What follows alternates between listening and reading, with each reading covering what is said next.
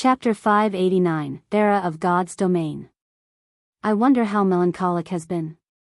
Hopefully, she has collected a sufficient stock of mana crystals, Shifeng muttered somewhat regrettably as he rubbed his forehead while the third evolution of the main god system meant that the world of God's domain was going to become even more fleshed out and realistic.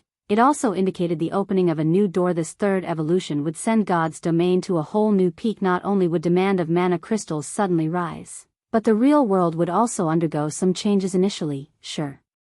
Feng had not expected this change for at least another dozen days or so. The largest impact would be the focus shifting from an era of physical fitness to an era of God's domain after the second evolution. Everyone had a vague method of testing a player's skills through their skill completion rates.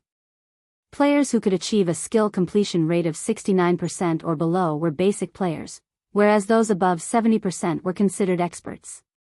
As to what standard of an expert, nobody could accurately tell. However, after the third evolution of God's domain, this indicator would become very clear. After the third evolution of God's domain, the importance of skill completion rate would grow, especially in battles between players. Meanwhile, the style of combat available would also become more varied. There would be field battles, survival battles, and more. Those who pursued excitement and limits would not miss this opportunity, and these future battles would allow everyone to witness a realistic world that was completely different from the one everyone was familiar with. These battles were far more exciting than the actual fighting competitions in the real world. They were just like the real survival battle that caused a sensation to sweep across the world dozens of years ago. In order to satisfy some of the world's top figures, some of the major powers in the real world had secretly procured death row inmates, having them engage in battle in specified locations. The winner of such battles would not only obtain their freedom, but they would also receive a large sum of credits. In the end, this situation had resulted in many major powers nurturing their own experts in secret and forcing them into such survival battles. Despite major governments banning these battles on the surface, many were still conducted secretly throughout the world. Meanwhile, after God's domain underwent its third evolution and activated similar competitive battles, the game had immediately attracted a large number of players. In addition, due to God's domain's combat system reaching the peak of perfection, the game had managed to replace many of the popular fighting competitions in the real world. After all, not only were fights in God's domain without danger, but the fighters in these competitions could also improve their strength through these battles. In addition, many of those who were disabled in the real world could obtain a complete body in God's domain. Whether they were blind, deaf, or missing limbs, as long as one did not suffer from any brain damage or mental disabilities, they could enjoy life as experts in God's domain. Due to these changes, the entire world entered the era of God's domain. As for how one could become an expert, the main God system had provided a concrete answer: skill completion rate. How could one go about increasing their skill completion rates? If one relied solely on hard work and constant training, they would not experience any significant improvements. The simplest method of increasing one's skill completion rate was to improve their control over their own body.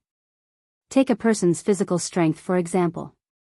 In a test, an ordinary person might land a 50 kilograms hit on the first punch and 70 kilograms on the second punch. This was a very wide margin.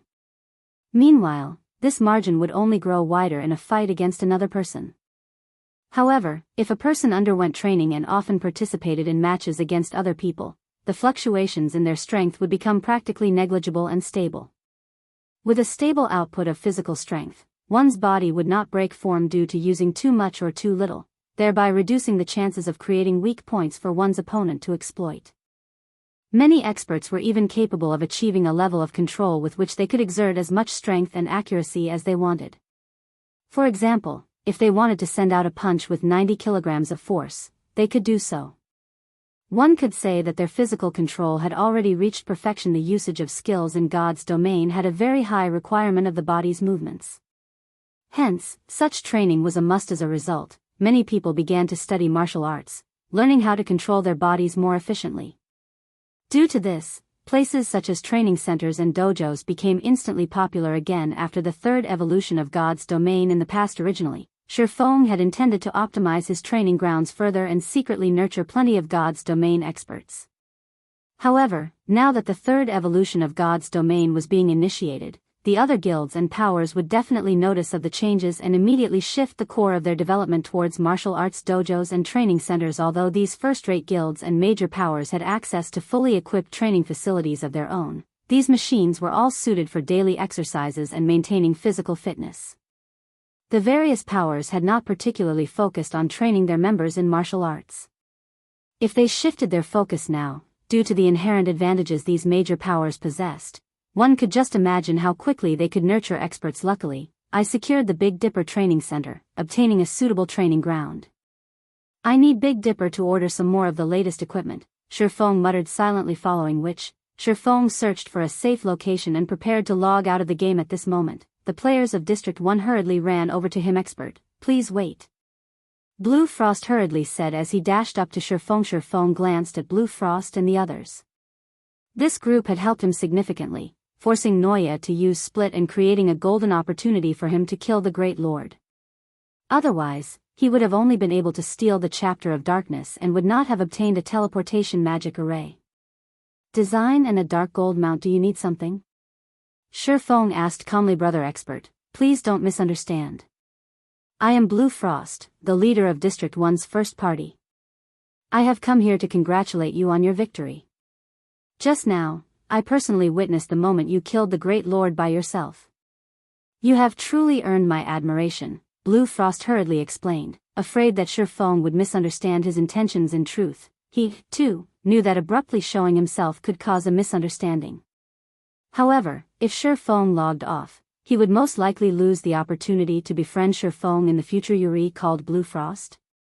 Shifeng could not help but ask curiously as he looked at the elementalist before him. Blue Frost. Shifeng had heard this name in the past. To be precise, Shifeng had heard plenty about this person before. In the past, Fantasy Extinguisher had a powerful general named Blue Frost. Back then, Blue Frost was a well-known Tier 5 Grand Wizard, and his strength was not one bit inferior to Fantasy Extinguisher himself. Particularly, Blue Frost had learned plenty of Tier 4 curses and large-scale destruction spells. He was the nightmare for many guilds. However, the current Blue Frost was somewhat different from the one Shifeng had encountered in the past. The Blue Frost he encountered back then always wore a cold expression, as if he donned a mask constantly that hid his true self. On the other hand, the Blue Frost before him looked to be a bright and cheery person. His current personality was completely different from before. Yes, I am indeed Blue Frost. Has Brother Expert heard my name before? I'm really honored. Seeing that Shifeng seemed to have heard about him before, Blue Frost felt hope. May I know how I should address Brother Expert? Although their team had long since discovered Shifeng's name through identification skills, as a form of courtesy, it was proper to ask Yifeng. Shifeng replied straightforwardly. The fact that I was able to kill the Great Lord Noya is largely due to Brother Blue Frost's team forcing Noya to use Split. Otherwise, if Noya had not weakened itself by cancelling the skill, I would have had no chance of defeating it. No. It is because Brother Yifeng is awesome. If not for Brother Yifeng, our entire team would have been wiped out. If you don't mind, why don't we go get a drink? My treat. Our District 1's 100-berry wine is unmatched. Shifeng involuntarily swallowed a mouthful of saliva when he heard Blue Frost mention the 100-berry wine. This beverage was one of God's domain's extremely famous wines. However, it was rare, and its source was unknown to everyone but its supplier. Even Shifeng had only tasted the wine twice in the past. He never expected that the 100-berry wine actually came from the Dark Den. Chapter 590, Improvement of Control. Shifeng promptly accepted Blue Frost's warm invitation. However, as the system was going to update soon, they could only reconvene after the upgrade completed. Shifeng and Blue Frost then added each other as friends. That way, they could contact each other at any time so long as both parties were online. Inside the Dark Den, players could still communicate with other players. However, it was limited to players who also resided in the Dark Den. Communication with players outside of this area was still unavailable. After logging off, Shifeng did not remain idle. He called Liang Jing over and had her purchase the latest training equipment available nowadays. With the current technology, some of the latest training facilities could even speed up the improvement of one's physical control. Only, these machines were useless to people who only sought to improve their strength and fitness. Moreover, they were extremely expensive. Each unit cost millions of credits. Hence, the various training centers had not bothered to buy them. Even martial arts dojos would only use some of the older models currently. The various powers that had invested in God's domain had not taken note of this. If Shifeng did not purchase these facilities now, it would not be as easy to do so in the future. It was the same case with the virtual gaming cabin's master Shifeng. The volume you wish to purchase is simply too large. The funds required to do so exceed your allocated budget. I will have to report this to the board of directors and ask them to approve your request. Liang Jing contained her shock when she heard that Shifeng wanted to buy over a dozen of the latest training machines. These training machines were meant to correct the way a person used and exerted their power with the help of AI. They also had various other functions available. Meanwhile, each unit cost 2 million credits. They were extremely expensive, and practically nobody would willingly buy them. Yet, Shifeng actually wanted her to purchase over a dozen units. This was simply a huge waste of money. There is no need to report to the board of directors. I'm buying these machines with my own money. You just need to find a fair seller and negotiate a price for me. Shifeng laughed when Liang Jing heard that Shifeng intended to buy so many training machines with his own funds. Her little mouth involuntarily parted as she became dazed. For quite some time she knew Shifeng's background. He was only a student who was about to graduate from university, and he was definitely not some young master from a wealthy family.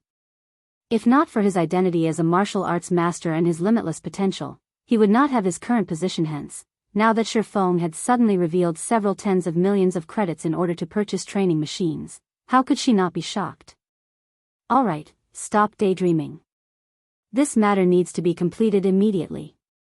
You only need to focus on negotiating a price for me.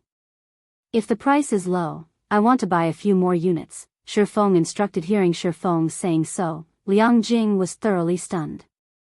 She could not figure out just where Shifeng had managed to obtain so much money. She even started to wonder if Shifeng's identity and information were fake. He was actually treating a 2 million credit machine as some sort of cabbage that one could easily buy from the market. However, as Shifeng was spending his own money, Liang Jing could carry out his orders. She then left the training room and began to see to the necessary arrangements. Naturally, Shifeng recognized Liang Jing's shock. However, he would not explain his actions. These training machines might seem expensive right now, but once the various powers shifted their attention to a player's physical control, it would be impossible to purchase these top-of-the-line training machines in the past. If the major powers wanted to nurture experts, these training machines were a must-haves. Although these machines were not as effective as the tutelage of a martial arts master, the latter could not possibly spend their every waking moment guiding others. With these training machines, players could receive guidance and corrections anytime. If they also factored in the tutelage of a martial arts master, they could very quickly nurture a group of experts. Hence, the training machines, which had not been particularly popular, instantly skyrocketed in price and demand. Moreover, these training machines were quite demanding of AI, resulting in a slow production speed. Only a limited number of units were produced each year. In the end, from its original price of 2 million, the price of each unit rose to 3 or 4 million credits. Even then, it was extremely difficult to obtain one. If Shifeng did not purchase his own now, he would not have the opportunity to do so in the future. During this period, due to Phoenix Rain secretly helping him, providing various contacts to sell the candlelight trading firm's equipment to, he had earned a lot of money. Moreover, the majority of his customers purchased the equipment with credits. After all, everybody was tight on coins at the moment. Hence, Shifeng now had plenty of credits on hand. After deducting the necessary expenditures, he still had a little over 50 million credits in the past. This would have been a massive sum of money to Shifeng. To the current Shifeng, however, this was nothing. Even Melancholic Smile was treating such a large sum as if it were nothing. After all, as the candlelight trading firm continued to develop, it would be very easy for them to earn several, or even dozens, of times more. After his morning training, Shifeng went on to guide Fire Dance and the others. In reality, he was simply teaching them how to use void steps. Void steps was an advanced style of footwork in God's domain. Unlike other advanced styles, however, void steps placed a heavy burden on its user's mental power. Even in his current state, Shifeng did not dare use void steps in battle too often. On the bright side, although void steps mentally exhausted its user, This exhaustion gave one the opportunity to break past their mental limits and increase their brain's activity. This was also Shifeng's greatest discovery regarding void steps. Only, the precondition for this was to possess S-rank nutrient fluids. However, it was not easy to learn void steps. Even Shifeng had only managed to grasp the technique recently. Whether Fire Dance and the others could successfully learn the footwork would depend on their efforts and natural talent. In the past, countless people would watch videos of experts' battles to explore and learn various bodily movements, styles of footwork, and attack techniques. However, the number of people who actually achieved success from doing so was very low. As for those who managed to learn advanced techniques, they were as rare as a phoenix's feathers. Meanwhile, void steps was a special technique that combined breathing, footwork, bodily movements, and various other subtle techniques. It was more difficult than ordinary advanced techniques, so it was typical for players to struggle or fail to learn it through Shifeng's teachings. Only Fire Dance and Violet Cloud had managed to obtain some clues. The others were still at a loss regarding his companion's situation. Shifeng was helpless as well. There would be no helping it if they were unable to learn void steps. Fortunately, it did not matter much if they could not learn it. Everyone had their own strengths and weaknesses. Also, void steps was a combination of a wide array of techniques. Even if Kola and the others failed to grasp void steps, the knowledge and experience they gained would still be very helpful when they went on to learn other techniques. Void steps was especially useful in helping a player improve on their physical control. For example, despite Fire Dance and Violet Cloud only gaining some clues to performing the advanced style of footwork, their control over their bodies had improved significantly. They were now only a thread away from reaching half a step into the refinement realm. Their skill completion rates also rose from 80% to around 83%. If they took half a step into the refinement realm, their skill completion rates would reach 85%, allowing them to display 100% of their skill's effects. With the top-tier equipment they wore, they would instantly become great experts that stood at Star Moon Kingdom's peak. As night arrived, God's domain finally finished updating. Drinking a bottle of S-rank nutrient fluid, Shifeng immediately lay within the virtual gaming cabin and began a new day in God's domain. Chapter 591, New Changes. Just after Shifeng came online, he suddenly felt his body grow heavier. It's been quite some time since I experienced the gravitational system. It really is somewhat difficult to adapt to. Shifeng stretched and absorbed the sights, sounds, and smells of his surroundings. Based on what his senses experienced, the gravity in this region should be around 1.5 times that of normal gravity. After God's domain evolved the third time, combat and environmental effects in the game had been optimized. Not only could players detect changes in temperature more acutely, but depending on the region one was in, they would also experience a gravitational shift. This change would easily throw players off balance, particularly in battle. This gravitational shift would significantly impact a player's display of their combat power. A weapon that initially weighed 5 kilograms might become lighter or heavier depending on the area's gravity. It would cause players, who had already grown accustomed to the weight of their weapons, to feel uncomfortable. This would cause deviations when these players activated their skills, resulting in significant declines in skill completion rates. Shortly after Shifeng logged into the game, the members of District 1 also began to load into the game, one after another. What's going on? Why do I suddenly feel sluggish? A shield warrior very quickly discovered that something was amiss. It's true. It feels somewhat awkward when I try to swing my great sword. A berserker on the same team clearly felt the problem with his body as well. Although the other classes were similarly affected, the impact to their performance was not as significant as it was for the plate armor classes. The gravity must have changed. As one of the top-tier experts in District 1, Blue Frost immediately pinpointed the cause of their current predicament. Since gravity has changed, let's not move unnecessarily for now. We'll leave this place after we adapt. Everyone else on the team suddenly understood upon hearing Blue Frost's words, and they began to familiarize themselves with their new weight. Currently, it was still nighttime in the dark Denver. There were a lot of monsters hunting for food in the fields. Although Shifeng and the others had logged into the game in a safe location, a pack of level 40 elite-ranked demonic light jackals quickly discovered them. These light jackals maneuvered their way through the forest swiftly, rapidly approaching Shifeng and the District 1 team. Not good. A pack of jackals is approaching. A ranger with sharp senses shouted demonic light jackals were this area's tyrants. At night, these monsters usually moved in packs of 7 to 10. Moreover, a chieftain and multiple special elites usually led these packs. Facing such a group of monsters was normally extremely difficult. Even death was a possibility. Unfortunately, they were not only missing members, but the gravitational change also affected their combat power significantly. Fighting these demonic light jackals as they were would be a big problem. Prepare for battle. Blue Frost frowned. Hurriedly, he said, "MTs, just focus on pinning down the jackals. Don't make any rash movements." The team from District 1 had not yet fully adapted to the gravitational shift. This sudden change greatly affected the plate armor classes in particular, and it would be quite challenging for them to serve as reliable combatants. The team could only rely on the magical classes for now. Yes, sir. Under Blue Frost's command, everyone on the team fell into formation, prepared to welcome the approaching battle. Sure enough, after the team took up their positions, demonic light jackals began to emerge from the dark forest, one after another. These jackals split up into groups of 3 to 5, each group setting their eyes on a single target.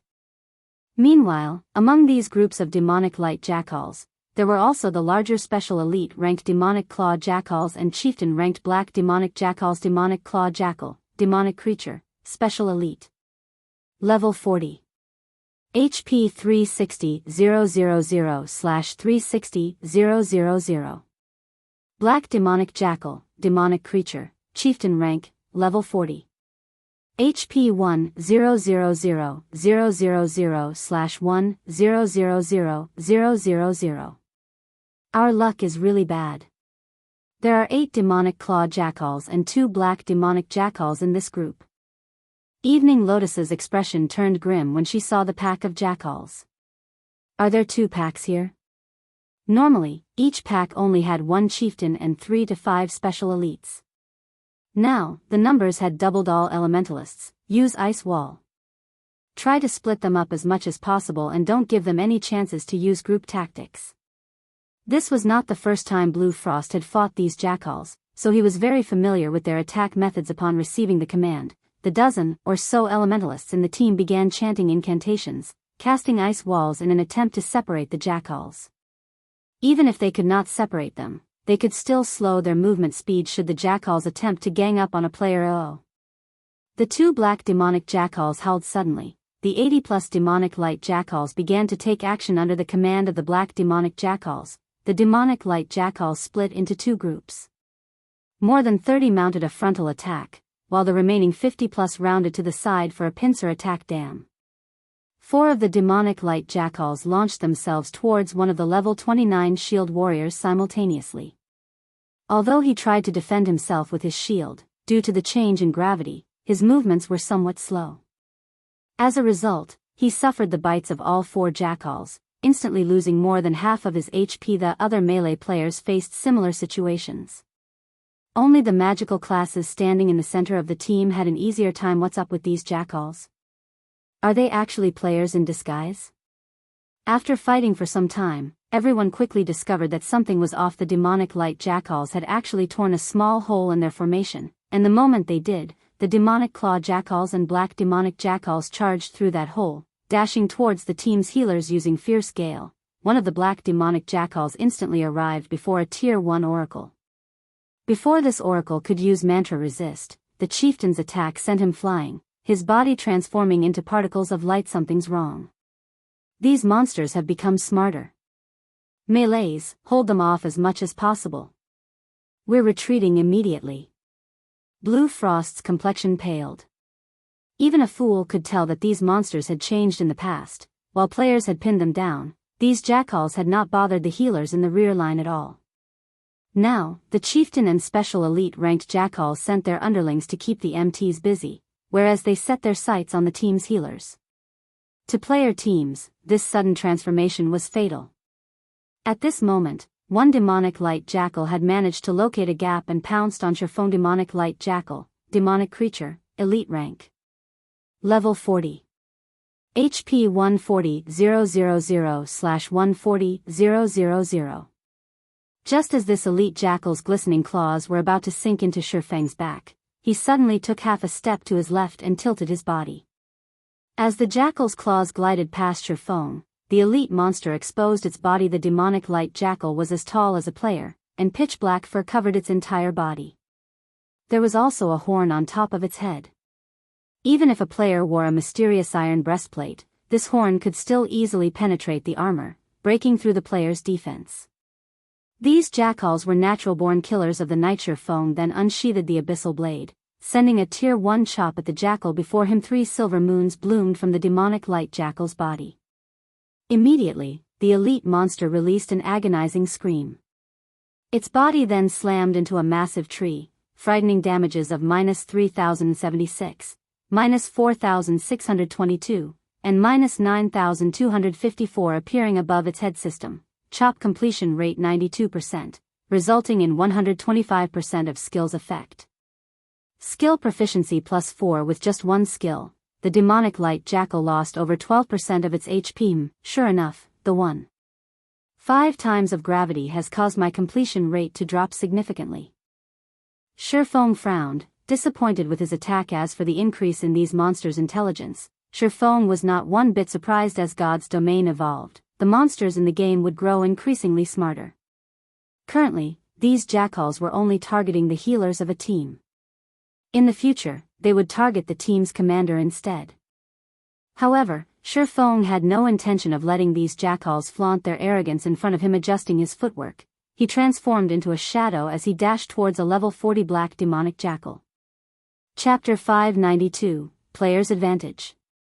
Destroy the leader, and the gang will collapse. This was a law of the war. The elite-ranked demonic light jackals were like soldiers on a battlefield.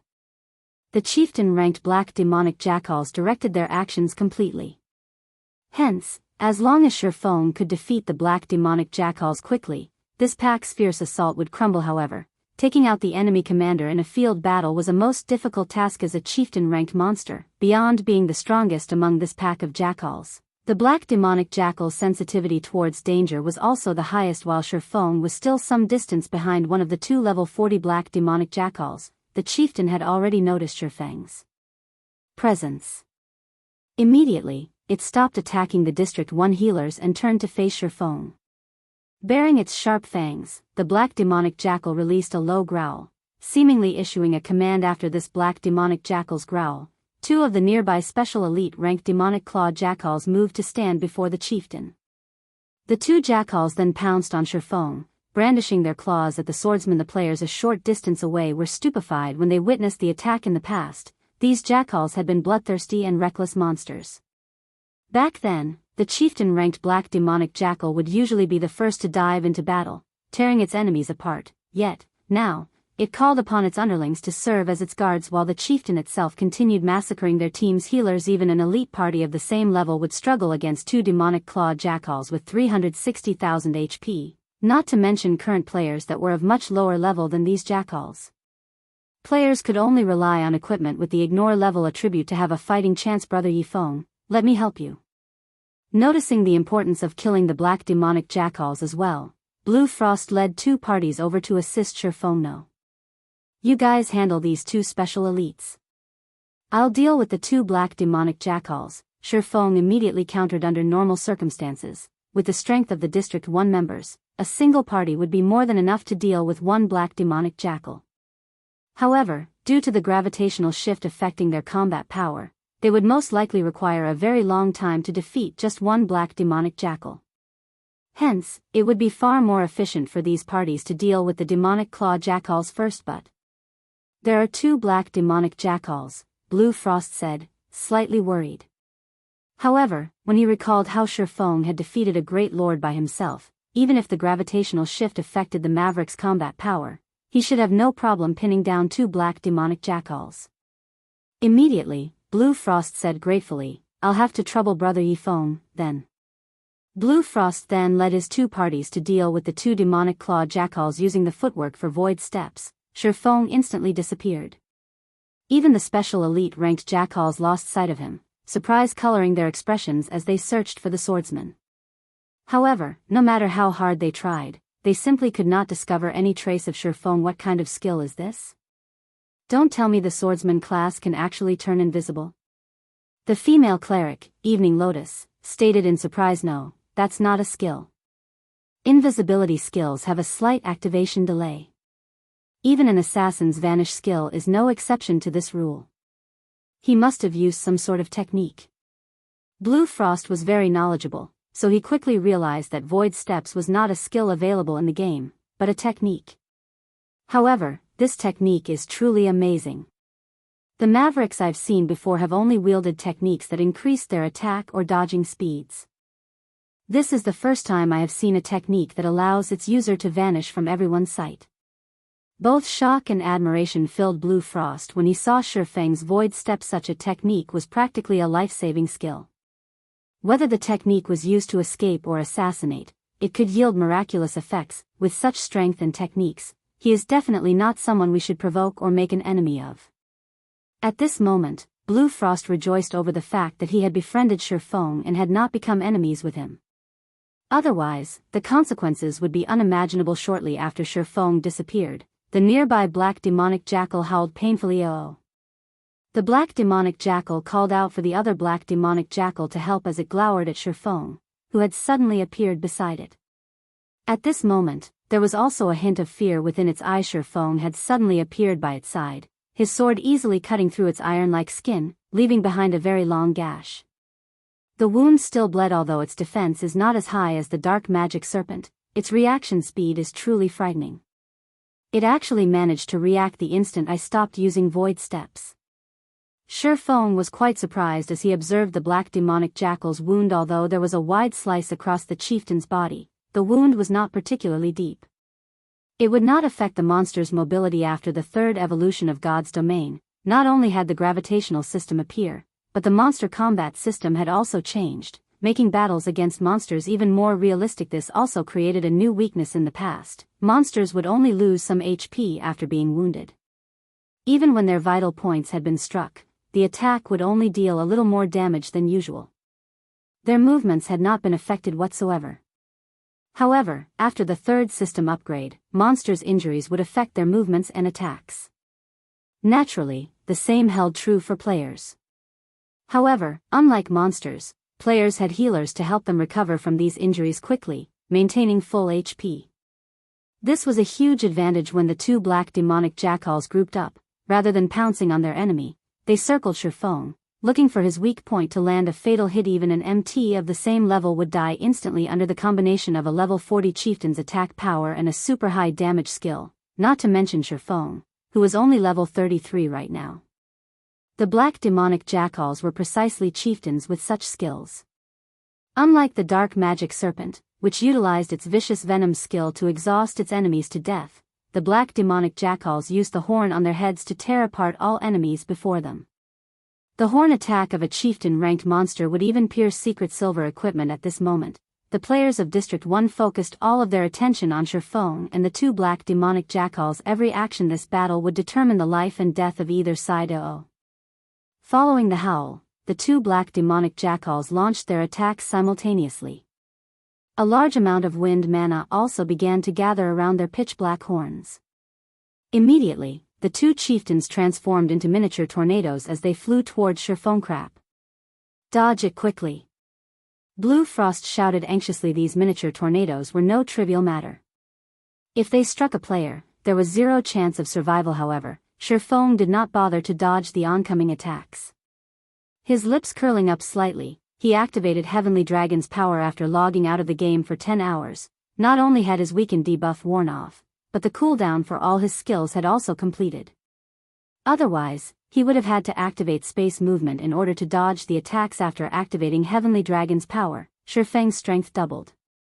He then met the black demonic jackal's attacks with a Thunder Flame Explosion system. Thunder Flame Explosion completion rate 91%, resulting in 120% of skill's effect. Skill proficiency +4. Although his completion rate was significantly lower than before, 120% of the skill's effect was still impressive. The Tier 1 Thunder Flame Explosion's effective range of 10 yards immediately increased to 12 yards. When lightning and fire made contact with the two black demonic jackals, the two chieftains' movement speed immediately and sharply dropped, becoming only 1/7 of their initial attribute.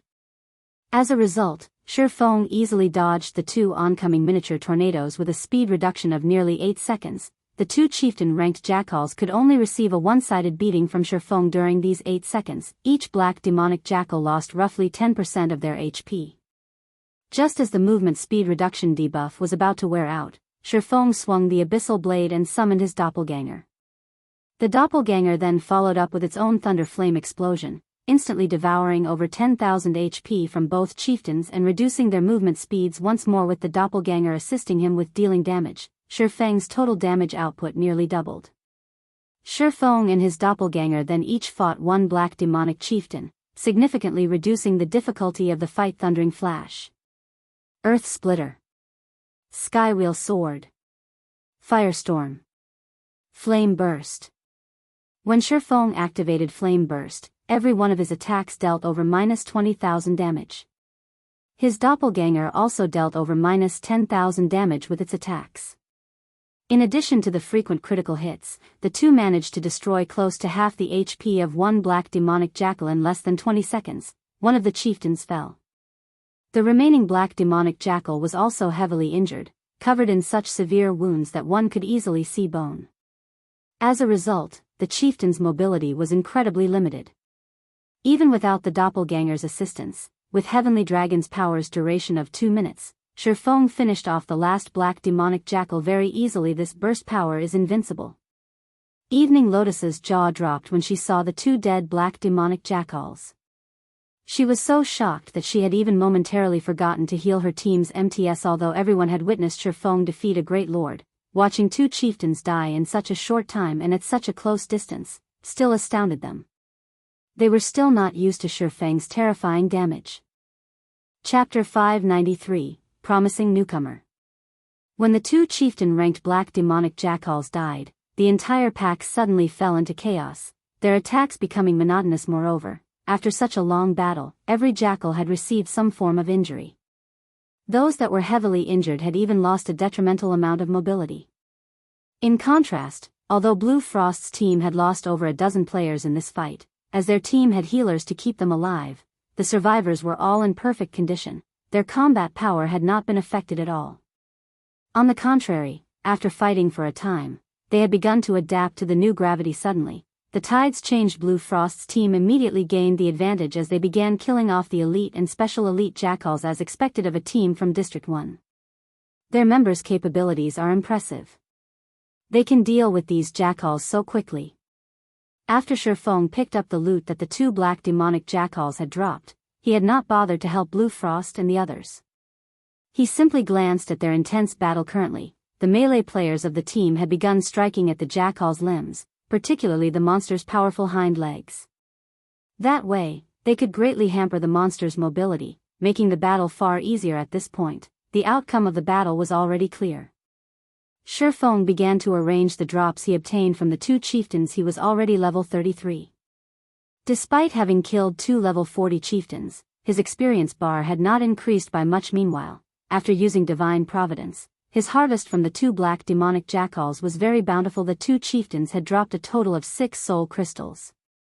Unfortunately, the other items were not worth mentioning. The rest was just a bunch of level 40 mysterious iron equipment and materials with 6 soul crystals. I should be able to trade them for a tier 1 taboo skill. Feng smiled with satisfaction. It was not easy for players outside of the Dark Den to obtain tier 1 taboo skills. If he could have every Zero-Wing Corps member learn a tier 1 taboo skill, they would have no problems with conquering a 50-man large-scale team dungeon against a level 28 Great Lord ranked boss. Even if they could not kill it with one series of attacks, they could severely injure it. At that time, the team only needed to expend a little more effort to defeat the boss. After the battle ended, Blue Frost immediately walked up to Feng, gratefully saying, "Brother Yifeng, I really have to thank you for your help. If not for you, this might have been our team's grave today. If you need help with anything in the future, just tell me. Can you help me trade for some tier 1 taboo skills?" Feng had long since considered this request. Although Discipline Paradise was the leader of District 5's third party, he could only get his hands on a limited number of tier 1 taboo skills. On the other hand, as the leader of District 1's first party, Blue Frost definitely had access to plenty of taboo skills. It would be much easier for Shifeng to trade with Blue Frost. You want to obtain a taboo skill? Blue Frost could not help his surprise. With Shifeng's abilities, he should have long since obtained a Tier 1 taboo skill for himself. However, although Blue Frost was curious, it would not be proper to ask about it. Immediately, he nodded, saying, "That is a simple request. No need to trade. If Brother Yifeng wants a Tier 1 taboo skill, I can just give you one. I don't want just one taboo skill." Shifeng shook his head. "I wonder if Brother Frost can obtain 20 Tier 1 taboo skills for me?" 20. Initially, Blue Frost intended to agree with Shifeng immediately.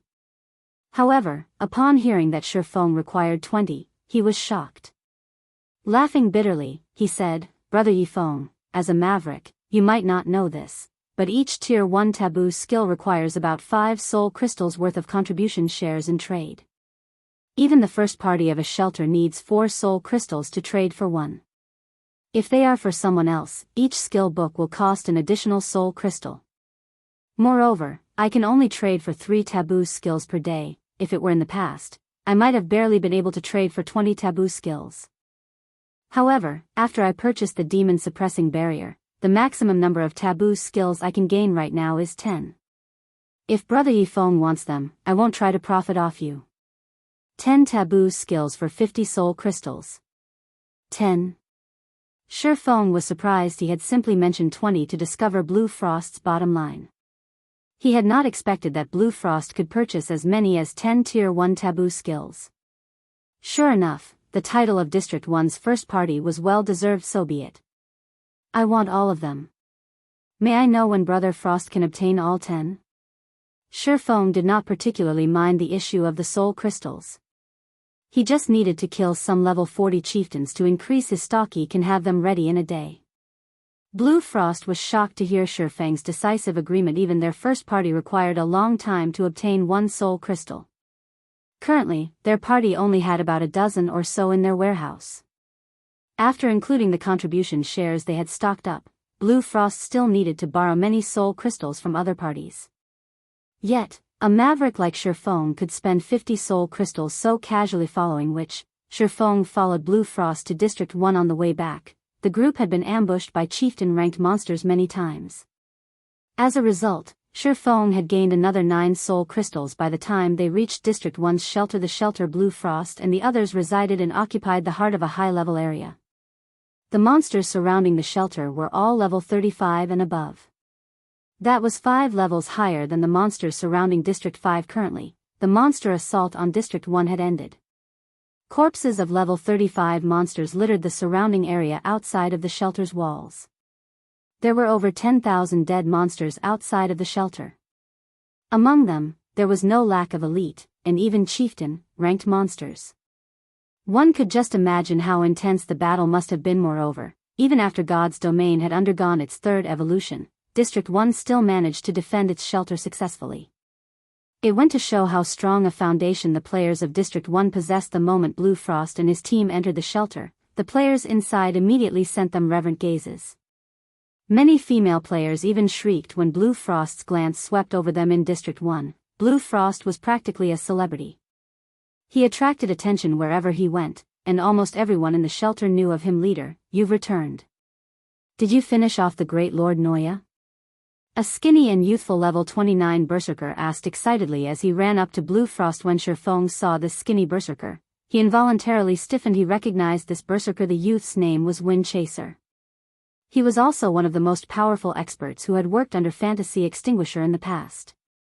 Back then, he had successfully learned a Tier 5 taboo skill, and his strength was only inferior to those Tier 6 God-ranked players. Great Lords and High Lords are monsters on entirely different levels. It was useless, even with the demon suppressing barrier, Blue Frost said, shaking his head. He could not help his fear as he remembered how powerful Noya had been. Fortunately, we had Brother Yifeng's help. Otherwise, we really wouldn't have returned with our lives. When Wind Chaser heard Blue Frost mention Shifeng, the berserker shifted his gaze toward Shifeng, his eyes containing a hint of awe and fighting spirit. "Chaser, don't have any foolish ideas. Brother Yifeng is a guest that I've invited. Not to mention, in front of Brother Yifeng, those weak combat techniques of yours are not worth mentioning. If you want to fight, go look for Blue Bull. Blue Frost glared at Wind Chaser. He had personally witnessed how powerful Shifeng was, setting aside the fact that Shifeng had defeated the great Lord Noya by himself. Just the number of chieftains Shifeng had killed on their way back had left him speechless. Wind Chaser most likely would not survive a single move against Shifeng. Meanwhile, Blue Bull, the person Blue Frost had mentioned, was none other than their District 1's #1 berserker. Blue Bull was extremely powerful, and within their first party, Blue Bull's position was only beneath his. However, as the operation against Noya had mainly relied on magical classes, and defending the shelter against the monster's assault was also very important, Blue Bull had not been selected to participate in the raid. Meanwhile, Wind Chaser often liked to test himself against Blue Bull. Although Wind Chaser lost terribly every time, the berserker never grew bored of challenging Blue Bull. After Blue Frost's reprimand, Wind Chaser was a little satisfied. However, after hearing his leader's suggestion, he immediately turned around, planning to look for Blue Bull to test his skills against him once again. At this time, however, Shifeng suddenly said, "No worries.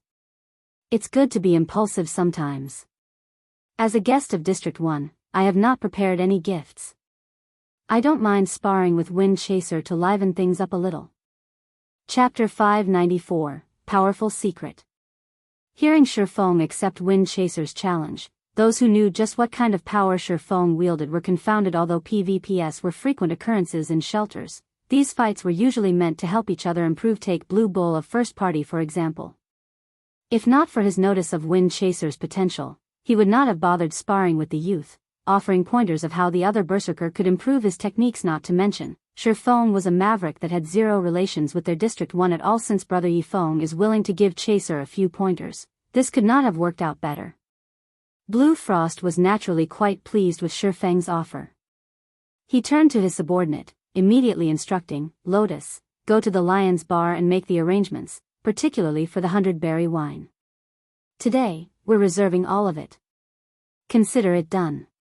Hearing Blue Frost's command, Evening Lotus turned and ran towards the Lion's Bar. However, this scene had left many of those who had come forth to greet Blue Frost speechless. Who is this Yifeng?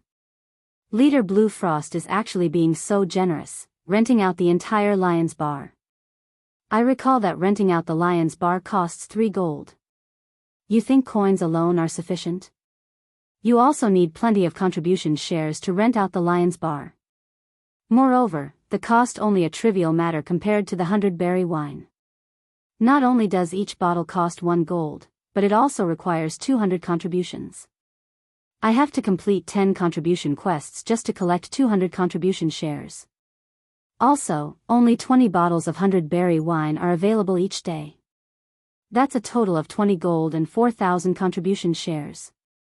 This is worth far more than 1 soul crystal.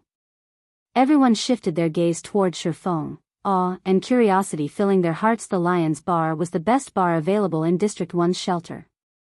Even Blue Frost's first party would feel a sting from their wallets when they visited the bar, not to mention renting out the entire place and spoiling everyone with 100-berry wine. Not even the visiting first-party leaders of other shelters would warrant such a grand welcome. Following which, Blue Frost led Shifeng on a stroll towards the Lion's Bar, introducing him to District 1's situation. On their way, Wind Chaser tagged along in high spirits. He really wanted to know just how powerful Shifeng was to earn such high respect from Blue Frost. Shifeng's 5 senses were far superior to ordinary players. Naturally, he could detect Wind Chaser's fiery fighting spirit. His personality is still the same as it was then, constantly challenging every powerhouse he met. It was no wonder he becomes someone who was only inferior to Tier 6 classes in the past. Shifeng inwardly sighed. In the past, both Blue Frost and Wind Chaser had become extremely famous experts throughout God's Domain. Fantasy Shrine, Fantasy Extinguisher's first-rate guild, had only surpassed a powerful guild like Ouroboros due to these experts in this life. However, Fantasy Extinguisher would not have the chance to receive the epic quest Darkness Descends, so it could not lead him here where he could recruit these people. Instead, that opportunity had fallen into Shifeng's hands in this life. If he could recruit Blue Frost and his team, Zero Wing would certainly grow more powerful. For it soon, Shifeng and the others arrived before the Lion's Bar. Lion's Bar was different than other bars in the shelter. This bar that could only be constructed once a shelter had developed up to a certain degree. The NPCs guarding the bar were extremely powerful, with the weakest at level 150, the bouncers being level 180 tier 2 NPCs, and the proprietress was a level 200 tier 3 NPC. These NPCs even qualified to guard a small city. Even if monsters invaded the shelter, the Lion's Bar would not fall aside from consuming alcohol at the Lion's Bar. Players could also engage in PvP battles inside. The PvP battles here operated in a similar fashion to the battles held in the underground arenas found in the outside world, and that other players were allowed to place bets on the fights. Hence, many players of District 1 frequented the Lion's Bar. At this moment, however, Blue Frost had reserved the entire establishment, so not many players occupied the 3-story tall bar right now. Upon entering the Lion's Bar, Sherfong discovered that the place resembled the Colosseum of ancient Rome. There was an arena in the establishment center. There were also spectator stands surrounding the arena that allowed players to consume alcohol while watching the matches. When Sherfong arrived before a large private room, he discovered that the room already held plenty of players.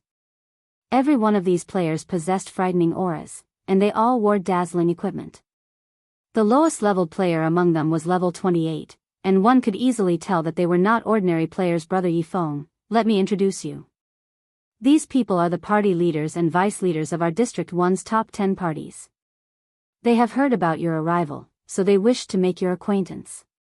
Blue Frost began introducing Theses leaders, one after another. Hello, I am the party leader of second party, Best Reincarnation. Hello, Big Brother Yifeng. I am the leader of third party, Shallow Moon. These players did not even show a hint of arrogance as they introduced themselves to Sherfong. On the contrary, they treated Sherfong as if he were an old friend. In truth, even without any introduction, Sherfong already knew who they were in the past. Every one of these players had been upper managers of Fantasy Shrine. Encountering Blue Frost and Wind Chaser had already surprised Sherfong. Now, even the many upper managers of Fantasy Shrine appeared before him. Sherfong began to suspect whether or not District 1 had been Fantasy Shrine's main headquarters. After exchanging pleasantries, Sherfong finally understood why Blue Frost had invited all of these players. Unlike the other shelters, the parties of District 1 were fiercely ambitious. They did not care about holding the title of District 1 in this region. Rather, they hoped to step out of this region and become the #1 shelter in all regions. Hence, the parties in District 1 were all united, unlike the parties in other shelters, which treated each other as enemies rather than allies. It was also due to this that the shelter in District 1 had managed to construct the Lion's Bar so quickly. On the other hand, the other shelters in this region had yet to construct a single advanced establishment like the Lion's Bar. As the conversation continued, Blue Frost also revealed Sherfang's victory over the Great Lord Noya and his slaughter of the many chieftains they had encountered on their way back, shocking everyone present. The various parties present had all been helpless against Noya. Only the first party had a small chance of defeating the Great Lord. They had not expected to hear that Sherfong had actually defeated Noya by himself.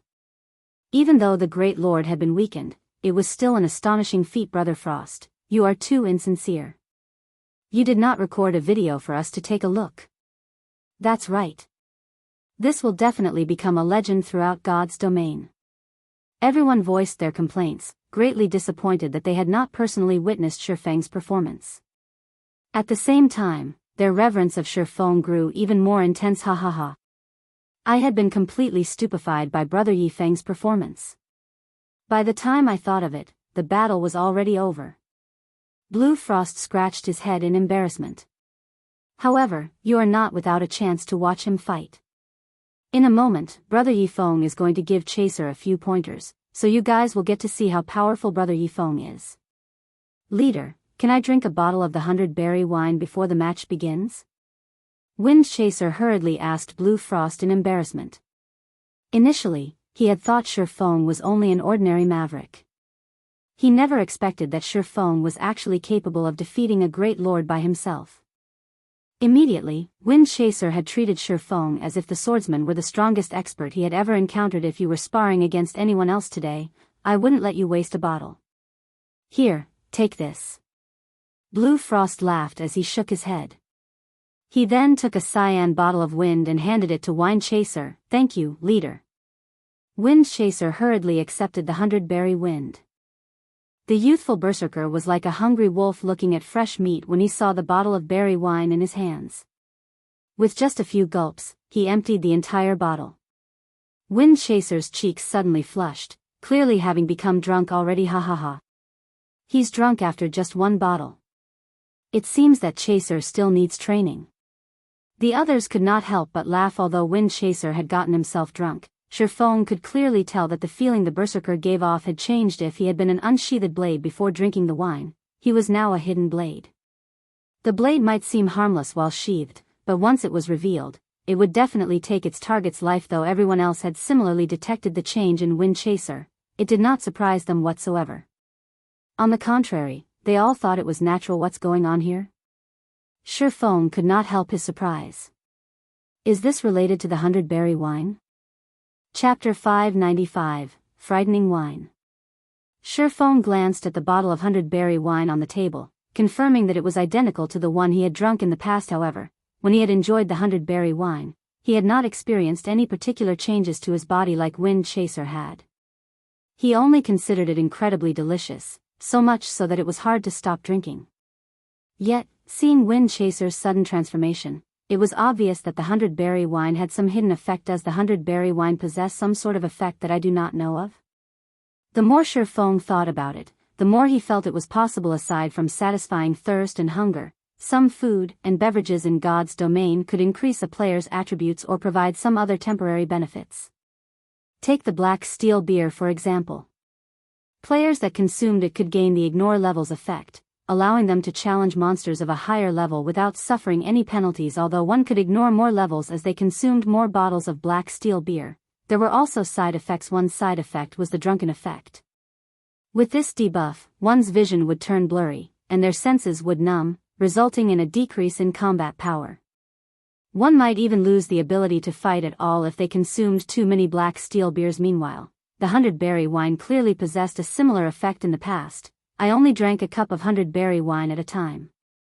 On the other hand, Wind Chaser drank the entire bottle at once. These changes must only happen after a player drinks an entire bottle. Shifeng's interest in the 100-berry wine grew. He then jumped onto the arena. Smiling at the drunken Wind Chaser, he said, "Let's get this started." Shifeng intended to test Wind Chaser properly. The 100-berry wine's effect should not be limited to increasing a player's attributes. If it was able to cause a person's aura to change to such a degree. The PvP battles held in the Lion's Bar's arena were slightly different. Most arenas would not usually limit a player's attributes. The Lion's Bar's PvP arena, on the other hand, would adjust both parties' attributes to be on equal footing. Hence, items that increased attributes were useless in this arena, making the fight a competition of techniques only. As the countdown timer above the arena began to tick down, Blue Frost and the others, who watched from the spectator stands, revealed smiles, though the intentions hidden behind each smile were different. Brother Frost, who do you think will win? The Oracle, Shallow Moon, asked. Smiling, she continued, in this match, both sides possess equal attributes. However, while Big Brother Yifeng is a swordsman, Wind Chaser is a berserker. In terms of classes, berserkers possess an innate advantage over swordsmen. Moreover, Wind Chaser drank a bottle of 100-berry wine, increasing his combat power significantly. Even Big Brother Blue Bull would struggle against Wind Chaser with these conditions. Although I believe that Brother Yifeng is very strong, while both of them possess the same attributes, Wind Chaser should have a higher chance of victory, right? After all, he did drink the 100-berry wine. A Guardian Knight commented. Everyone nodded, agreeing with this Guardian Knight's estimation. Everyone present was quite familiar with Wind Chaser's techniques. Among the melee classes in the first party, other than Blue Bull, no one could defeat Wind Chaser in terms of techniques. Meanwhile, against a great lord, players relied more on attributes rather than techniques. Despite Blue Frost's mention of how mysterious and godlike Shifeng was, in their opinion, they only thought of Shifeng as just someone who was slightly stronger than Blue Bull. On the other hand, when Wind Chaser consumed a bottle of 100-berry wine, not even Blue Bull could win against the youthful berserker. Naturally, Shifeng would not fare any better. Since none of you have a high opinion of Brother Yifeng, why don't we place a bet? Blue Frost suggested. This is my favorite part. What are we betting? Best Reincarnation, the leader of second party, suddenly grew interested. Simple. We'll bet on the outcome of the battle. The wager will be soul crystals, and I'll be the bookkeeper. If Brother Yifeng wins, the payout ratio will be 1-2, while Wind Chaser will be 1-1. You may only bet on one player. Blue Frost could tell that everyone doubted Shifeng's strength. After all, without having witnessed the battles personally, even he would find it unbelievable. Now, it just so happened he could take advantage of the situation to make a little profit, making up for the cost of the feast that he hosted. Okay, I'll bet 2 soul crystals on Wind Chaser. That brat has improved quite a lot recently. Brother Frost, you better not regret your decision. I'll bet 1 soul crystal on Wind Chaser as well. In a short moment, the various party leaders and vice leaders had all placed bets on Wind Chaser winning this match. One could tell just how little trust everyone had in Shifeng's strength. Only the cleric, Evening Lotus, had bet on Shifeng winning leader. Can I use credit on this bet? I only have 2 soul crystals with me, but I wish to bet 10 crystals on Big Brother Yifeng, Evening Lotus asked as she gave Blue Frost a pitiful look. Immediately, Blue Frost rolled his eyes at his party's cleric. Resolutely, he said, no.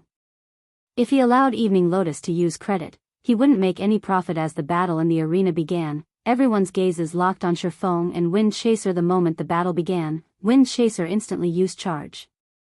Like an agile and powerful cheetah, the berserker dashed towards Shifeng.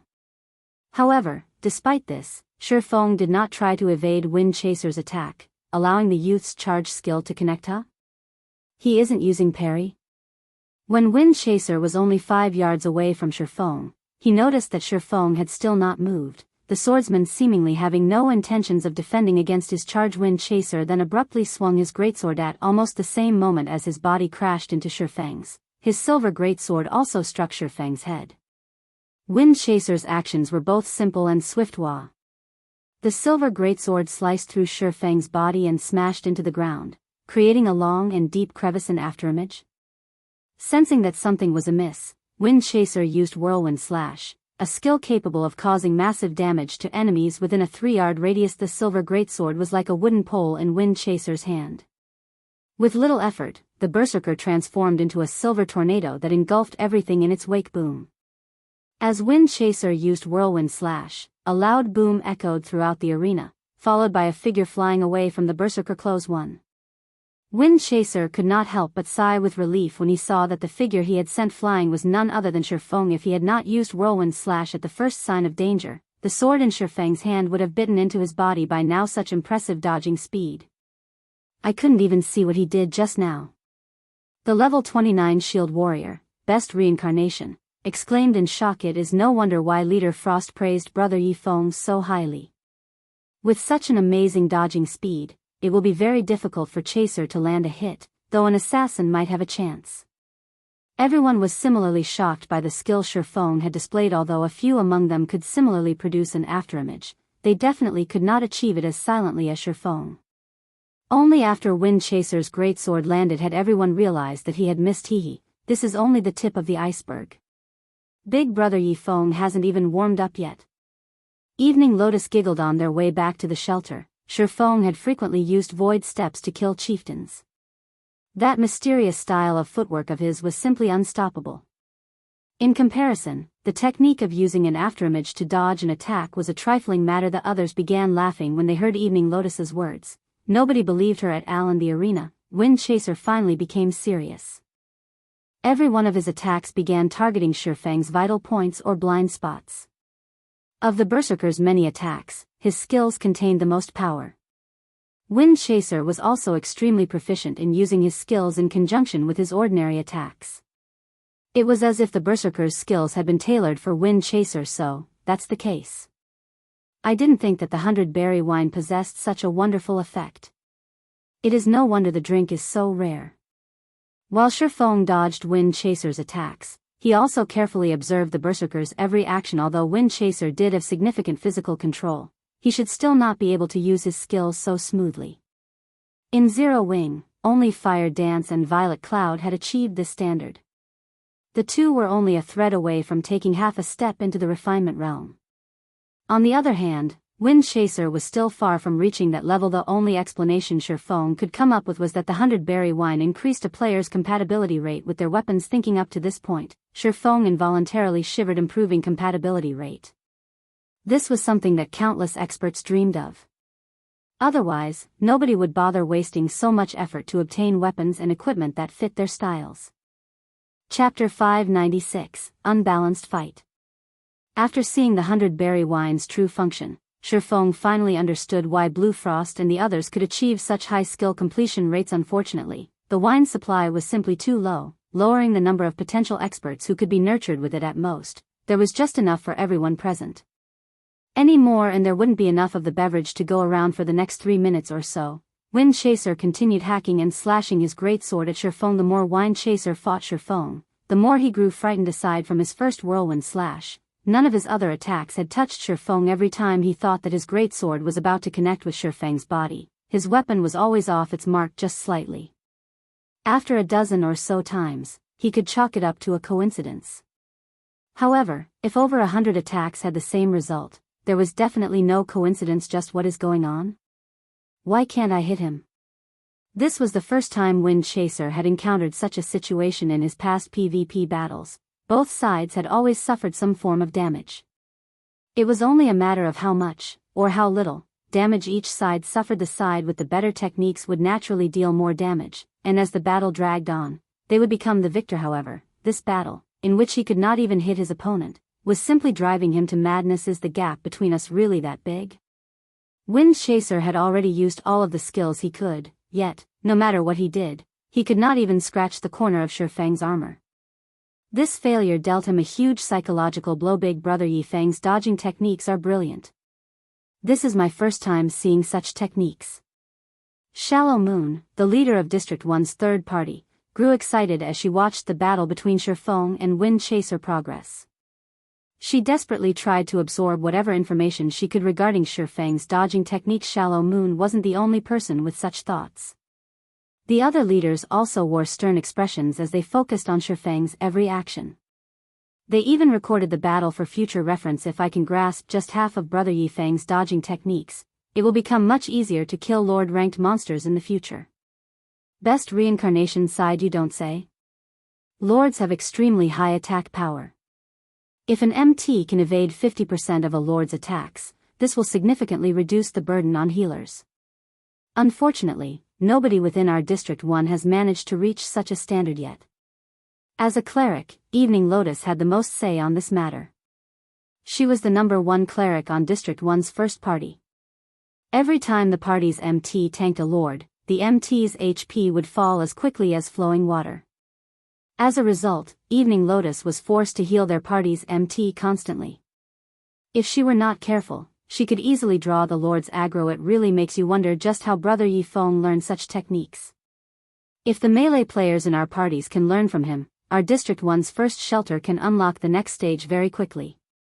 As long as their melee players could grasp this brilliant technique, they could easily hunt chieftains and lords out in the field.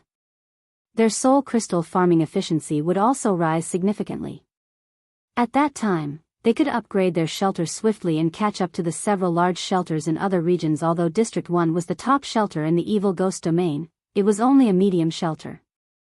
Although their shelter was the only medium shelter among the Evil Ghost domain's districts, other domains already possessed large shelters. Their strength was several times greater than District 1's. The gap between them would only widen further as more time passed. Leader Frost, is there no way to convince Brother Yifeng to join our District 1?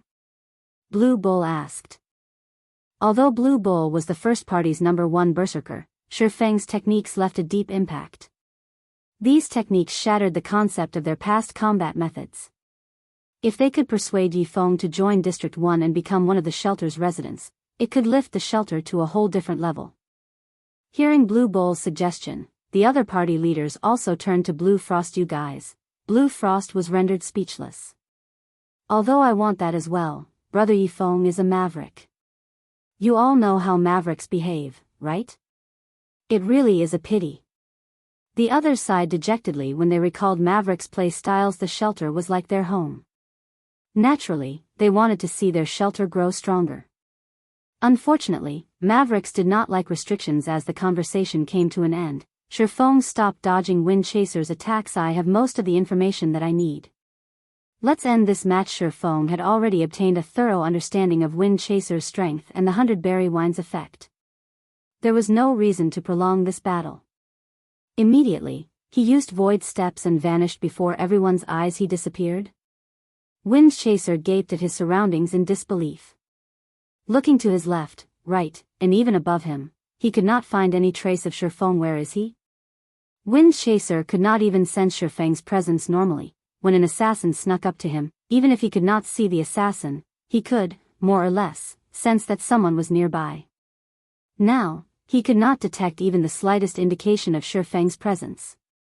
The swordsman's technique was far more powerful than an assassin's stealth. Everyone in the spectator stands was similarly stupefied. A live human had actually vanished into thin air.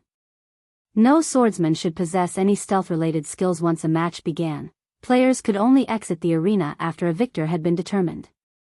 The victor's portrait would also be displayed above the arena after the match ended. If one of the fighters suddenly logged out of the game, the system would automatically determine them as the loser, thereby concluding the match. However, the system had yet to declare the outcome of this match, thus, the only possibility was that they were really unable to see Shifeng. However, before everyone could recover from their shock, Shifeng appeared beside Wind Chaser. He then swung his sword, sending 3 silver moons towards the berserker's body, intersecting as they struck such a fast attack. Although Wind Chaser tried to defend himself with his greatsword, Shifeng's sword was simply too fast. The attack landed before he could even react. The force behind Shifeng's chop sent Wind Chaser flying backward. Although they both possessed the same attributes, Shifeng's chop had achieved a 95% completion rate. The skill effect he displayed instantly extinguished over 50% of the youthful berserker's HP. Is he really a swordsman? Wind Chaser was terrified when he saw how much HP he had lost when he had fought other swordsmen with the same attributes as his own in the past. Their chop only managed to devour close to 20% of his HP. Now, however, Shifeng's chop had obliterated over half of his HP. This disparity was insane. Wind Chaser even wondered if the system had made a mistake. What Wind Chaser did not know, however, was that the abyssal blade Shifeng wielded had a 50% chance to deal 200% damage. Adding in his 95% skill completion rate, his total damage was astounding. It's over. Shifeng looked at Wind Chaser, who he had thrown backward, and used Dragon Breath. Dragon Breath was a skill he had gained from a fragmented legendary item. Not only did the skill possess frightening power, but it also required no casting time. The skill's attack speed was also extremely high. In the next moment, a green ray of light devoured Wind Chaser, inflicting 6 times Shifeng's damage. Dragon Breath depleted Wind Chaser's HP to 0. It's over. The spectating crowd was dumbfounded. Although they had long since realized that Shifeng could defeat Wind Chaser easily, they had not expected him to be capable of finishing off the youthful berserker instantly. How was it possible for a swordsman to instantly kill a plate armor class? Chapter 597, Zero Wing Guild Branch. Even if everyone found it inconceivable, the appearance of Shifeng's portrait above the arena was irrefutable proof that he had won this match. If he can defeat Wind Chaser so easily, despite having the same attributes, it is no wonder how he can solo a great lord. Best Reincarnation and the others were shocked with their standards. Even if they fought an ordinary player with the same attributes, it was impossible for them to defeat their opponent instantly. Yet, Shifeng was fully capable of exactly that. The gap between them was simply unimaginable. If before they had treated Shifeng as an expert, now, they treated him like a monster. They were people living in completely different worlds. Meanwhile, Wind Chaser, who had revived below the arena, was still stuck in a daze. Chaser, didn't I tell you earlier? With your weak skills, you are simply flaunting your incompetence before an expert. Why haven't you thanked Brother Yifeng for his pointers yet? Blue Frost laughed when he saw Wind Chaser's stunned expression. He was the slightest bit surprised by Wind Chaser's crushing defeat compared to the battle with the great Lord Noya. This match was child's play to Shifeng. Hearing Blue Frost's words, Wind Chaser hurriedly thanked Shifeng. After this match, Wind Chaser finally understood the extent of his strength, following which, the leaders also turned to ask Shifeng for advice on their combat techniques. Bombarded with questions, Feng's response to the situation was not miserly, graciously teaching them, one after another before anyone knew it. 3 hours had passed. Even so, none of them could get enough of Shifeng. His guidance was targeted towards improving everyone's individual weaknesses, allowing them to see immediate improvements to their combat power. This result furthered everyone's admiration of Shifeng. Not only did Shifeng possess monster-like strength, but his teaching skills were also on point in reality, though. Shifeng had only made a few suggestions to remedy their bad combat habits and teach them how to control their foundations. They were unlike Fire Dance and the others, who Lei Bao had personally trained to control their bodies properly. May I know if Brother Frost would be willing to sell me 100-berry wine for the long term? The 100-berry wine sorely tempted Shifeng. Although the residents of District 1 had the 100-berry wine to improve their compatibility rates, they did not possess the foundations necessary to display its full effects. If he had some of the wine for Fire Dance and the others to consume, they would most likely see massive improvements immediately. Brother Yifeng, you should know that the 100-berry wine is a specialty of the Lion's Bar, and its supply is very limited. If it is only a few dozen bottles, I have no problems with giving them to you. However, you saw the 100-berry wine's effects for yourself. It can help us improve our skill completion rates, making it easier for us to understand our skills. If we sell it long term, it will weaken our shelter's players significantly, Blue Frost explained. I understand this, of course. However, what if I have a different method to improve the shelter's strength? Shifeng smiled. Improve the shelter's strength? Everyone present was suddenly interested. The competition between shelters was very intense. Moreover, as players reached higher levels, the intensity would only grow as fewer high-level maps and resources would be available. Naturally, the areas where players could station shelters would also decrease naturally. Those with sufficient strength would have priority over the high-resource locations, whereas weaker players would be chased away. Their District 1 had already competed with other shelters many times in higher-leveled maps. However, the shelters they had to compete with would become more numerous and powerful, so upgrading their shelter's strength was of utmost importance. Join my guild, Zero Wing, Shifeng said. Join your guild? Everyone was stunned. They all knew what a guild was. There were countless guilds in the virtual gaming world. In fact, members of guilds had formed many of the shelters. Only, as there was no guild system available in their location, nobody could officially establish a guild here. Rather than joining a guild, it was more like joining a guild's forces. Many shelters that lacked strength would usually choose to subordinate themselves to a guild's influence, gaining protection and assistance from said guild forces. In return, however, these shelters were required to supply various resources and money to these guilds. Every guild force they knew of was extremely powerful with a plethora of experts. For example, all large shelters were a part of a guild force. Medium shelters, like District 1, stood no chance against them. These guild forces also had plenty of funds and consisted mostly of professional gamers. After considering it for a moment, Blue Frost said, if we join you, what can Brother Yifeng's guild provide? How are you going to help us increase the shelter's strength? In truth, Blue Frost had thought of joining a guild force before. Many guild forces had come to recruit their District 1. However, if they joined one, it would have to be a formidable guild force. That way, they could strive for much more resources for themselves. Otherwise, they would be better off running the shelter without a guild. If you join Zero Wing, we will provide you with teleportation magic arrays so that you can save on travel time. Zero Wing will also provide you with funding and equipment and will train you all to be true experts, Shifeng said. Teleportation magic arrays? You guys actually managed to obtain that kind of item? Shock swept through the small crowd as they stared at Shifeng, their jaws practically hitting the floor. As far as they knew, teleportation arrays weren't available in this area. Even large shelters didn't have any. If their shelter had teleportation arrays, they could save so much time. With that advantage, it'd be difficult for their shelter not to grow stronger, even if they tried. Brother Yifeng, are you telling us the truth? Blue Frost asked excitedly. Don't believe me? Shifeng laughed. He then retrieved the teleportation magic array design from his bag, placing it on the table for all to see. Here, have a look at it yourselves. Wow! It's really a teleportation magic array design. Evening Lotus's eyes shone as she examined the forging design on the table. This item was more tempting than any weapon or piece of equipment. You've seen it for yourselves now. If you all are willing to join Zero Wing, we will provide your shelter with teleportation arrays. At that time, your shelter will develop at never-before-seen speeds. Becoming an advanced shelter will become possible, not to mention a large shelter, Shifeng said confidently. Just like the towns and cities in the outside world, the shelters in the dark den were categorized into ranks. There were small shelters, medium shelters, large shelters, advanced shelters, and more. As a shelter climbed the ranks, they would have access to more functions. However, it was not easy to upgrade a shelter's rank, as doing so required a large number of soul crystals. I understand. Since Brother Yifeng has such an optimistic view of District 1's shelter, my first party will join Zero Wing, Blue Frost said after considering the opportunity for a long moment. Since Blue Frost has agreed, my second party will join as well, Best Reincarnation said as he nodded. My third party will also join. Shallow Moon agreed.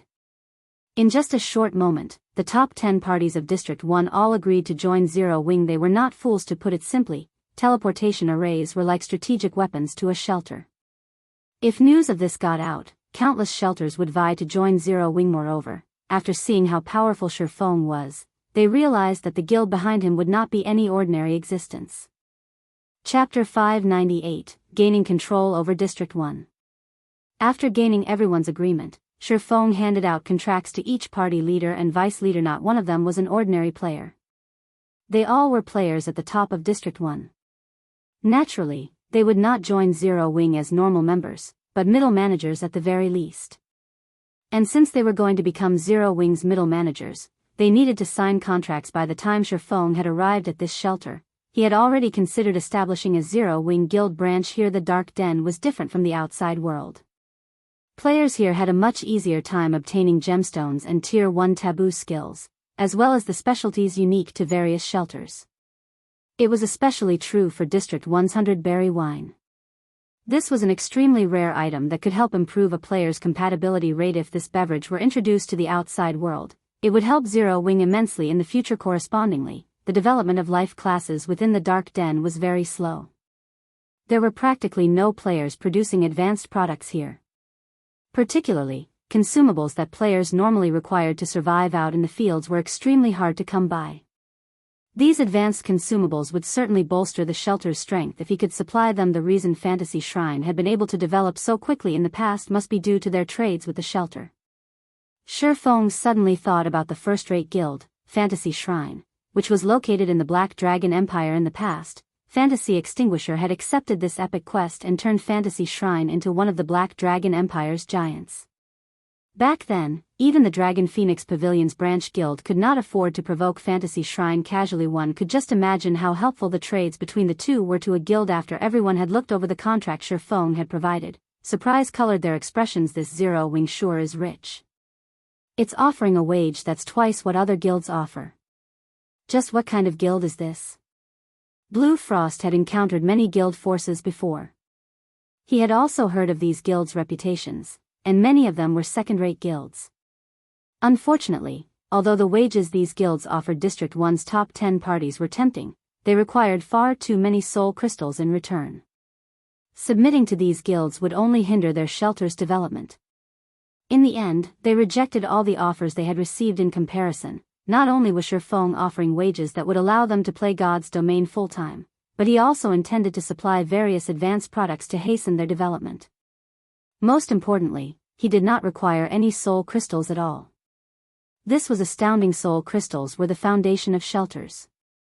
It was one of the resources required that players required to grow stronger. If they could gain so many benefits without having to contribute any soul crystals, they'd willingly join as normal members, much less middle managers. If there aren't any issues, you can sign the contract.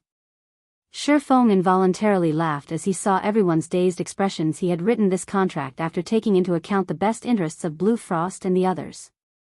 Not a single guild force could afford such an offer. Soul crystals might be important to Blue Frost and the others, but to Shifeng, these items held no value whatsoever. After Shifeng's reminder, everyone hurriedly signed their contracts with the top 10 parties of District 1 joining Zero Wing. His guild would have control over the entire shelter. Previously, Shifeng had learned about shelter's development model. The top 10 parties of every shelter had special privileges. Aside from being able to purchase the shelter's specialties, these parties also had a say in the shelter's construction. They had the right to vote on which establishments they wanted to construct first. Take the Lion's Bar for example. Over half of the top 10 parties needed to agree before the Lion's Bar could be constructed. Meanwhile, in order to construct special buildings such as the Lion's Bar, players would have to use the soul crystals accumulated by the shelter. These accumulated soul crystals were what players normally exchanged for contribution shares. Hence, taking control of the top 10 parties of a shelter was the equivalent to taking control of the entire shelter with District 1 as the center. Shifeng could then popularize the Candlelight Trading Firm's products to other shelters. Soon, the entire Evil Ghost domain would become Zero Wing's resource warehouse. At that time, Zero Wing's development speed would soar. Brother Frost, as the leader of First Party, you should be the most familiar with the shelter. Do you know of any methods to increase the 100 berry wine's production? Shifeng asked as he turned to Blue Frost. In the past, although the 100 berry wine had been extremely rare, Shifeng had still managed to procure some for himself. However, if District 1 could only produce 20 bottles per day, how could Fantasy Shrine have possibly afforded to sell it? The only possibility was that the supply of the 100 berry wine was not limited to this amount. However, the specialties available to every shelter were random. It was extremely rare for a shelter to obtain a specialty such as the 100 berry wine. Moreover, even with 10 shelters producing them, the total still wouldn't be enough to sate a single first-rate guild's demands, much less others' demands. I do know of a way to increase the 100 berry wine's production. Currently, the Lion's Bar is only a 1-star bar. If we promote it to a 2-star bar, then the production will increase to 50 bottles a day, 100 bottles a day if we can upgrade the bar to 3 stars. However, that will require a lot of soul crystals. With our shelter's current stock, it is impossible for us to promote the Lion's Bar. Blue Frost also wanted to increase the 100 berry wine's production. However, the soul crystal requirement was staggering. I see. It seems that it won't be possible in a short time. Shifeng frowned slightly. In truth, there is another method, Blue Frost suddenly said. Only, this method is very costly, and nobody is willing to do it. Let me hear it, Shifeng said. The Lion's Bar independent promotion. Through this method, the number of soul crystals required will decrease significantly. However, that would require spending your own money for everyone else's benefit. Also, the soul crystals spent will not gain you any contribution shares, Blue Frost explained. If we use the soul crystals that everyone has contributed, we will need 10,000 crystals to upgrade the Lion's Bar to 2-star status. Independently, only 500 will be required. However, even combining the soul crystals of all 10 parties, we still don't have 500 crystals. How many are you guys missing? Shifeng asked after giving the situation some thought. Based on our previous calculations, our parties only have slightly more than 300 soul crystals right now. We are short by almost 200, Blue Frost said, smiling bitterly. That's quite a lot.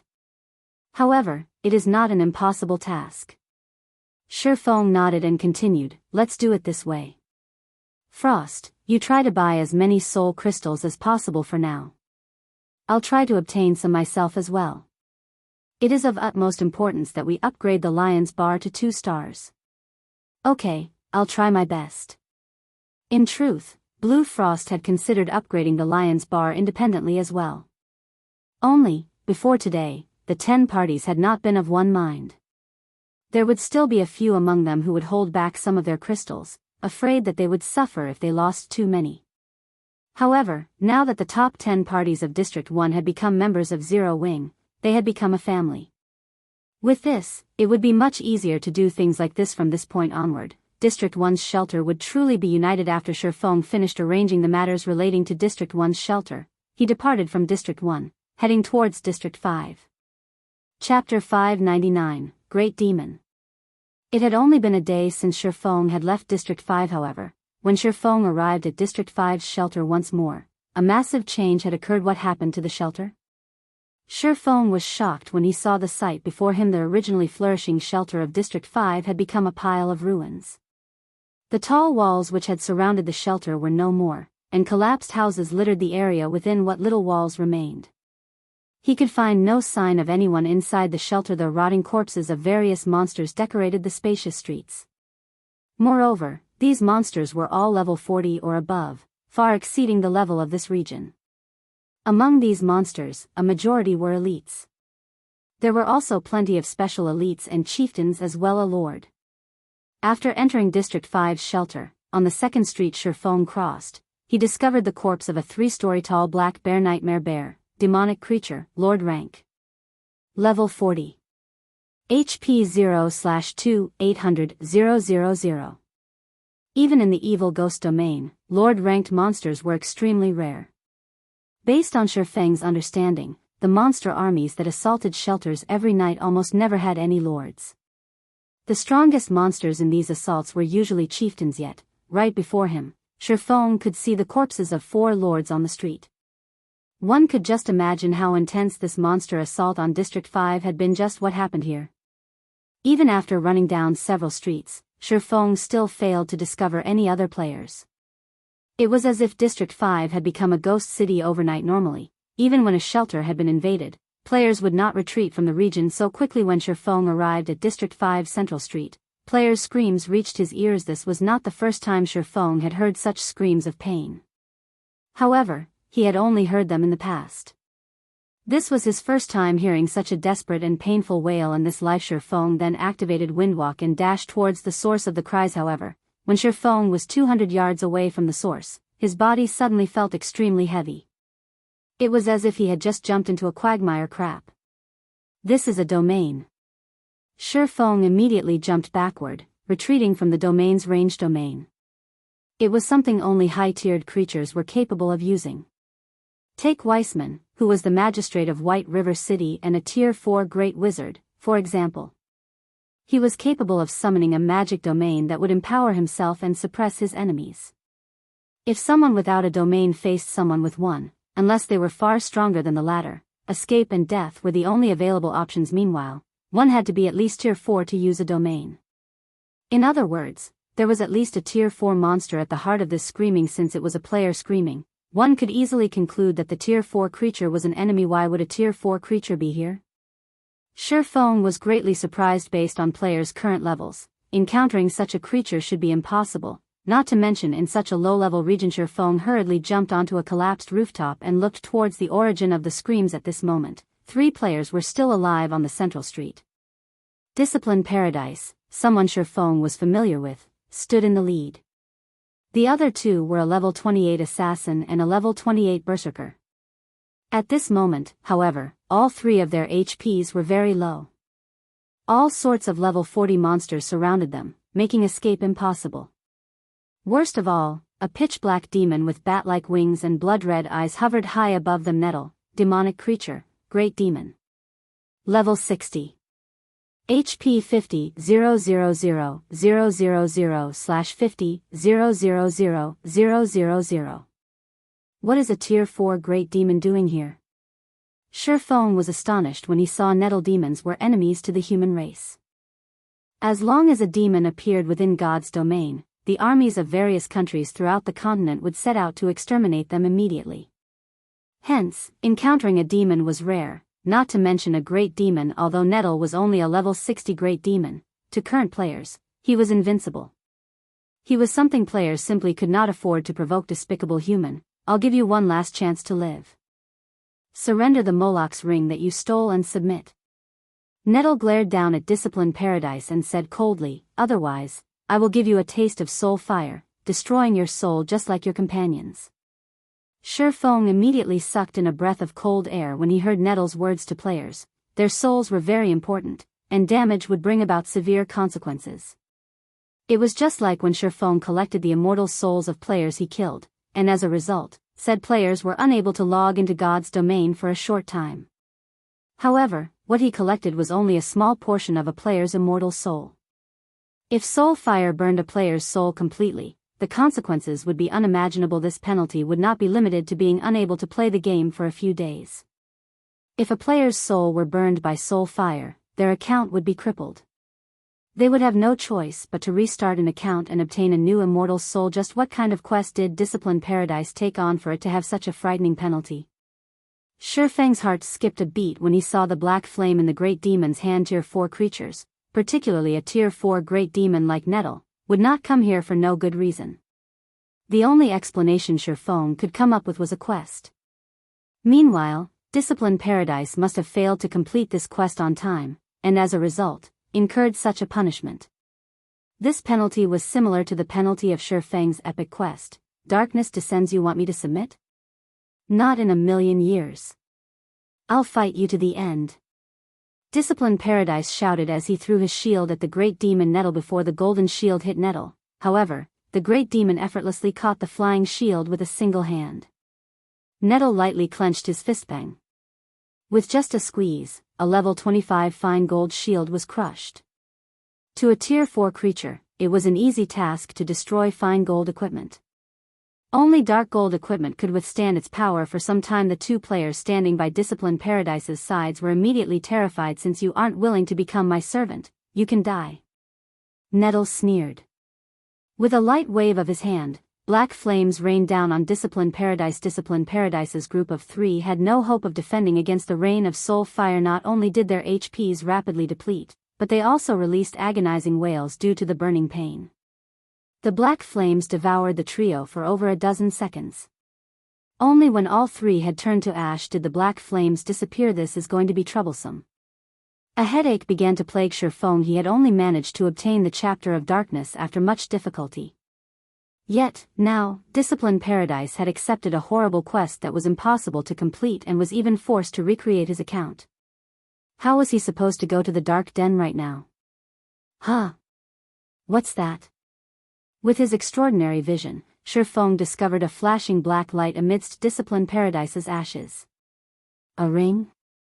Suddenly, Shifeng recalled the Morlock's ring that the great demon Nettle had previously mentioned. That ring should be an item that would trigger a quest. Since it was a quest item, it naturally would not disappear with Discipline Paradise. Instead, it would remain and wait for the next player to come along. Is that ring somehow related to the Dark Den? Shifeng could not help but wonder. Before this, he had asked Blue Frost about the Dark Denver.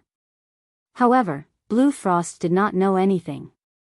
He had not known that the Chapter of Darkness could open the gate leading to the Dark Den either. No matter how one looked at it, it was impossible for the leading figure of District 1 to possess less information than Discipline Paradise.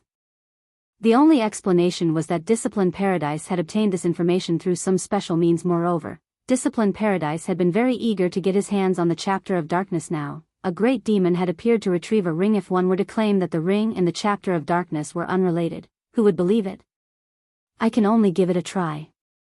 Shifeng gritted his teeth. He then dashed forward towards the ring with intense speed. Chapter 600, Ring of Legends. After Shifeng crossed about a dozen yards or so, the great demon Nettle sensed his presence. Why is there still an ant? Go, finish him off. Nettle, who hovered in the air, commanded 5 level 40 chieftains to deal with Shifeng. In the great demon's eyes, a tier 1 player like Shifeng meant too little for him to take action personally. He had only killed Discipline Paradise personally due to the Moloch's ring. Otherwise, he would have let his subordinates finish off the Guardian Knight and the others. When 100 yards stood between Shifeng and the Moloch's ring, 5 massive black demonic bears surrounded him just in time. Shifeng smiled faintly. He then used silent steps on one of the demonic bears. Shifeng crossed a distance of 20 yards instantly. He then activated the Aura of Wind's activatable skill, Wind Rider, his speed abruptly increasing by 220%. Transforming into a fierce gale, he easily shook off the 5 black demonic bears and continued his way towards the Moloch's ring. Not bad for a little ant. Nettle frowned. He stretched out his left hand. A ball of black flame bloomed in Nettle's black-scaled palm. Although this ball of black flame did not radiate any scorching heat, Shifeng could clearly feel how formidable it was. If the flames so much as touched him, he would instantly lose his life. You should feel honored to die by the great demon Nettle's hand. Nettle then lightly waved his hand at Shifeng. Suddenly, a tidal wave of black flame washed down from the sky. Agonizing screams tore from the throats of any monster that encountered these black flames. The raging fire turned them into nothingness in the blink of an eye. Not daring to be careless, Shifeng soared into the sky, avoiding the black flames by the skin of his teeth. Despicable ant, you actually to dare dodge my attack? Nettle bellowed. In the next moment, countless black arcs of lightning appeared in his hand. Each arc was as thick as a person's thigh. The great demon then pointed at Shifeng, shouting, "Turn to ash." Immediately, the arcs of lightning formed a giant web that flew towards Shifeng faster than when he had Wind Rider activated. This was the tier 4 skill the great demon Nettle was most proficient with, Dark Vortex. Not even a Tier 4 NPC could dodge this skill, they could only attempt to block it. As for players, they would die instantly. Is there a need to be this serious? Shifeng was rendered speechless as he saw the black electric net that had already surrounded him. I have to use my trump card. Shifeng no longer tried to dodge the black lightning, opting to charge towards it, instead trying to kill yourself now that you know escape is impossible. Nettle smiled with satisfaction as he watched Shifeng's suicidal action. Boom. A thundering explosion occurred as Shifeng collided with the black electric net. It was as if the end of the world had arrived. Not even a level 40 chieftain could survive such a frightening attack. Just as the great demon was about to turn away, he suddenly discovered that something was amiss. A golden figure flew towards him. How is he still alive? Nettle stared at the unscathed Shifeng while the great demon was surprised. Shifeng arrived at Discipline Paradise's ashes. His hand snatched Moloch's ring swiftly and placed the item in his bag. Despicable thief. You have truly angered me this time. A cold glint flashed in Nettle's crimson eyes. Suddenly, a blood-red battle axe with a thorn-covered handle appeared in Nettle's hands. With a flap of his wings, the great demon instantly appeared in front of Shifeng, swinging his battle axe down at the swordsman. Explosions shook the air as the axe descended. It was as if Nettle's powerful attack shattered space itself, and not even Shifeng could dodge or defend against the attack in time. Boom. When the blood-red axe struck Shifeng's body, he suddenly felt disembodied. After a fraction of a pause, the attack sent him crashing into a 4-story building over 30 yards away. What strength and speed! Shifeng exclaimed as he climbed out of the rubble. The great demon Nettle's strength was definitely at upper rank Tier 4. If he had not switched the aura of wind to the aura of earth and activated absolute defense in time, even if he were a level 60 Tier 2 sword master, that single hit would have obliterated him. Currently, although Shifeng had not received any damage, his entire body was numb.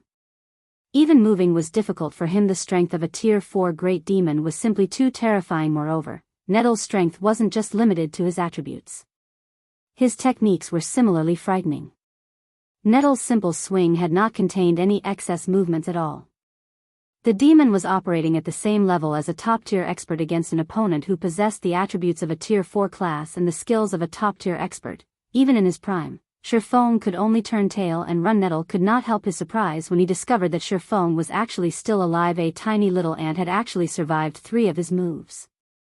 He had never encountered this in the past. Before the great demon could recover from his shock, Shifeng activated Phantom Kill.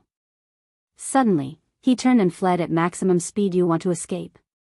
Do you really think you can run from me, the great demon Nettle? Nettle revealed a malevolent smile. To the prideful great demon, the fact that Shifeng had provoked it repeatedly was humiliating. If others heard of this, he, the great demon Nettle, would watch his reputation in the dark den wither. Spreading his wings, Nettle transformed into a black streak of light as he chased after Shifeng so fast. As expected of a winged Tier 4 great demon. Glancing at the rapidly approaching great demon, Shifeng inwardly prayed that it would not discover his plan. Wind Rider only had a duration of 24 seconds. From the time he had activated Wind Rider until now, nearly 7 seconds had passed. He had also used up absolute defense already. If he wished to escape from the Tier 4 great demon, his could only rely on diversions at this moment. Shifeng's doppelganger hurriedly activated Blade Liberation and Windwalk.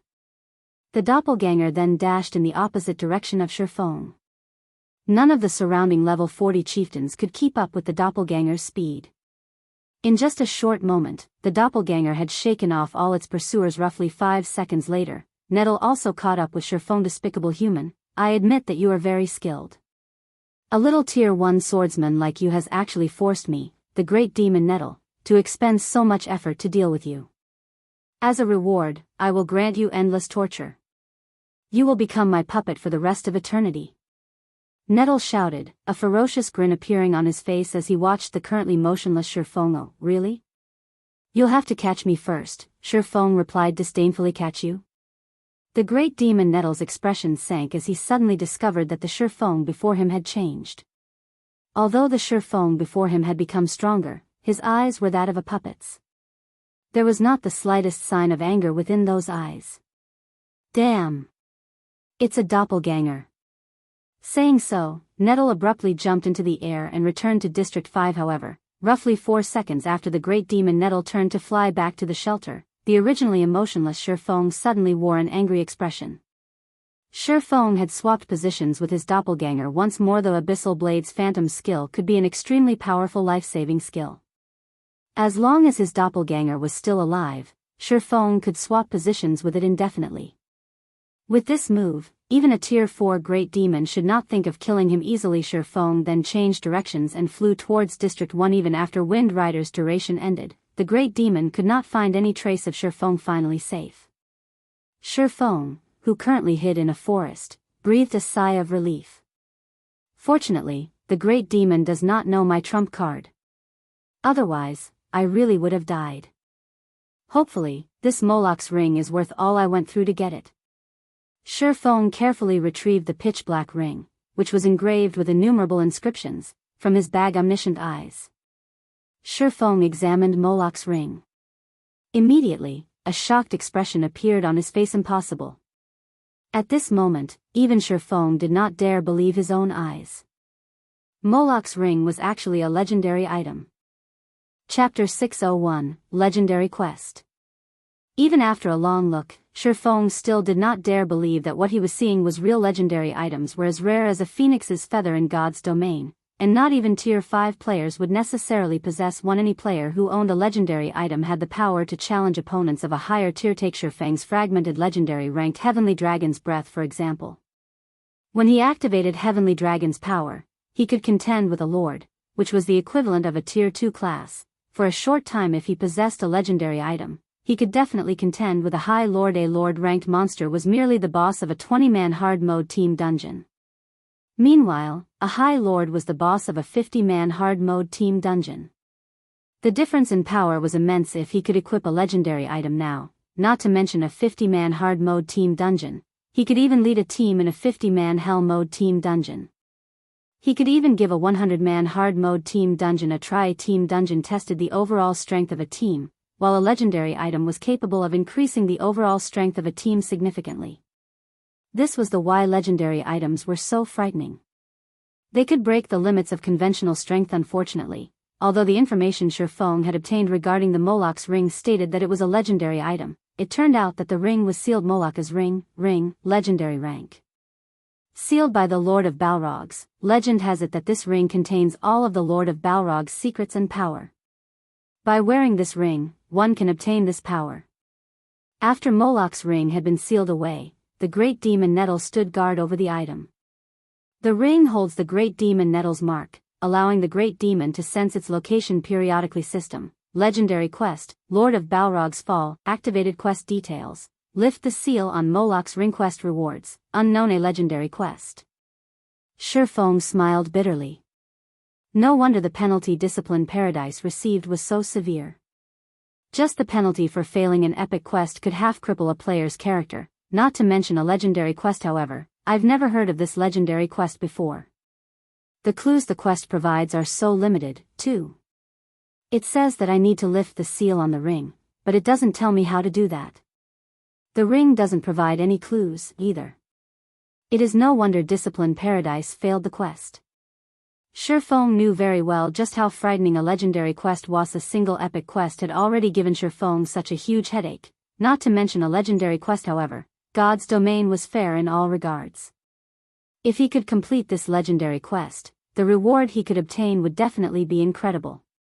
In God's domain, if a player wished to obtain a legendary item, they would have to do so by completing a legendary quest. However, a majority of the players that took this path normally ended up plunging themselves into a dark abyss. This was also why legendary items were so rare. If possible, Shifeng would rather not accept a legendary quest right now after going through so much to get this ring. In the end, it still doesn't help me get to the Dark Denver. Shifeng sighed. Currently, as long as he held on to this ring, a great demon would hunt him. Moreover, there was no definite time as to when the Great Demon Nettle would make his appearance again. This was far more dangerous than his epic quest, which provided a clear time limit. Shifeng stored Moloch's ring in his bag. Right now, completing the Darkness Descends quest was of the utmost priority. Just as Shifeng was about to leave his hiding spot, the sound of a system notification reached his ears. System, Moloch's ring has detected the presence of the power of darkness. Do you want Moloch's ring to devour the power of darkness? Devour the power of darkness? Shifeng was stunned. Giving it some thought, he could not recall there being anything important in his bag. He then clicked agree. In the next moment, the dozen or so soul crystals inside his bag disappeared. Meanwhile, due to having devoured the soul crystals, the inscriptions on Moloch's ring glowed slightly. System, first seal on Moloch's ring lifted. It's lifted, just like that.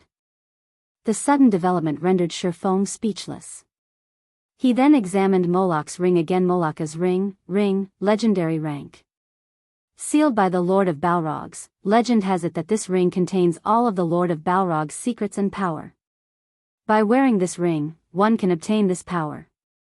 After Moloch's ring had been sealed away, the great demon Nettle stood guard over the item. The ring holds the great demon Nettle's mark, allowing the great demon to sense its location periodically. First seal lifted. A fragment of its power has been released. Power of darkness required to lift the second seal, 6/100. All attributes plus 10%. Fire resistance plus 30. Additional skill dash. Gate of Darkness, opens a teleportation gate to the central area of the Dark Den. Duration, 10 minutes. Cooldown, 24 hours. Sure enough, the Dark Den and this ring are related, Shifeng stated, laughing. With this, I can head to the central area of the Dark Denver. After Shifeng equipped Moloch's ring, he activated Gate of Darkness. Boom. The ground suddenly trembled as dark smoke slowly emerged from the forest floor. After a moment, the black smoke formed a pair of gates that was over 5 meters tall. There were countless golden runes engraved on the gates, radiating a frightening pressure so powerful. This pressure can rival even that of a Tier 5 NPC. At this moment, Shifeng even found it difficult to breathe. He felt as if he were only an ant in front of these gates. However, when Shifeng tried to push apart open the gates, he suddenly discovered that they were locked. Rather, he noticed a small groove in the center of the gates. It seemed like a keyhole. So, that's the case. Originally, Shifeng had thought Discipline Paradise had been trying to trick him. Now, however, it would seem that he really did need the Chapter of Darkness to enter the Dark Denver.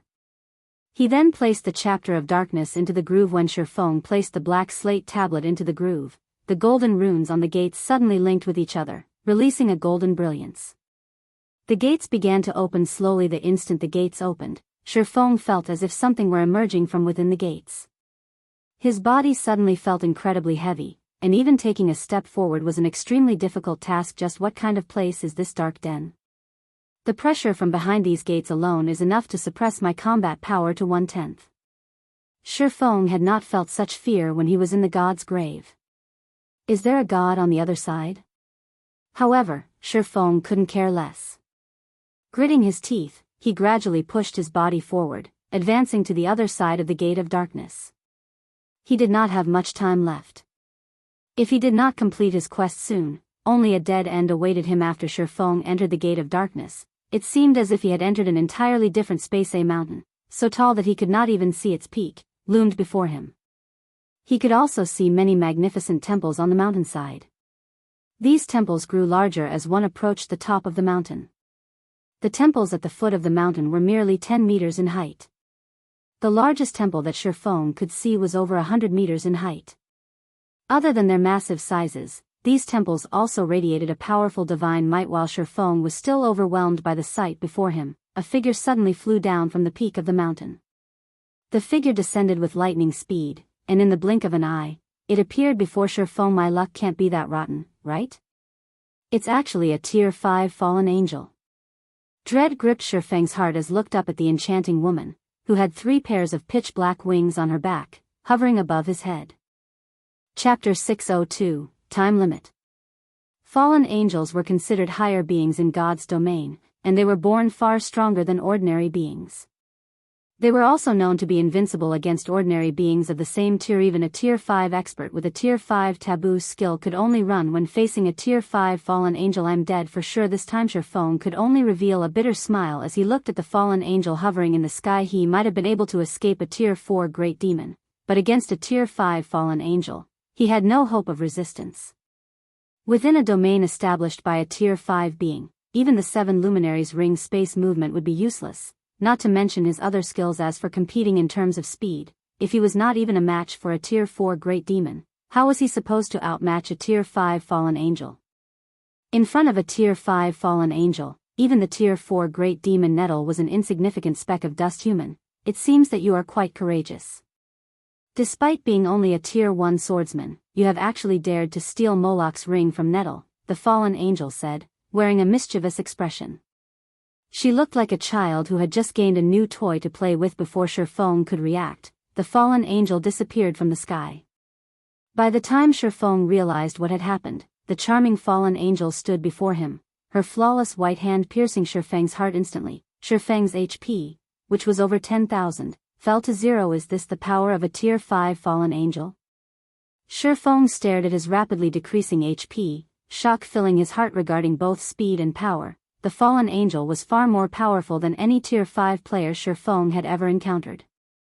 However, the fallen angel's combat standards were by far the most frightening.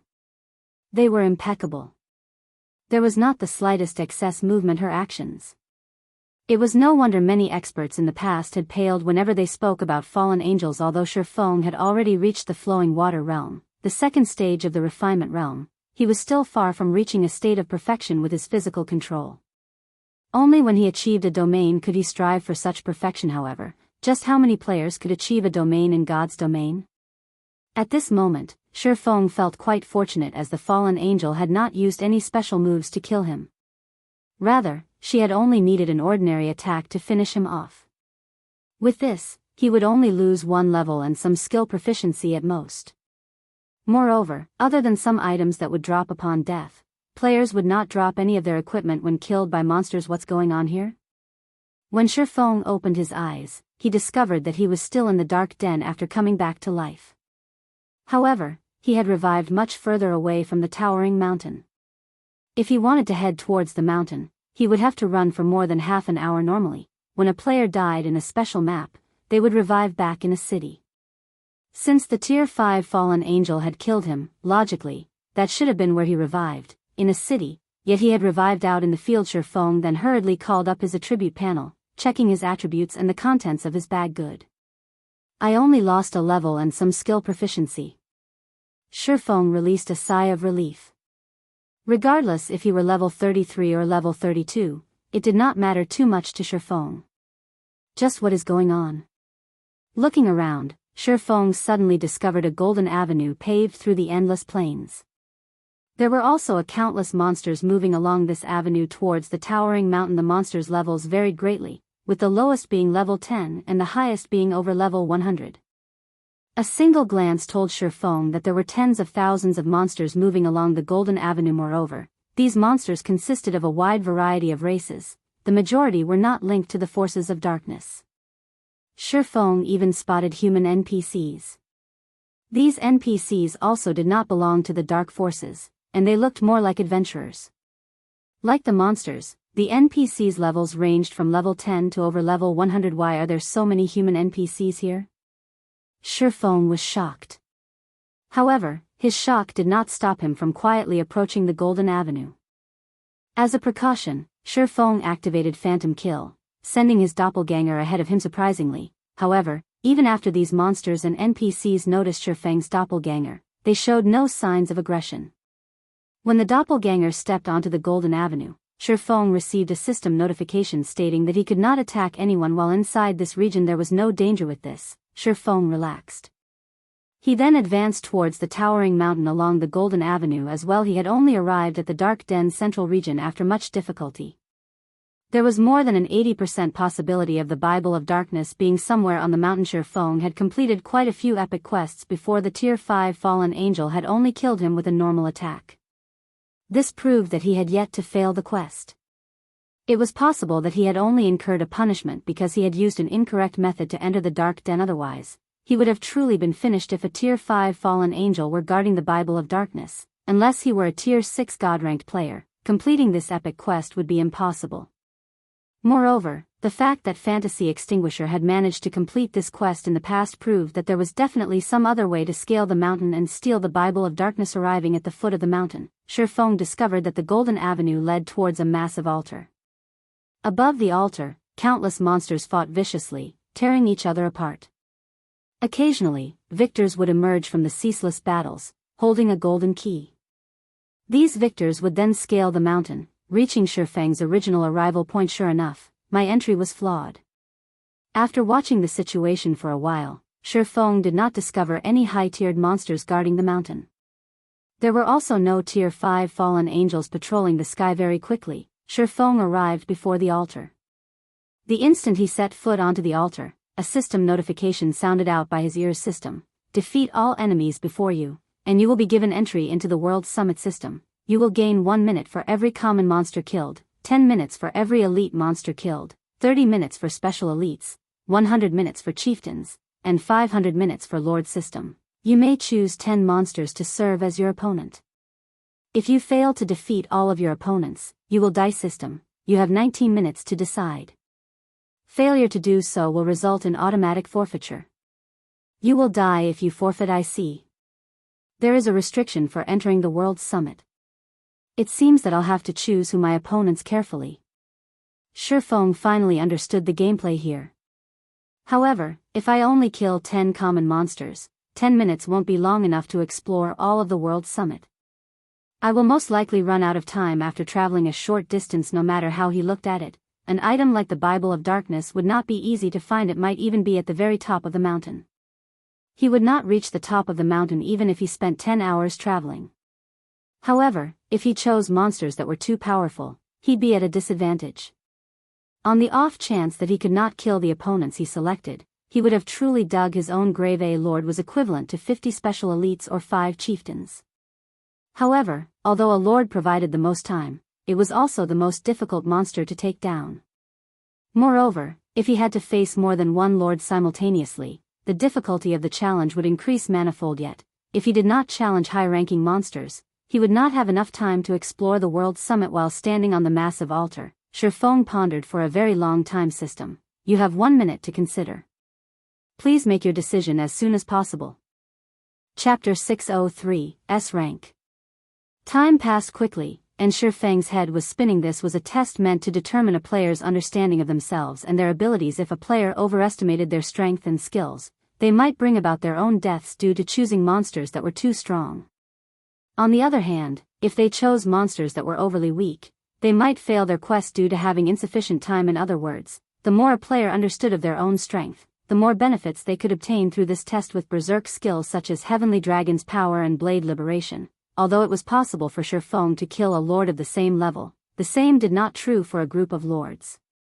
Hence, Shifeng could not make this decision lightly. System: you have 30 seconds to consider. Please make your decision as soon as possible. I choose 1 lord and 9 chieftains, Shifeng said, finally deciding. System: opponents confirmed.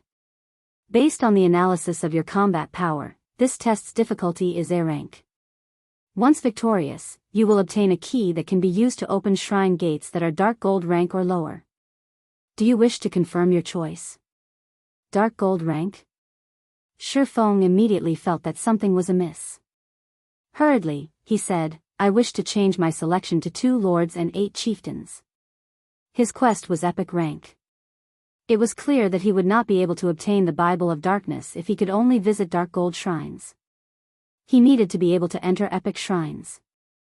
Otherwise, even if he won this battle, he would still fail his quest. System: opponents confirmed. Based on the analysis of your combat power, this test's difficulty is A rank. Once victorious, you will obtain a key that can be used to open shrine gates that are dark gold rank or lower. Do you wish to confirm your choice?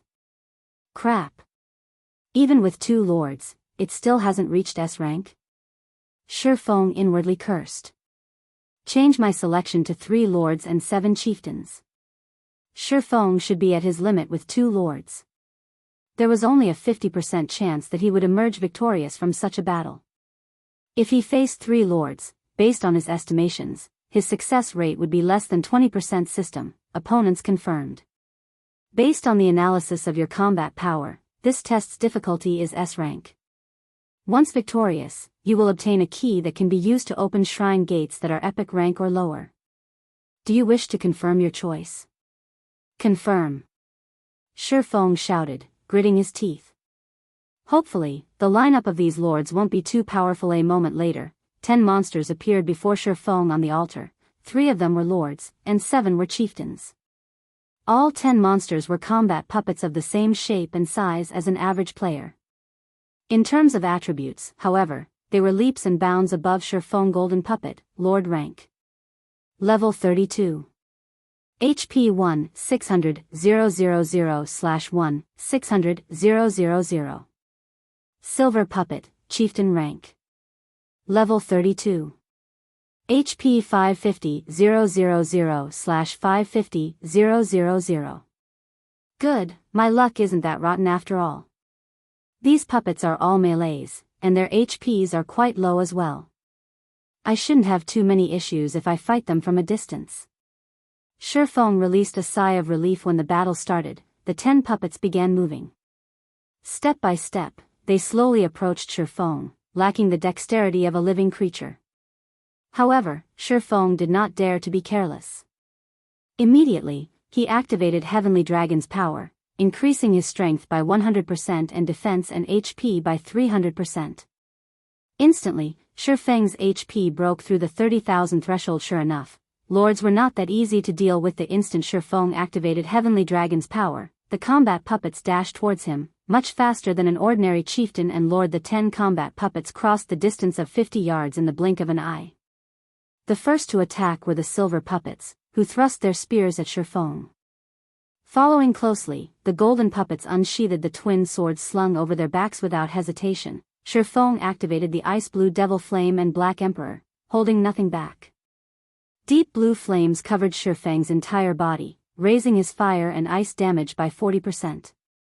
Shifeng then used Skywill Sword, sealing the movements of all 10 combat puppets within a fixed perimeter. He followed up with a firestorm. Ice blue flames devoured the 10 combat puppets, dealing over -20,000 damage, or -40,000 damage with a critical hit, to all 10 puppets every second for 5 seconds. When the spell's duration ended, the 10 combat puppets had received over -100,000 damage each. Shifeng fully displayed the devastating might of the large-scale destruction spell. Meanwhile, Shifeng collected 30 stacks of death aura from this single attack. I'll get rid of one of you first. Shifeng then took out a bottle of 100-berry wine from his bag, drinking it. Instantly, his compatibility rate with his sword soared. Moving towards a silver puppet with less than 300,000 HP remaining, he used Phantom Kill, followed by Flame Burst. 24 consecutive strikes. 24 swords of light illuminated the altar. The silver puppet faded out of existence. Although Shifeng killed 1 silver puppet, the remaining 6 silver puppets and 3 golden puppets caught him in a pincer attack with his most powerful burst skill. Exhausted, Shifeng used Thunder Flame Explosion to slow the remaining combat puppets, as well as deal over -10,000 damage to each. Due to his compatibility rate rising, he managed to achieve a 95% completion rate on Thunder Flame Explosion, reducing the movement speed of these combat puppets for over 10 seconds.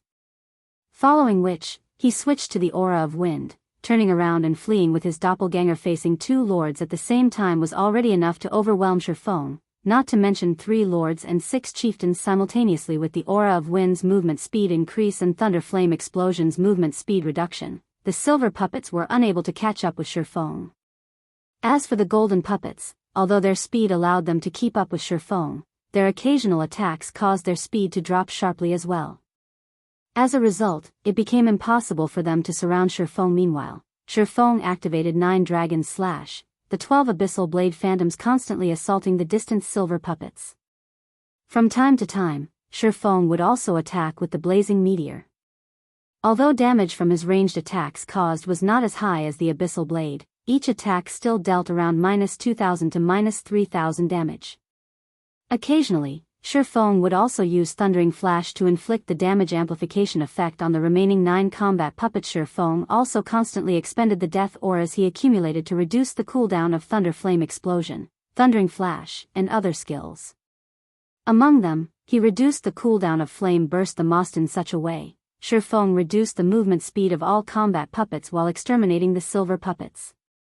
From time to time, he would use Flame Burst to instant kill a silver puppet in less than 2 minutes. Shifeng had annihilated all of the silver puppets. Only 3 golden puppets remained, however. These 3 golden puppets were inseparable. Shifeng could not find a chance to take them on one-on-one. Moreover, even though so much time had passed since the battle began, the 3 golden puppets were still at full HP thanks to their battle recovery even when Shifeng activated Wind Rider and managed to single out one of the golden puppets with his overwhelming speed. The remaining 2 would quickly catch up. As a result, Shifeng could only land a few hits before he was forced to retreat. This is troublesome. Although the golden puppets do not have any skills, the 3 of them are like a single entity, attacking and defending as one. Shifeng, who hovered in the air, frowned at the 3 golden puppets. The golden puppets were too powerful when working together. Moreover, the heavenly dragon's power's duration would end soon. At that time, even a battle of attrition would be difficult against the 3 golden puppets. Do I have no other choice? Shifeng muttered as he reluctantly retrieved an aqua-blue magic scroll from his bag. This was his greatest trump card, one that he never thought of using. Watching the remaining seconds of the heavenly dragon's power's duration tick by, Shifeng had no choice but to unfurl the aqua-blue magic scroll. Chapter 604, Time is Money. Shifeng had prepared extensively to obtain the Bible of Darkness. His preparations included this aqua-blue magic scroll. Although lords were powerful, in the end, they were only tier 2 monsters. It was only their high HP and damage, which were far superior to ordinary players, that made them so difficult to deal with. When Shifeng activated Heavenly Dragon's power, his attributes were no longer below that of a lord of the same level. With his superior dodging techniques and powerful skills, he could easily defeat a lord of the same level. However, with 3 golden puppets working seamlessly together, all Shifeng could do was dodge. As Shifeng unfurled the aqua-blue magic scroll, the surrounding water mana surged towards the paper. In a moment, the mana formed a massive, 6-star magic array. Go! Shifeng pointed at the 3 golden puppets. Suddenly, water surged from the 6-star magic array and swept over the bodies of the 3 golden puppets. In the blink of an eye, a small lake formed within an area of 50 yards.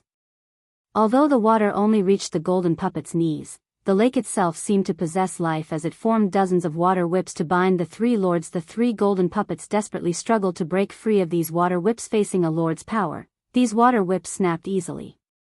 However, the whips were seemingly endless. The moment one broke, another would immediately rise from the lake to take its place. As a result, it became extremely difficult for these golden puppets to move. Give it up. You guys are only lords.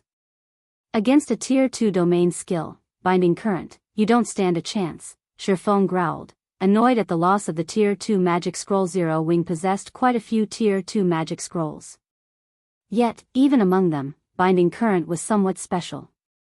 Binding Current was a domain skill, far rarer than even large-scale destruction spells. Although the skill did not have any attack power, it was capable of restricting enemies. Shifeng only possessed one such magic scroll. Once it was used, it would be very difficult to obtain another. Binding Current had a duration of 10 minutes.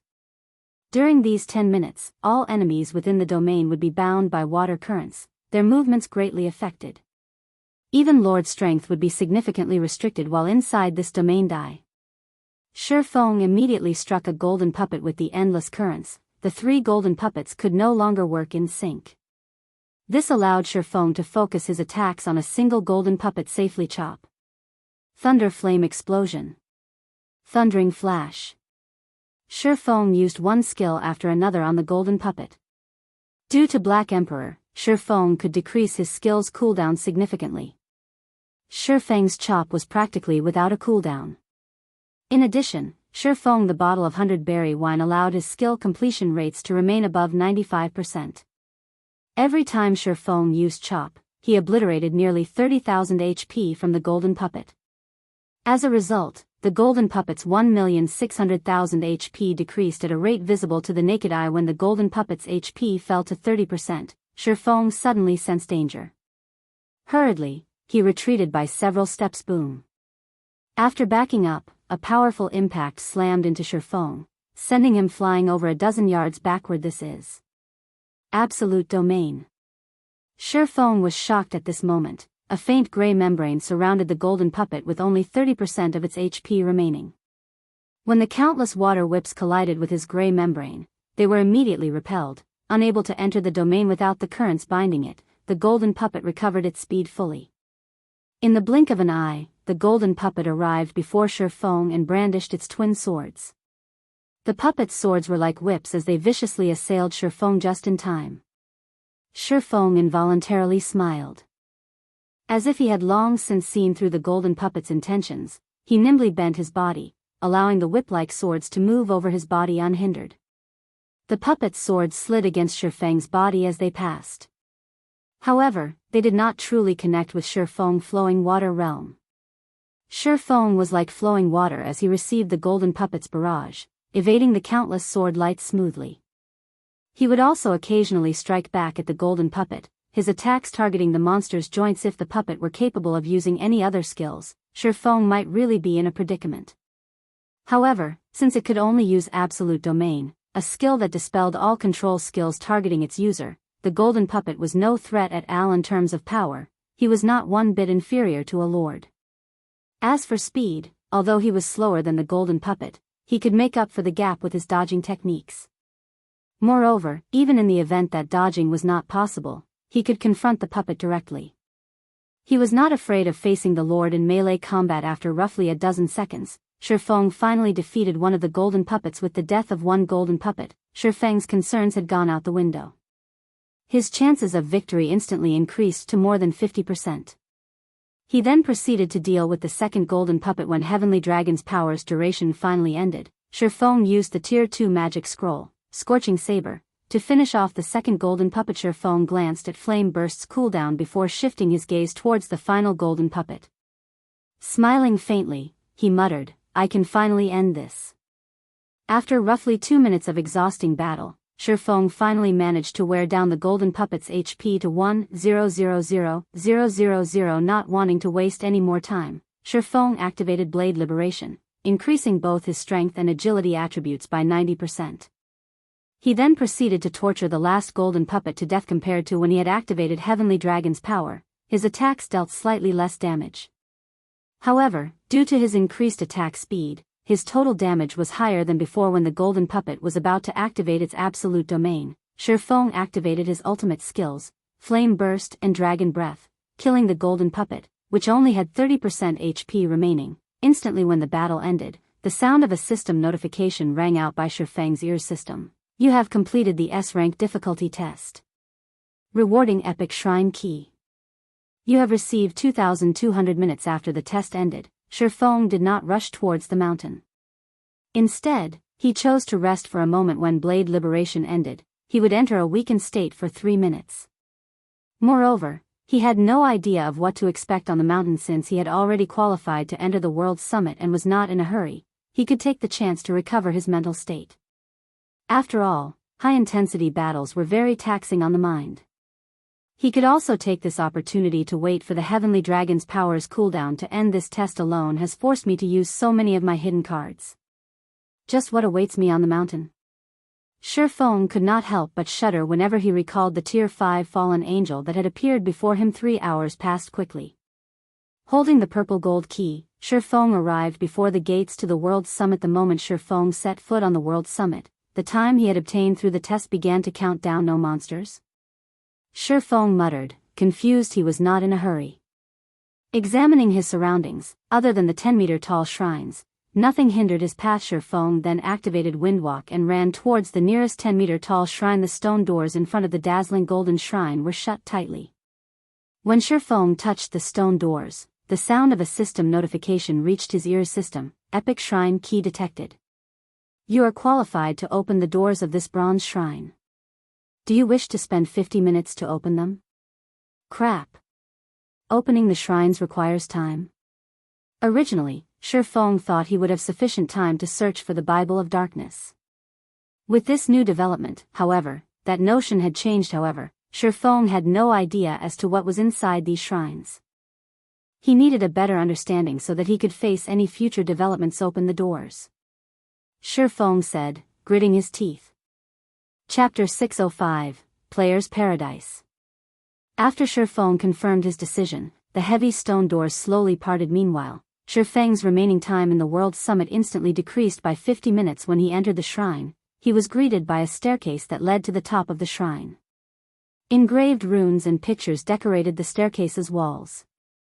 Among them, there were even images of gods before the Great Destruction. Shi Feng ascended the shrine staircase, step by step. In the beginning, Shi Feng had not felt anything out of the ordinary. However, by the time he was halfway to the top, he felt something off. Why has the gravity here increased? Shi Feng's physical control was quite strong. As he took another step up, he felt the gravity increase by 10%. Although the gravity had only increased from 1 to 1 g, this small change would affect his skill completion rates, resulting in a decrease in his combat power. However, since Shi Feng had already entered the shrine, he had no intentions of leaving. If he could not even overcome a single bronze shrine, obtaining the Bible of Darkness would be a pipe dream. Shi Feng continued to ascend, step by step. However, he was no longer as fast as before, as with every 10 steps, the gravity increased. And with each change, Shi Feng needed some time to adapt. By the time Shi Feng reached the top of the shrine, the gravity had shifted to 2.4g. Exposed to such an intense shift, even Shi Feng was significantly affected. The room at the top of the shrine was not large. It was roughly the size of a basketball court. Aside from a black stone coffin in the room's center, the area was empty. Shi Feng approached the center of the room. When he was 10 yards away from the stone coffin, golden runes suddenly emerged on its black surface. A moment later, a golden magic array began to expand from the stone coffin, enveloping Shi Feng with a barrier. Shi Feng glanced at his surroundings. Golden, translucent walls enclosed the area around him, trapping him with the stone coffin. Just as Shi Feng considered his escape options, a semi-transparent figure materialized inside the barrier. This figure was actually Shi Feng himself. Both the figure's appearance and apparel were exactly like his own shrine guard. Level 32. HP 20,000/20,000. Am I supposed to defeat him? Shi Feng frowned at the shrine guard, his expression becoming somewhat solemn. Shi Feng only required one critical hit to finish off the shrine guard's 20,000 HP. However, he did not dare to casually approach the shrine guard because, currently, his intuition warned him that, should he approach the guard, only death awaited him. Shi Feng was a player that was capable of defeating a lord by himself, yet, against this shrine guard, who only had 20,000 HP, he was utterly helpless. Are you too scared to approach me? The shrine guard asked, laughing. Shi Feng could not help his shock when he heard the shrine guard's human-like speech and behavior. In his memories, only high-tiered NPCs were capable of such performances. He had never heard of a common monster behaving like this.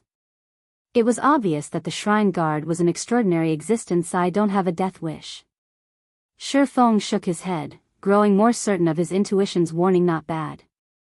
You have actually discerned the gap in strength between us.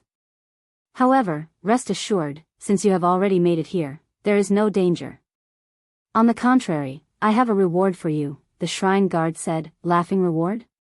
What kind of reward? Shi Feng did not think that an NPC would trick him, and there was no need to do so. This NPC was certainly far stronger than himself. The shrine guard could simply kill him if he wanted. Toy will help you become stronger. The shrine guard then explained, I can offer you guidance on one swordsman skill. How much you learn depends on you, of course. However, you don't have much time left. You only have 49 minutes remaining. Guidance on a swordsman's skill. Shi Feng was surprised. When he thought back to the price required to enter the bronze shrine, he immediately understood. Hurriedly, he said, I would like you to give me pointers on chop. Shi Feng had plenty of swordsman skills. However, there were some he used frequently and some he only used occasionally. Among them, he used chop most often. Although his magic weapon had allowed his skill completion rate to rise significantly, he was still far from achieving a 100% skill completion rate. UV made a wise decision. Watch me carefully, then. The shrine guard nodded. He then began to flow through the motions of chop. The shrine guard's body leaned forward and swung the abyssal blade in his hand. The abyssal blade then began to blur. In the next moment, it was as if the space in front of the shrine guard broke as a faint spatial crack appeared. The shrine guard's chop was completely different than Shifeng's. How is this possible? Shifeng was at a loss for words. His skill completion rate with chop was over 95%, and he was extremely close to reaching perfection. However, whenever he used chop, it always appeared in the form of 3 sword lights resembling full moons that gathered at a single point. However, these 3 sword lights did not appear when the shrine guard used chop. From the beginning, there had only been a single sword light. Moreover, the shrine guard's swing had not been particularly fast, so Shifeng could see the skill being executed very clearly. However, the most frightening aspect was the power the shrine guard's chop had displayed. Shifeng could sense that the shrine guard's strength and constitution and his own were exactly the same. The only difference was that the shrine guard had slightly more HP. Yet, the shrine guard's chop could tear apart space itself. Although the spatial crack that had formed seemed very small, the might it contained was sufficient to kill him instantly. Despite the shrine guard's speed and power being ordinary, he was actually able to display such frightening power. Confused? The shrine guard asked, smiling. "MHM." Shifeng nodded and admitted shamelessly no matter what was said or done, he was a top-tier expert in God's domain who had reached the flowing water realm. Although he still could not compete with those apex experts in the past, he was not that far away from reaching their level. Yet, the chop the shrine guard had executed shattered his conception of the skill known as chop. If you don't understand, I will display the skill a few more times. You can also experience it for yourself. Rest assured, while inside this barrier, you will not receive any damage. The shrine guard spoke like a teacher who guided his student carefully. Hearing this, Shifeng quickly sought the shrine guard's guidance. If one wished to improve on their techniques, the fastest way to do so was through actual combat. Previously, he had kept a distance between himself and the shrine guard, worried that the NPC would kill him. Now that he knew the NPC intended to help him improve his ability with the skill, he would not hold back. Immediately, he displayed his best chop and began battling the shrine guard. Since Shifeng attacked him, the shrine guard replied with a chop of his own. When the 2 swords collided, sparks flew into the air around them. Bang. In one moment, Shifeng sent a chop at the shrine guard, and in the next moment, his body left an imprint on the barrier's wall. There was even a faint spatial crack lingering in Shifeng's original position. Is this a super perfect skill? Shifeng stared at the shrine guard with a stupefied expression. His mind replayed the shrine guard's sword swing. Regarding speed, Shifeng was definitely the victor. Moreover, he had prepared to dodge the NPC's attack beforehand. However, before he had any chance to dodge, the shrine guard's sword had collided with his own. He instantly felt a tremendous power flow into his hand. In the next moment, he had been thrown backward. Shifeng was still badly shaken by the shrine guard's attack. Fortunately, this was only a lecture. Otherwise, the NPC's attack might have really killed him. He and the shrine guard were worlds apart from each other. Perfect? The shrine guard laughed. Nothing is perfect in this world. It is only because your vision is limited, and you are confined to your own world. Nothing is perfect. Shifeng thought about the skill completion rate's limit of 100%. Yet, the shrine guard had said that nothing was perfect. Could the skill completion rate possibly exceed 100%? The more Shifeng thought about it, the more he felt it was possible. Otherwise, why would his chop, which neared a 100% completion rate, be so inferior to the shrine guard's? Following which, Shifeng faced off against the shrine guard again and again. Although every exchange ended in Shifeng's utter defeat, the more Shifeng fought, the more his excitement grew. He felt as if he had caught onto something that he had never noticed before. He had placed too much importance on his body, trying too hard to replicate a skill's template motions that had been provided by the system. He had forgotten to think outside of the box. As Shifeng traded blows with the shrine guard, his skill completion rate continued to rise. 96%. 97%. 98%. It should feel like. Shifeng leaned forward. He no longer pursued ultimate speed as he swung his sword along the air's resistance. Suddenly, a spatial crack appeared before him. Chop's skill completion rate reached 101%. Chapter 606, Epic Shrine.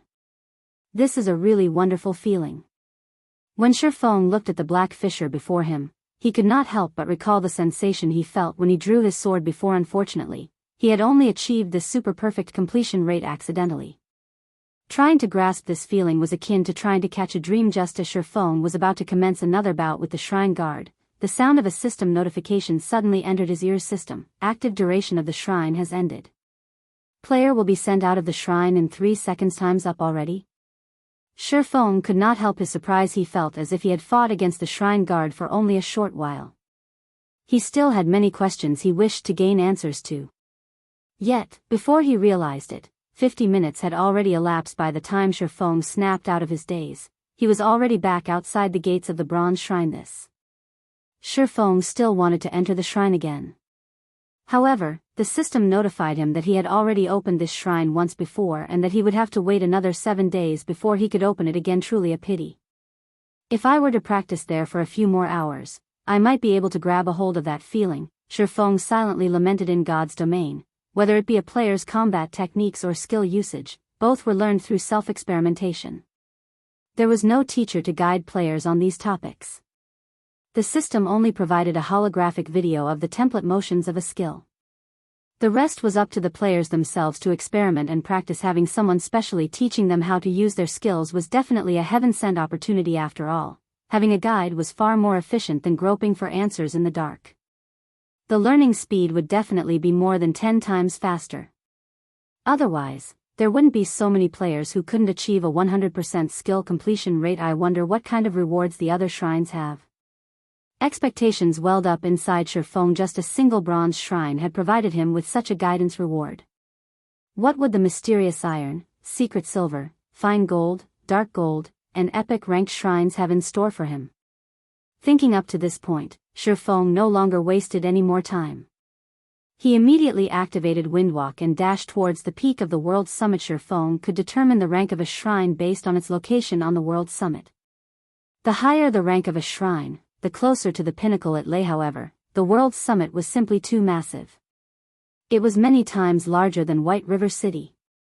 Despite continually alternating between Windwalk, Wind Rider, and Speed Scrolls, Shifeng had reached only the middle section of the world's summit after running for 3 full hours. He still couldn't see the peak of the mountain from where he stood. On the other hand, the shrines at the foot of the mountain were no more than little dots in his eyes. Now I have managed to reach the area of the fine gold shrines only after 3 hours, that's 6 special elite kills gone. Even if an expert player were to come here, they would not be able to obtain the reward of the fine gold shrines.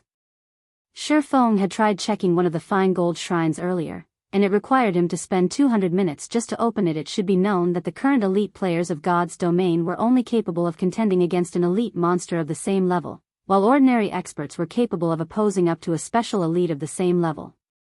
Only first-rate experts could fight a chieftain of the same level.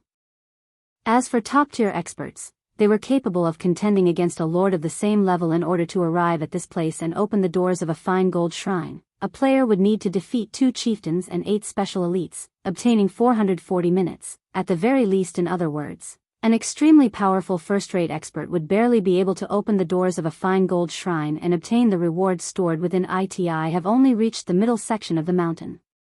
Just how long do I have to continue running to reach the epic rank section? Shifeng grew somewhat worried. Shifeng discovered that the distance between shrines also grew wider the further up he went. He had only reached the edge of the fine gold shrine area right now. He still had to traverse the dark gold area to arrive at the epic area.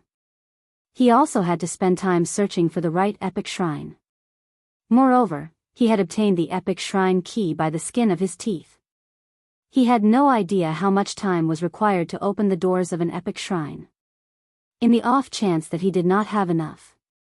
This place really is damnable. I can't use the aura of space's spatial movement here. Only the aura of wind speed increase and Wind Rider are of some help. The rules of the world's summit were thoroughly exasperating. If Shifeng could use spatial movement here, he could travel a distance of 400,000 yards in just 1 second, saving him hours in travel time. Time passed by quickly. After running for another 5 hours, Shifeng finally arrived before a shrine that was over 300 meters in height. The shrines around this area were completely different from the ones he had seen before. This is an epic shrine? Shifeng muttered as he looked at the mountain-like shrine. The shrines he encountered before were all inanimate objects. On the other hand, the epic shrines here had frightening auras. Shifeng even began to wonder whether terrifying monsters lived in these shrines. Done admiring the shrine before him, Shifeng walked up and touched its door system. Epic Shrine key detected. You are qualified to open the doors of the Epic Shrine. Do you wish to spend 1,000 minutes to open them? 1,000 minutes? Shifeng breathed out a sigh of relief. I still have slightly more than 1,600 minutes right now. I will have plenty of time remaining even after I open an Epic Shrine. I should be able to locate the shrines storing the Bible of Darkness within 600 minutes. The World's Summit had a large number of shrines, and the same held true even for Epic Shrines. Shifeng counted 9 Epic Shrines just within his range of vision. There were also plenty more up above. He guessed that the total number of Epic Shrines on the World's Summit exceeded 100. These shrines were different from each other. There was a huge difference just in terms of the elemental mana surrounding these shrines. Some shrines released bright and dazzling elemental mana, and others released flaming elemental mana. Even shrines that released the same type of mana would have different images engraved on their doors, images of angels, demons, and many other races. Some shrine doors even depicted gods. Hence, Shifeng would not have difficulty looking for the shrine that contained the Bible of Darkness, so long as he had sufficient time. The Bible of Darkness is a treasure of the demon race. It should be stored in one of the demonic shrines of the darkness element. Although Shifeng had little understanding of the World Summit, he knew quite a lot regarding mana. A curse was categorized as a darkness skill. Since it was a great demon who had cursed him, the great demon knew how to cast darkness spells. This meant that the Bible of Darkness had to be related to a shrine of the darkness element with a target in mind. Shifeng quickly began his search.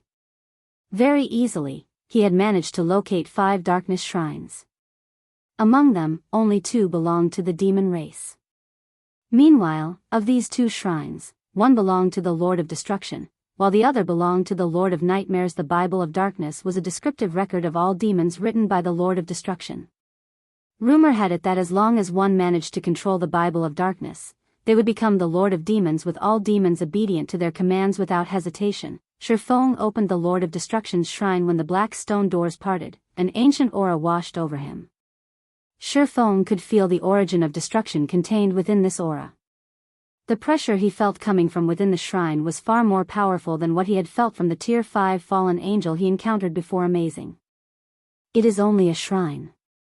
There is clearly no living being inside, yet it gives off such an overwhelming pressure. As expected of the Lord of Destruction's shrine, Shifeng exclaimed. Heavenly Dragon's power, activate.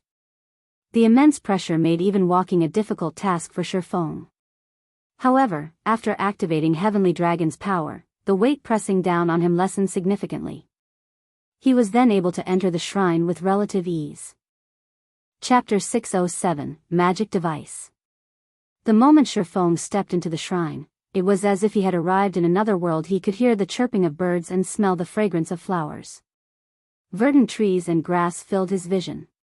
Instead of a shrine, this place looked more like a garden. Fallen angel.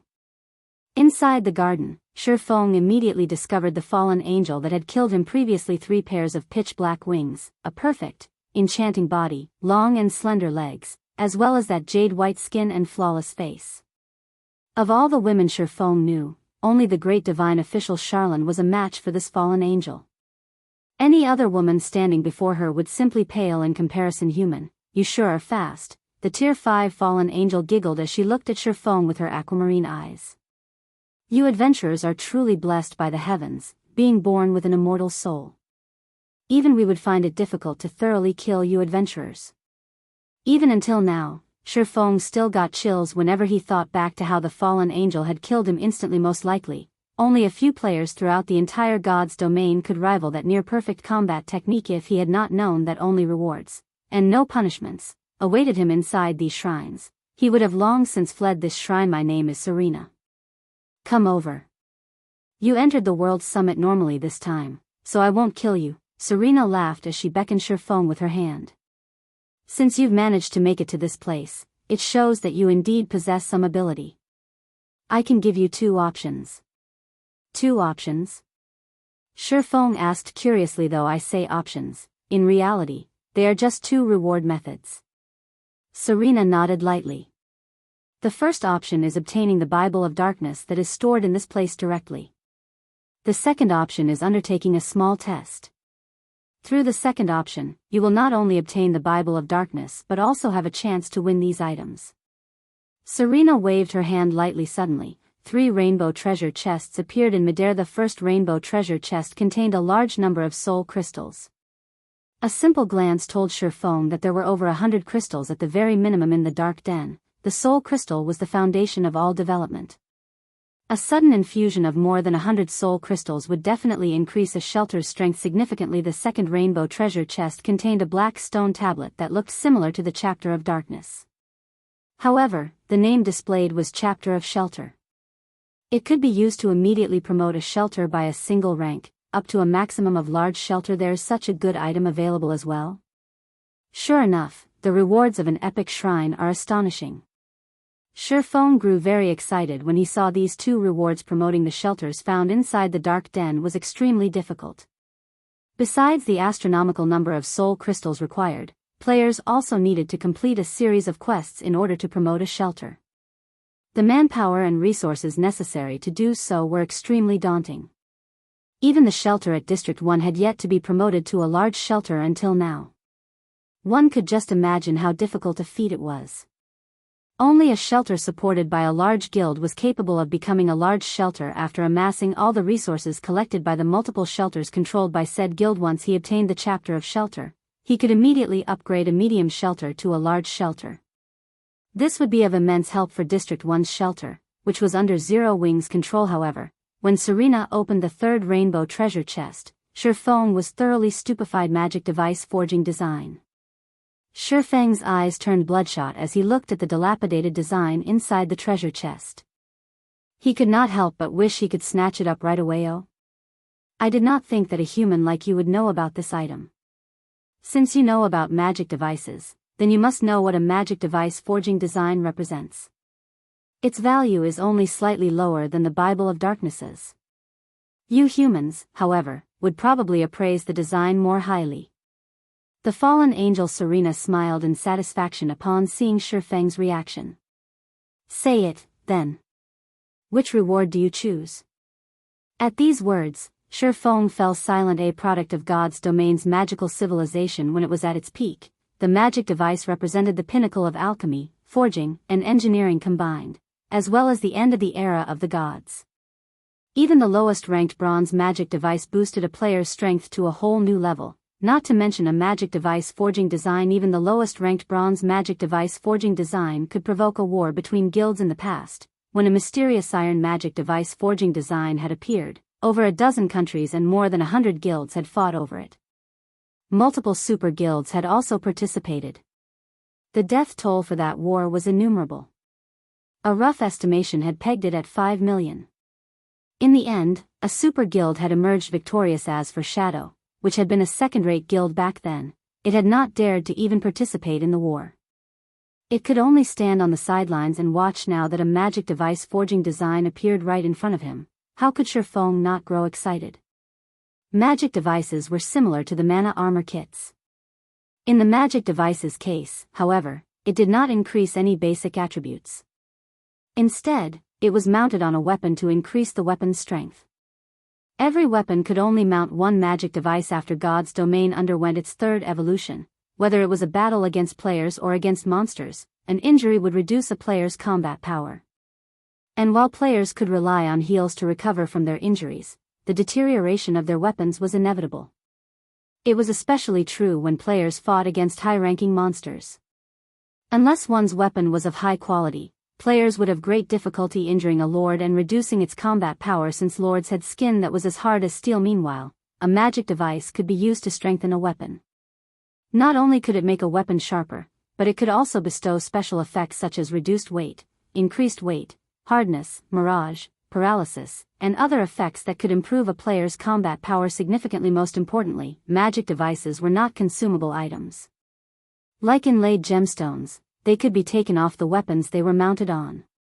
Whether it was a level 1 common weapon or a level 200 epic weapon, players could freely transfer their magic devices between them. This was the reason why players were so attracted to magic devices. However, magic devices were extremely difficult to produce. Hence, production volumes were very low. Even after reaching level 100, most players still did not have their own magic devices. In the past, as the guild leader of a second-rate guild, Shifeng owned only a mysterious iron magic device, even after he was over level 100. As for other independent experts, they possessed only bronze magic devices. If he could obtain a magic device forging design right now, it would definitely become one of Zero Wing's trump cards. Have you come to a decision? Serena asked, smiling as she flourished the magic device forging design in her hand. Time waits for no one. You only have 3 minutes to decide. If you do not give me an answer, I will take it as you picking the first option, and you may leave once you obtain the Bible of Darkness. To hell with it.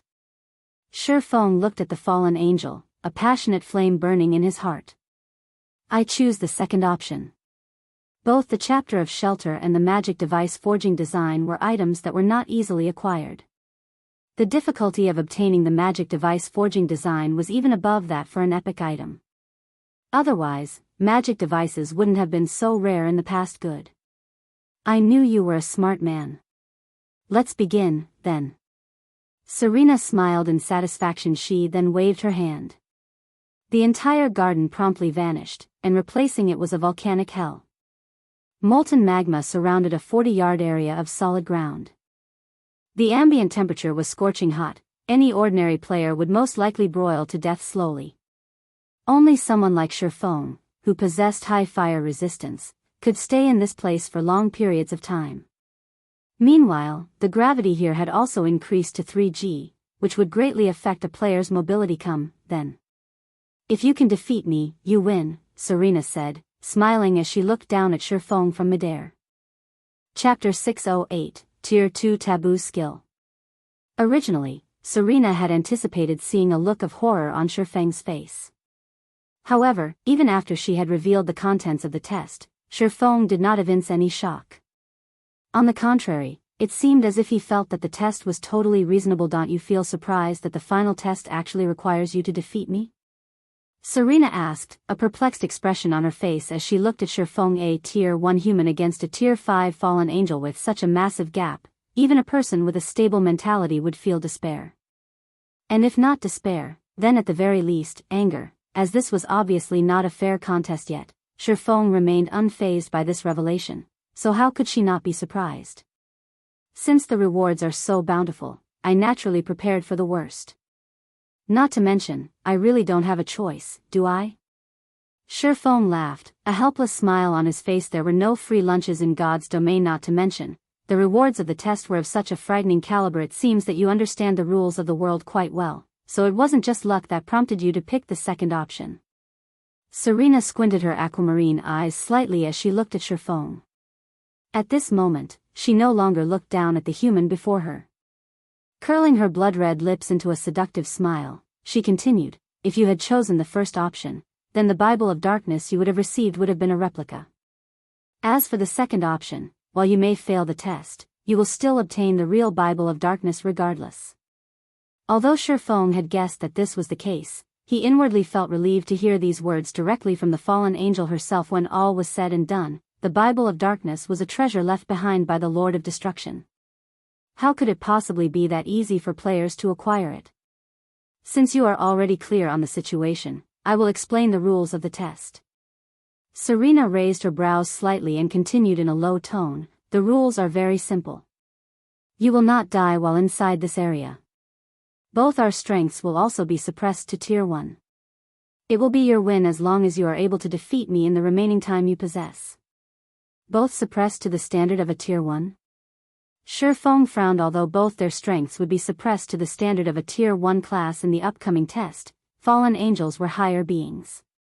Not only were they born much stronger than other beings, but they also wielded many more skills. Even at Tier 1, Serena's combat power would most likely be at the peak of an ordinary Tier 2 class or above. She was stronger than even a High Lord of the same level. There was actually a possibility that her combat power approached that of a Great Lord. If there are no problems, you may begin attacking as much as you want. Serena smiled faintly as she sent Shifeng a teasing look. Rest assured, I'll make sure to hold back plenty. I also won't use any Tier 3 or Tier 4 skills.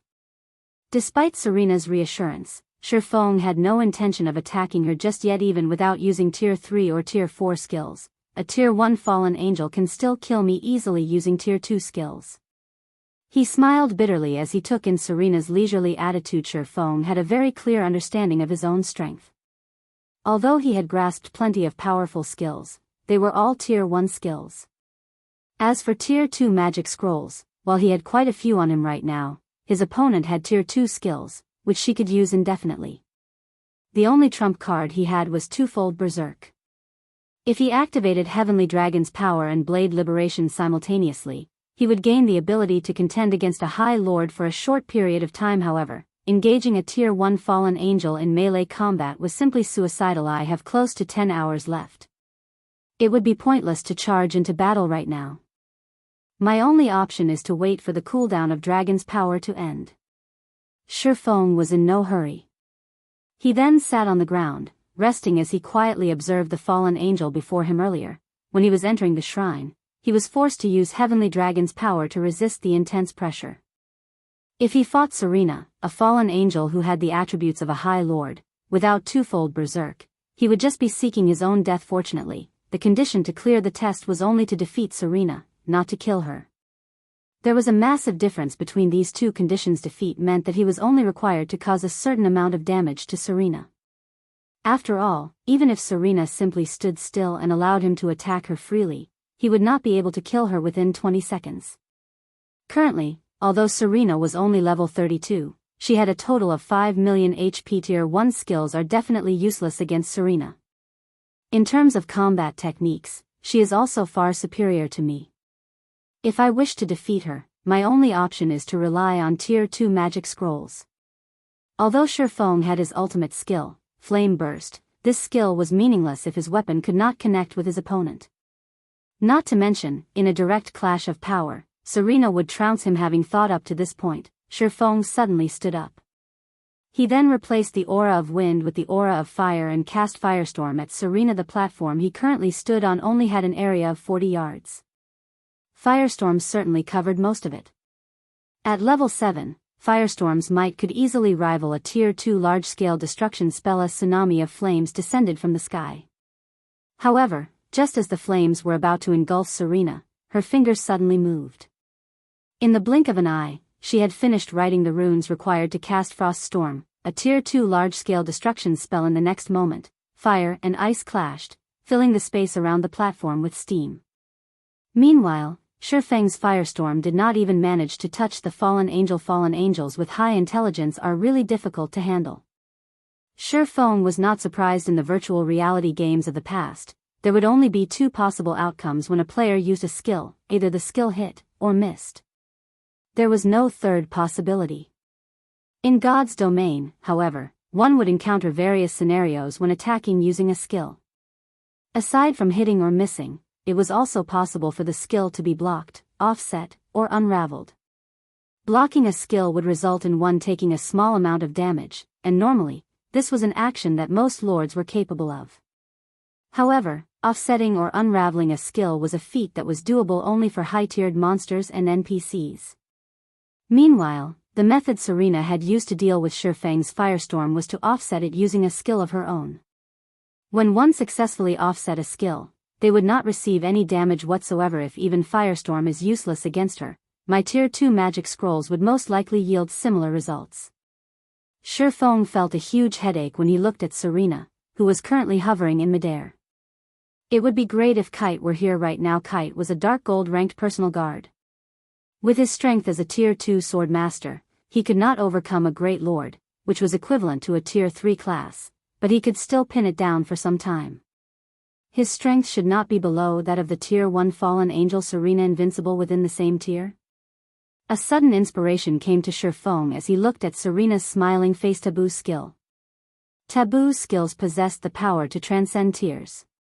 Meanwhile, although Serena's strength was currently suppressed to Tier 1, her frightening basic attributes and arsenal of Tier 2 skills made her invincible even against ordinary Tier 2 classes. However, if a Tier 2 player managed to grasp a Tier 2 Taboo skill, they would similarly become an invincible existence among other Tier 2 classes. Thank goodness I did not store Instant Strike inside my warehouse. As long as I manage to learn it, even if I cannot kill Serena, I still have a chance to defeat her. Shifeng's eyes glowed. Immediately, he retrieved the skill book of the Tier 2 Taboo skill from his bag and began poring over it carefully. After half an hour passed, Shifeng felt that he was ready if he wanted to learn the Tier 2 Taboo skill Instant Strike. The first way to do so was to collect 100 Thunder Crystals, which was obviously impossible.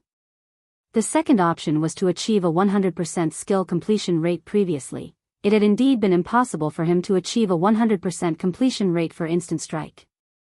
However, after the Abyssal Blade was upgraded, his compatibility with the magic weapon had increased significantly.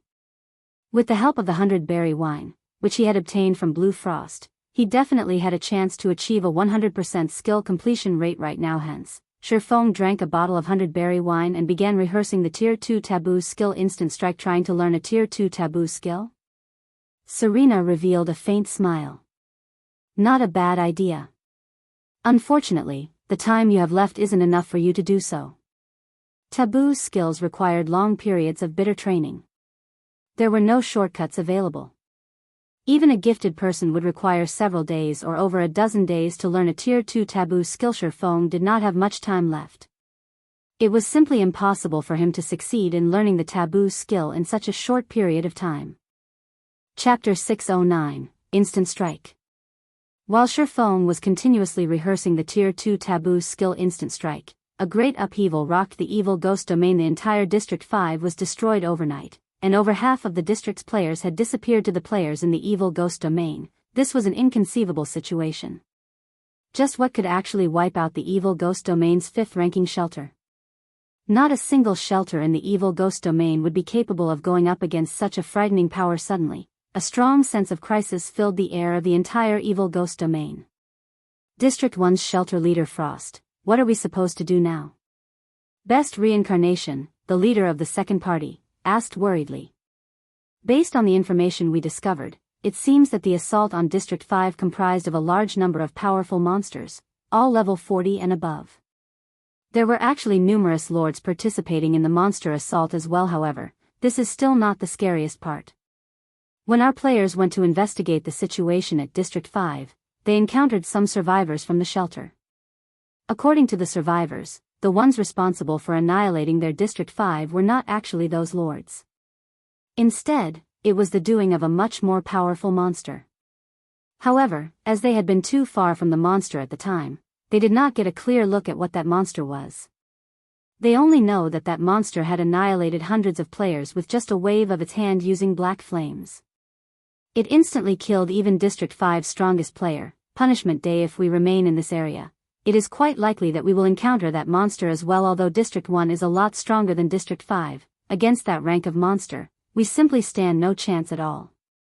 Everyone present fell silent at Best Reincarnation's words. The enemy that obliterated District 5 was just too terrifying. It had not been easy for them to raise their shelter to the rank it had today.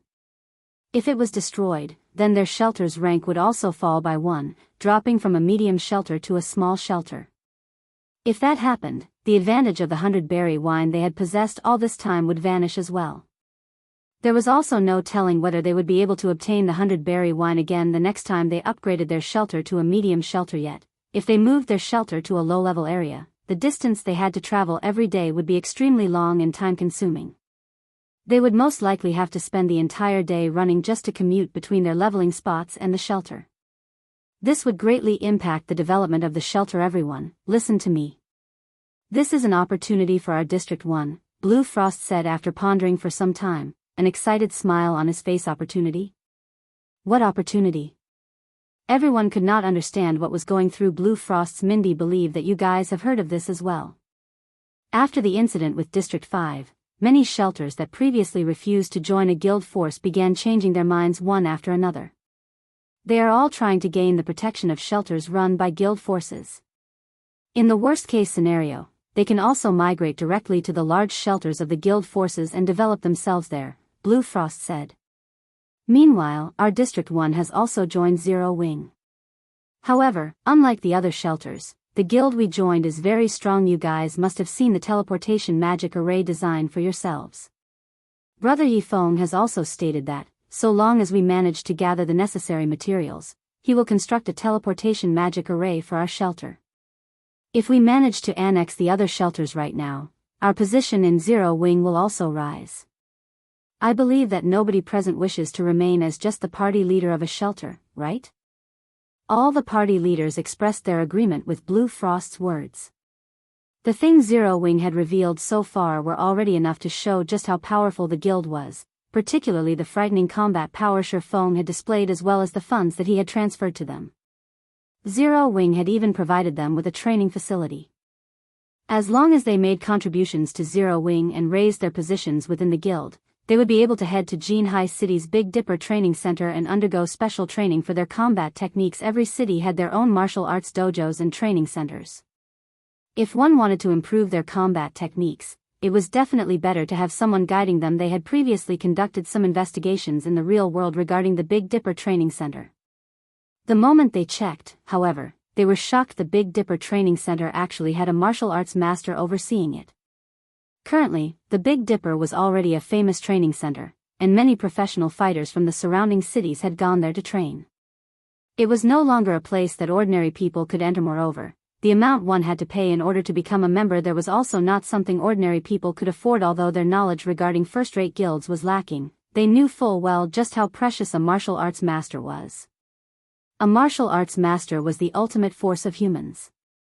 If they could receive pointers from a martial arts master, their combat techniques in God's domain would definitely improve by leaps and bounds. Meanwhile, Zero Wing would allow them to undergo special training directly at the Big Dipper. The guild's financial prowess and influence had thoroughly shattered their perception of ordinary gaming guilds. Although they had earned quite a lot of money from playing God's domain, they were still far from being able to afford establishments like the Big Dipper Training Center. If they could climb their way up to Zero Wing's upper management, they would not have to worry about earning enough to support themselves in the future. I am sure everyone clearly understands what a teleportation magic array represents. What we need to do now is annex the other shelters and obtain the materials required for the teleportation magic array as soon as possible.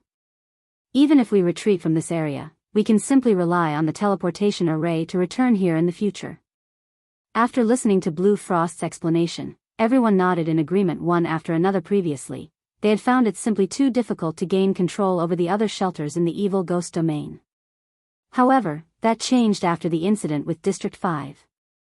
If they had a teleportation array, the amount of money and resources they could earn would be endless. Hence, the various party leaders began arranging workforces to collect the materials required for the teleportation magic array. At the same time, they also tried persuading the other shelters to subordinate themselves to District 1's shelter. That way, the members of these shelters would get to use the teleportation array of District 1. Inside the Darkness Shrine, Shifeng had already been rehearsing Instant Strike for 5 hours continuously. Now, after just 5 hours of practice, it was as if Shifeng was a veteran who had been practicing Instant Strike for many years. His movements when executing the Taboo skill were practically the same as the holographic video provided by the skill book. I'm still off by a little. Sure enough, a Tier 2 Taboo skill is not that easy to master. Although Shifeng had already given his all to trying to raise his completion rate, his best record was 95%. Right now, he could not increase it by even an additional %. Moreover, he had only managed to achieve this result because of the Abyssal Blade and the 100-berry wine. Otherwise, he would have taken several days to reach a 95% skill completion rate with Instant Strike. He did not have much time left to practice. Each bottle of 100-berry wine lasted only 1 hour, and he had just 3 more bottles on hand. They would not last him till the very end. Human, you should give up. The might of a Tier 2 Taboo skill is simply too immense. It is not that I am trying to look down on you. However, if you wish to grasp a Tier 2 Taboo skill, you will need another 10 days of hard work at the very least. Serena could discern Shifeng's current progress in a single glance. Presently, you have already grasped the motions of the Taboo skill completely. Unfortunately, your comprehension of the skill is lacking. With the remaining 5 hours you have, you would be fortunate to raise your completion rate by even just another 1%. Lacking comprehension? Shifeng thought so as well. It was just like when he had achieved a 101% completion rate with Chop. That feeling had gone by in a flash, and he could not grab hold of it even if he wanted to. Comprehension? Compatibility? Does the comprehension Serena is speaking of refer to compatibility? Shifeng did not give it too much thought. He did not have much time left, not enough to wait out the 10-day cooldown to challenge the World Summit again. He then took out all the 100-berry wine in his bag and consumed all 3 bottles in rapid succession. Even with Shifeng's willpower and mental power, he still grew dizzy. The 100-berry wine was just like the black steel beer. The more one drank, the better the effect. Correspondingly, however, the side effects also grew stronger. It was best if players drank just 1 bottle at a time to maintain a clear mind, as players could steadily improve their completion rates and look for any shortcomings in their movements throughout the beverage's effective duration. Consuming too many bottles at once could result in players losing themselves to the alcohol. Now, Shifeng downed 3 bottles in one go. His compatibility rate instantly soared. This feeling is really great at this moment. Shifeng felt as if he had become one with his sword. When he drew the abyssal blade and executed instant strike, each and every one of his movements felt light and natural. There was no excess power in any of his actions at all. Then, Shifeng's initially smooth movements suddenly changed. The afterimages of the abyssal blade, which were originally created due to Shifeng's overly fast speed, suddenly vanished. The abyssal blade in Shifeng's hand also became clear and visible. In the next moment, faint blue electric arcs manifested around Shifeng's body, filling the air with crackling sounds. The places these electric arcs touched also charged. System, instant strike skill completion rate 100%. Chapter 610, Higher Realm. Arcs of electricity continuously sparked around Shifeng. Although the electric arcs were tiny, the destructive power they contained was practically equivalent to a Tier 2 lightning spell. He actually succeeded. A shocked expression appeared on Serena's beautiful face. Learning a taboo skill was an enormous challenge. It was the same for both players and NPCs with high intelligence. In order to learn a taboo skill, one had to go through long periods of arduous training as well as achieve a certain degree of comprehension regarding the taboo skill. Serena wasn't the only one who was shocked by this result. Even Shifeng himself was quite shocked. It was extremely difficult for a Tier 1 class to learn a Tier 1 taboo skill, not to mention a Tier 2 taboo skill. Moreover, instant strike's requirements were exceedingly high. Even for a Tier 2 taboo skill, achieving 100% completion rate on a taboo skill was a feat Shifeng had never managed. Despite having been a Tier 3 Sword King in the past in this life, however, he had actually done so while he was still a Tier 1 class. This was simply a dream. 99 more times to go. I need to hurry up. Although Shifeng was currently somewhat drunk, he was still able to maintain a relatively clear consciousness. To make sure he did not forget the feeling from before, he hurriedly continued with his rehearsal. Unfortunately, none of his next 3 tries managed to achieve a 100% completion rate at all. The highest he reached was 97%. He had only managed to achieve the 100% completion rate before due to luck.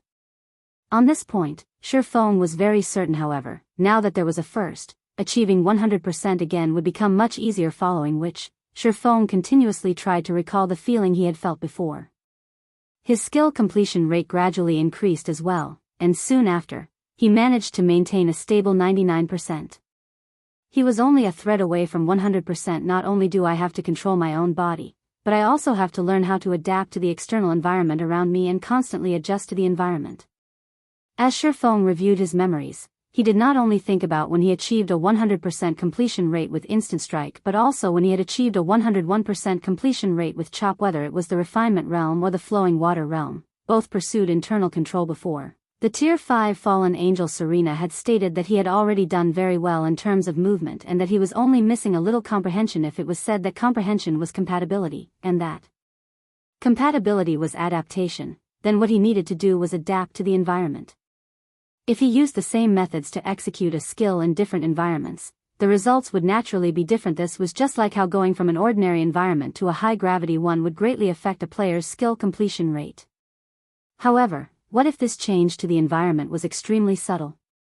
It was highly possible that ignoring this minor change was the reason why players would never able to achieve a 100% skill completion rate, regardless of how perfect their movements were. Just as Shifeng continued drawing his sword and adapting to the surrounding air flow, the friction between his sword and the air suddenly generated a small spark. This small spark immediately attracted countless arcs of electricity to circle around Shifeng's body system. Instant strike skill completion rate 100%. Sure enough, the progression in control goes from internal to external. Is this what the higher realm feels like? Shifeng finally discovered the direction he needed to take to advance with a clear direction in mind. Shifeng no longer focused his concentration on his own body but instead shifted it towards his environment. As Shifeng grew increasingly familiar with his surroundings, the 100% skill completion rate of instant strike grew more frequent as well. Currently, Shifeng was achieving a 100% skill completion rate about once every 4 times he executed instant strike. Moreover, during the process of swinging his sword, Shifeng was also constantly making minor adjustments to better adapt his movements to the external environment. After training for another half an hour, Shifeng's improvement was undeniable. He was able to achieve a 100% skill completion rate practically every other time he executed instant strike. Before an hour had even passed since drinking the 3 bottles of 100-berry wine, he had already executed 100 instant strikes with a 100% completion rate. After Shifeng completed an instant strike that achieved a 100% completion rate for the 100th time, electricity purified his entire body, his skin becoming glossier and the muscles all over his body growing denser and more powerful. System, you have learned instant strike. Obtained basic lightning physique. Why does my body feel a lot lighter? Shifeng was greatly shocked when he saw the faint blue electric arcs coursing around his body. Carefully feeling out the changes to his own body, he exclaimed, "This lightning physique really is mysterious. The gravity my body is under should still be 3G. Yet, the effect the increased gravity has on my body has clearly decreased significantly even though none of my attributes have changed. Right now, the effect feels like the equivalent to a gravity of 1.5G. After the 3rd evolution of God's domain, the gravitational system had impacted the combat power of players significantly. Meanwhile, now that Shifeng's body had undergone such changes, it would become much easier for him to adapt to his environment. The current state he was in was similar to being under the effects of the 100-berry wine. Although the lightning physique's effects were very much inferior to the 100-berry wines, the fact that it was always active was a huge advantage. This instant strike is simply fantastic. It is actually able to improve a player's physique as well. No wonder it was so difficult to learn. In the past, Shifeng had heard of some taboo skills in God's domain that when successfully learned, would provide players with additional rewards. However, these taboo skills were usually high-tiered ones. He never expected that the Tier 2 instant strike was one such taboo skill. Physique was a kind of hidden attribute in God's domain. If a player's attributes reached a certain level, they would be able to trigger an extraordinary physique, allowing them to carry out feats that were definitely impossible in the real world.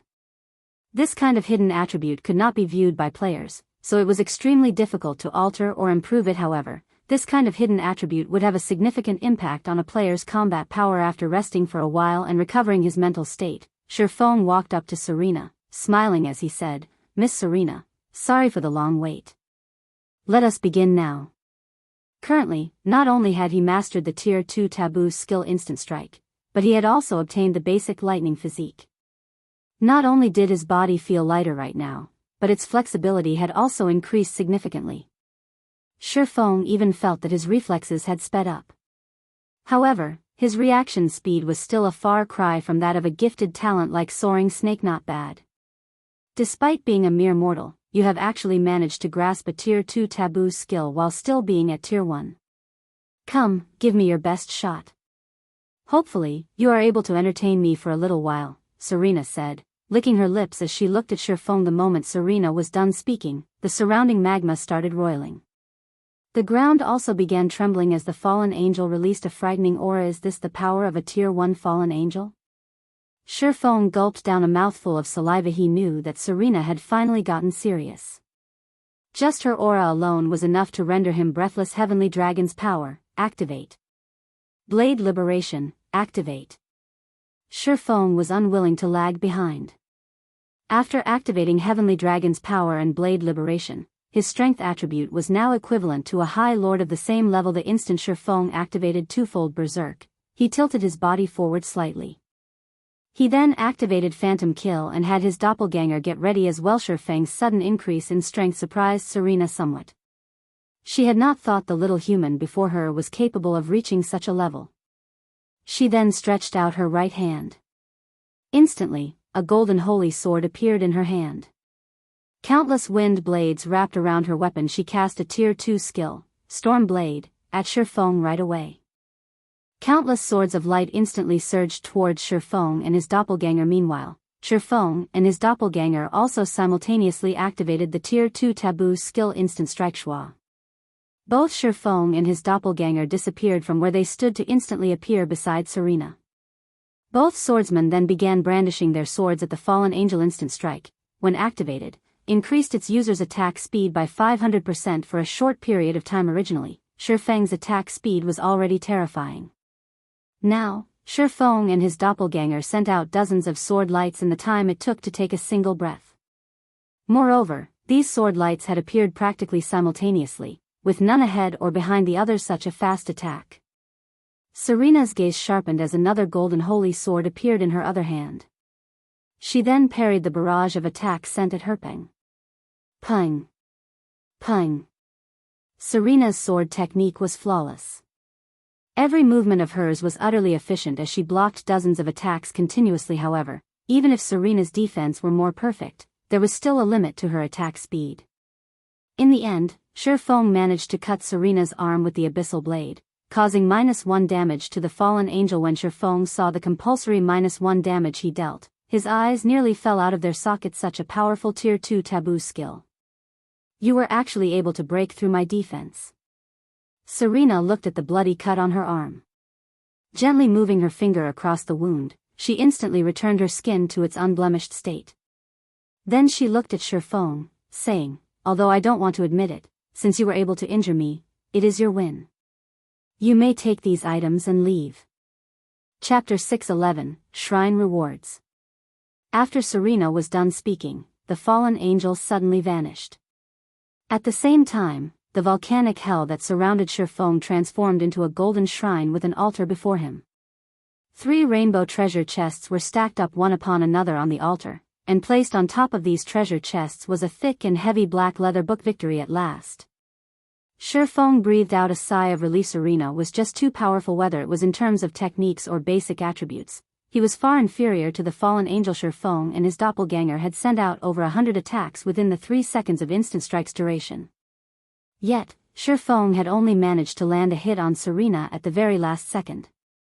The fallen angel's strength was simply terrifying. Most likely, even Kite would not be a match for Serena, who had suppressed her strength to Tier 1. If Serena had suppressed her strength to Tier 2 instead of Tier 1, he would not have stood a chance against her at all. Although Shifeng had only managed to get through the test after immense difficulty, his harvest was similarly huge. During his 3 seconds of frantic attacking, Shifeng had thoroughly experienced Serena's perfect sword defense technique firsthand. He had seen for himself the sword technique of an NPC standing at the peak of God's domain.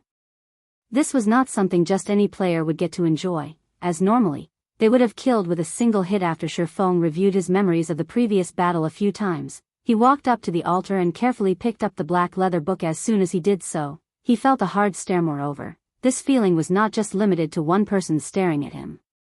Instead, he felt the gazes of a vast number of people. Every one of these gazes felt cold and violent.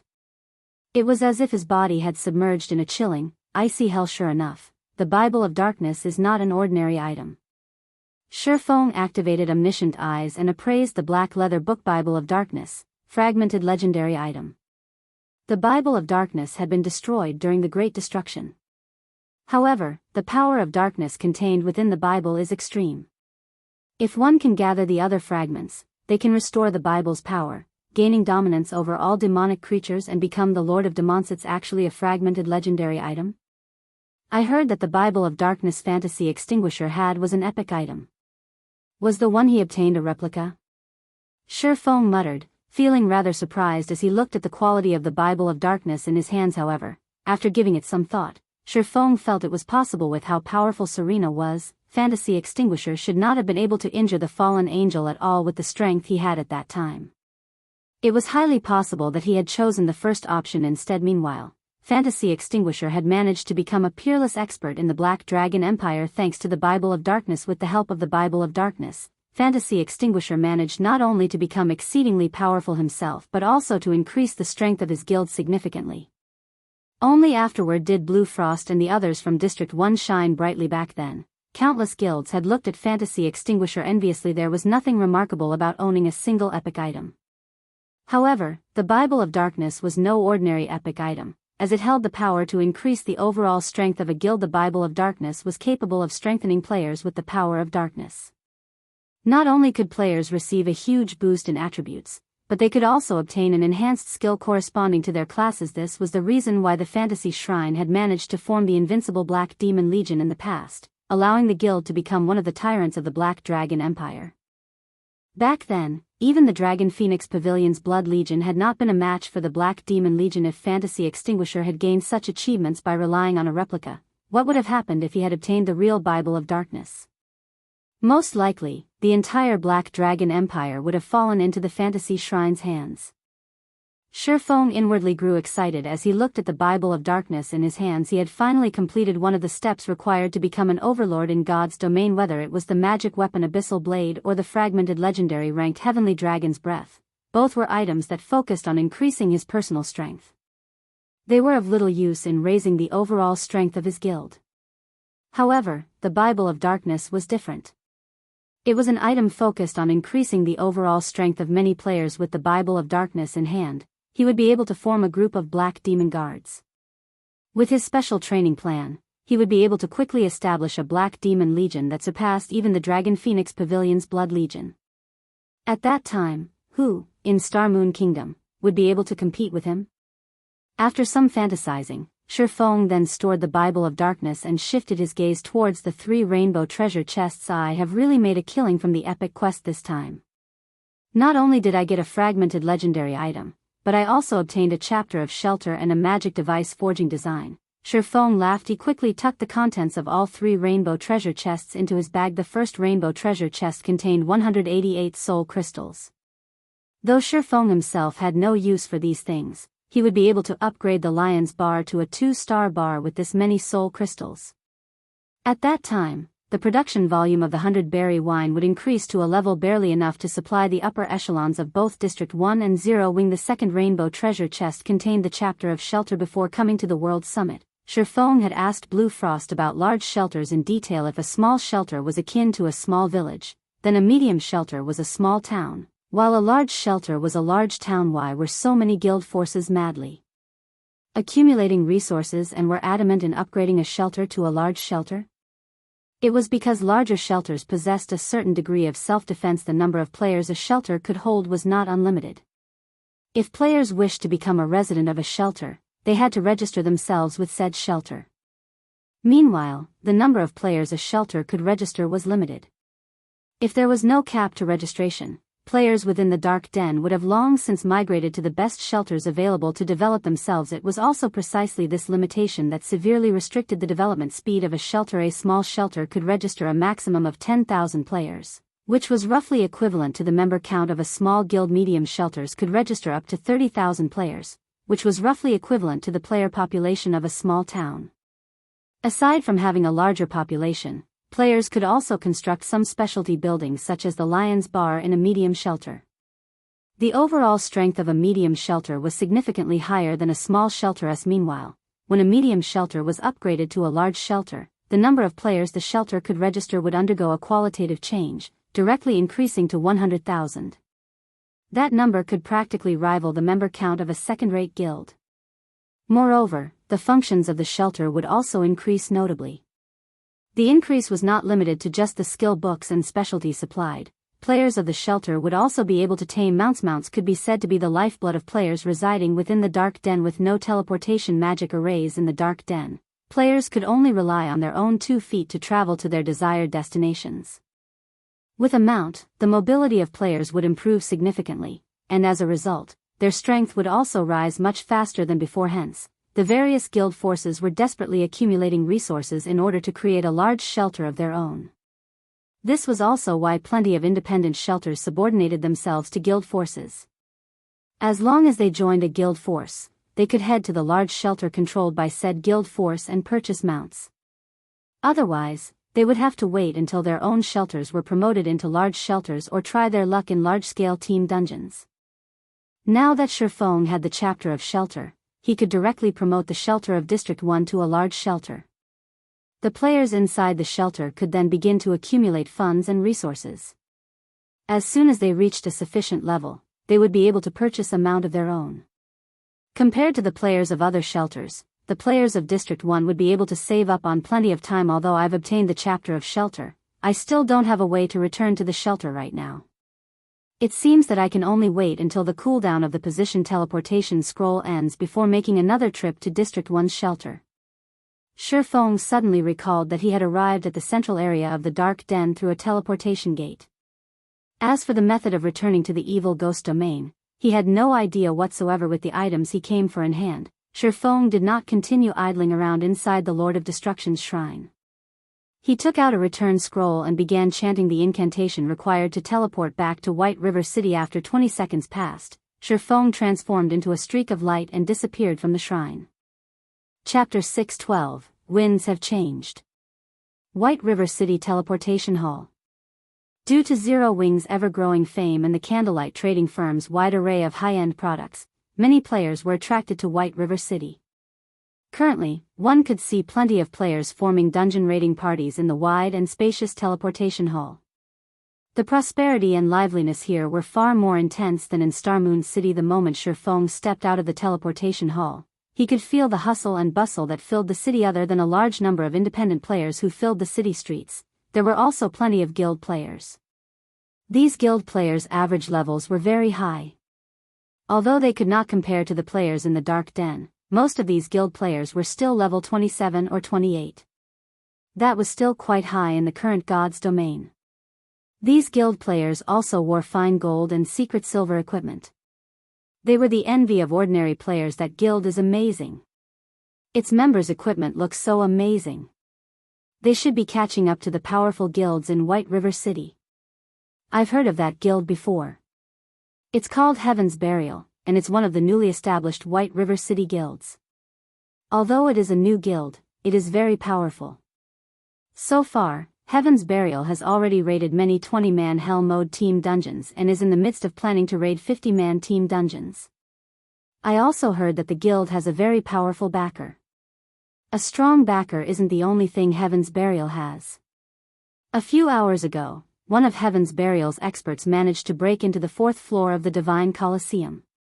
It is the 10th guild in White River City to set foot on the Divine Colosseum's 4th floor. I've been to the newly launched Divine Colosseum as well and paid 1 magic crystal to challenge it. The challenges are insanely difficult. I only managed to reach the 2nd floor after exhausting myself. And I died the moment I set foot on the 2nd floor. In the end, I only got 1 silver as a reward. It was a serious loss. Heaven's Burial is amazing.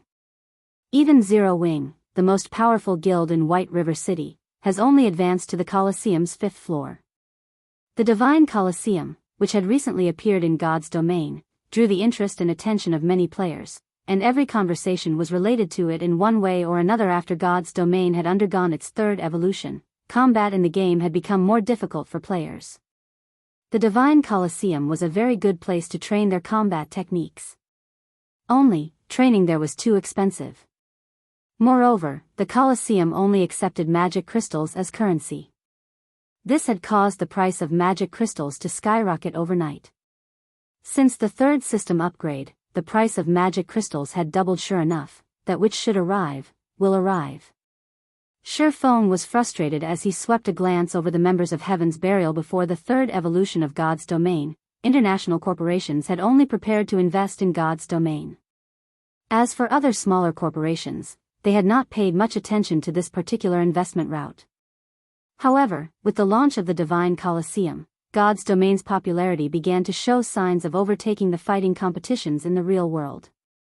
This situation drove corporations, both big and small, around the world towards the game.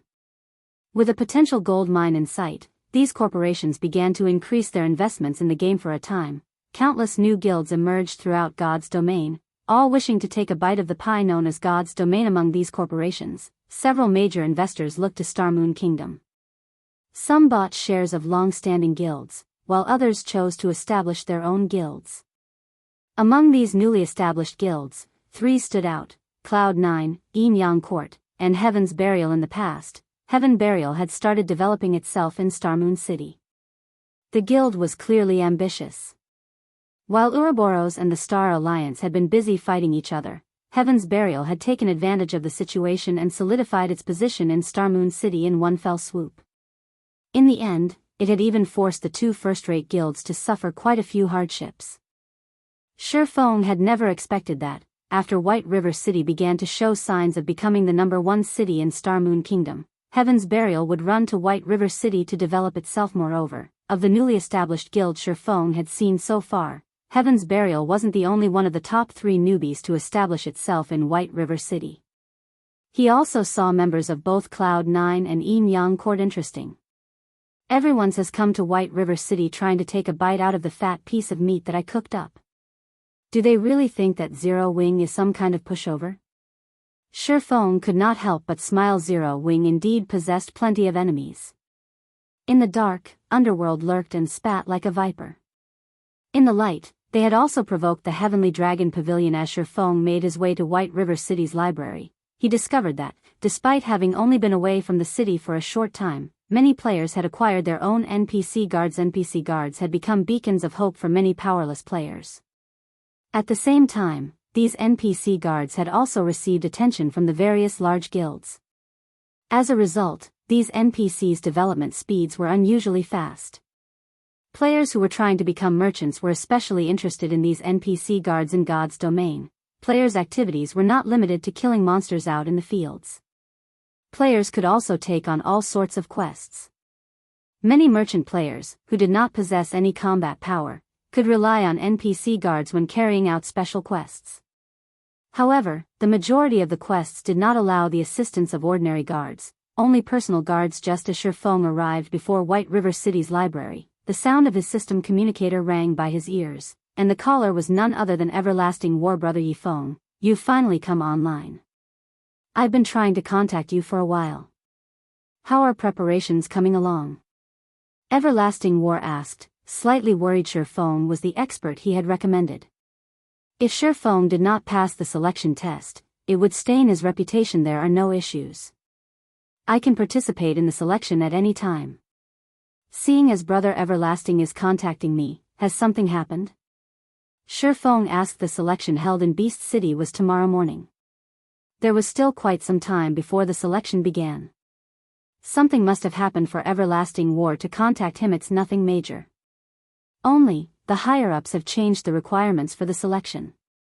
Now, after you pass the selection, you are required to sign a contract and become a member of the company if you join the battle team. Of course, you will receive far more benefits as well. For example, you will be entitled to 5% of the wagers made on the matches you win, Everlasting War explained. If Brother Yifeng joins the battle team, with your strength, you will easily make more than a dozen times the credits the guild leader of a first-rate guild would normally earn. Once the battle team becomes famous, your status in the world will become even greater than any leader of a first-rate guild. What do you think, Brother Yifeng? Everlasting War and his group did not particularly care about signing the new contract as they had originally been employees of the company. However, Shifeng was different. He was affiliated with Zero Wing. Moreover, he was one of Zero Wing's core members. He had definitely signed a contract with the guild. If he joined the battle team, unless the company allowed it, he would not be able to be part of any guilds in the future. To put it bluntly, the company was restricting the freedom of the team members instead of cooperating with them. Of course, if Brother Yifeng is selected to become one of the members of the battle team, the company will take full responsibility of the breach of agreement with your guild. Brother Yifeng can rest assured on this. Everlasting War was very confident in Shifeng's strength, and he desperately hoped that Shifeng would join their battle team. In his opinion, what did a guild in a virtual reality game amount to? How could it possibly hope to match up against an international corporation? Chapter 613, Peak of Starmoon. The benefits Everlasting War had mentioned were quite tempting. The Dark Arena was a place where the various international corporations around the world could secretly compete. The resources and funding involved were on an entirely different level than ordinary arenas. Even just 5% of the gambling rewards was sufficient to make someone a tycoon overnight. Moreover, as one's battle record in the Dark Arena grew, the bets on their matches also increased. The income one could potentially earn through the Dark Arena could even tempt international fighters. To virtual reality gaming experts, that was an astronomical number. However, that was only the tip of the iceberg based on what information Shifeng had. In the past, any players who signed a contract with a battle team held extraordinary positions in the corporation that owned the team.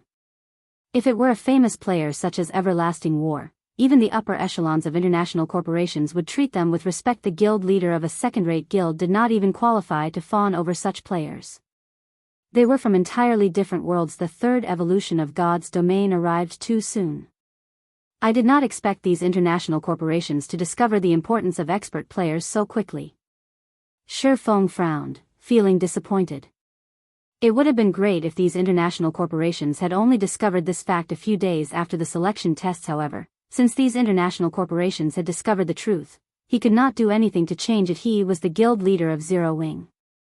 Moreover, in this life, he had sworn that he would not be controlled by others ever again. Brother Everlasting, since the higher-ups have made this decision, you will have to forgive me for not participating in the selection. Shifeng directly refused. Although he could no doubt earn a lot of money, fame, and status in the dark arena, in the era of God's domain, a player could similarly obtain all of these things so long as they had the ability. Since he could not earn a large sum of credits through the dark arena, he just had to look for some other way. As a reincarnator, he did not believe that he could not earn credits from other avenues. Particularly, from his trip to the Dark Den, he had obtained the teleportation magic array design and magic device forging design.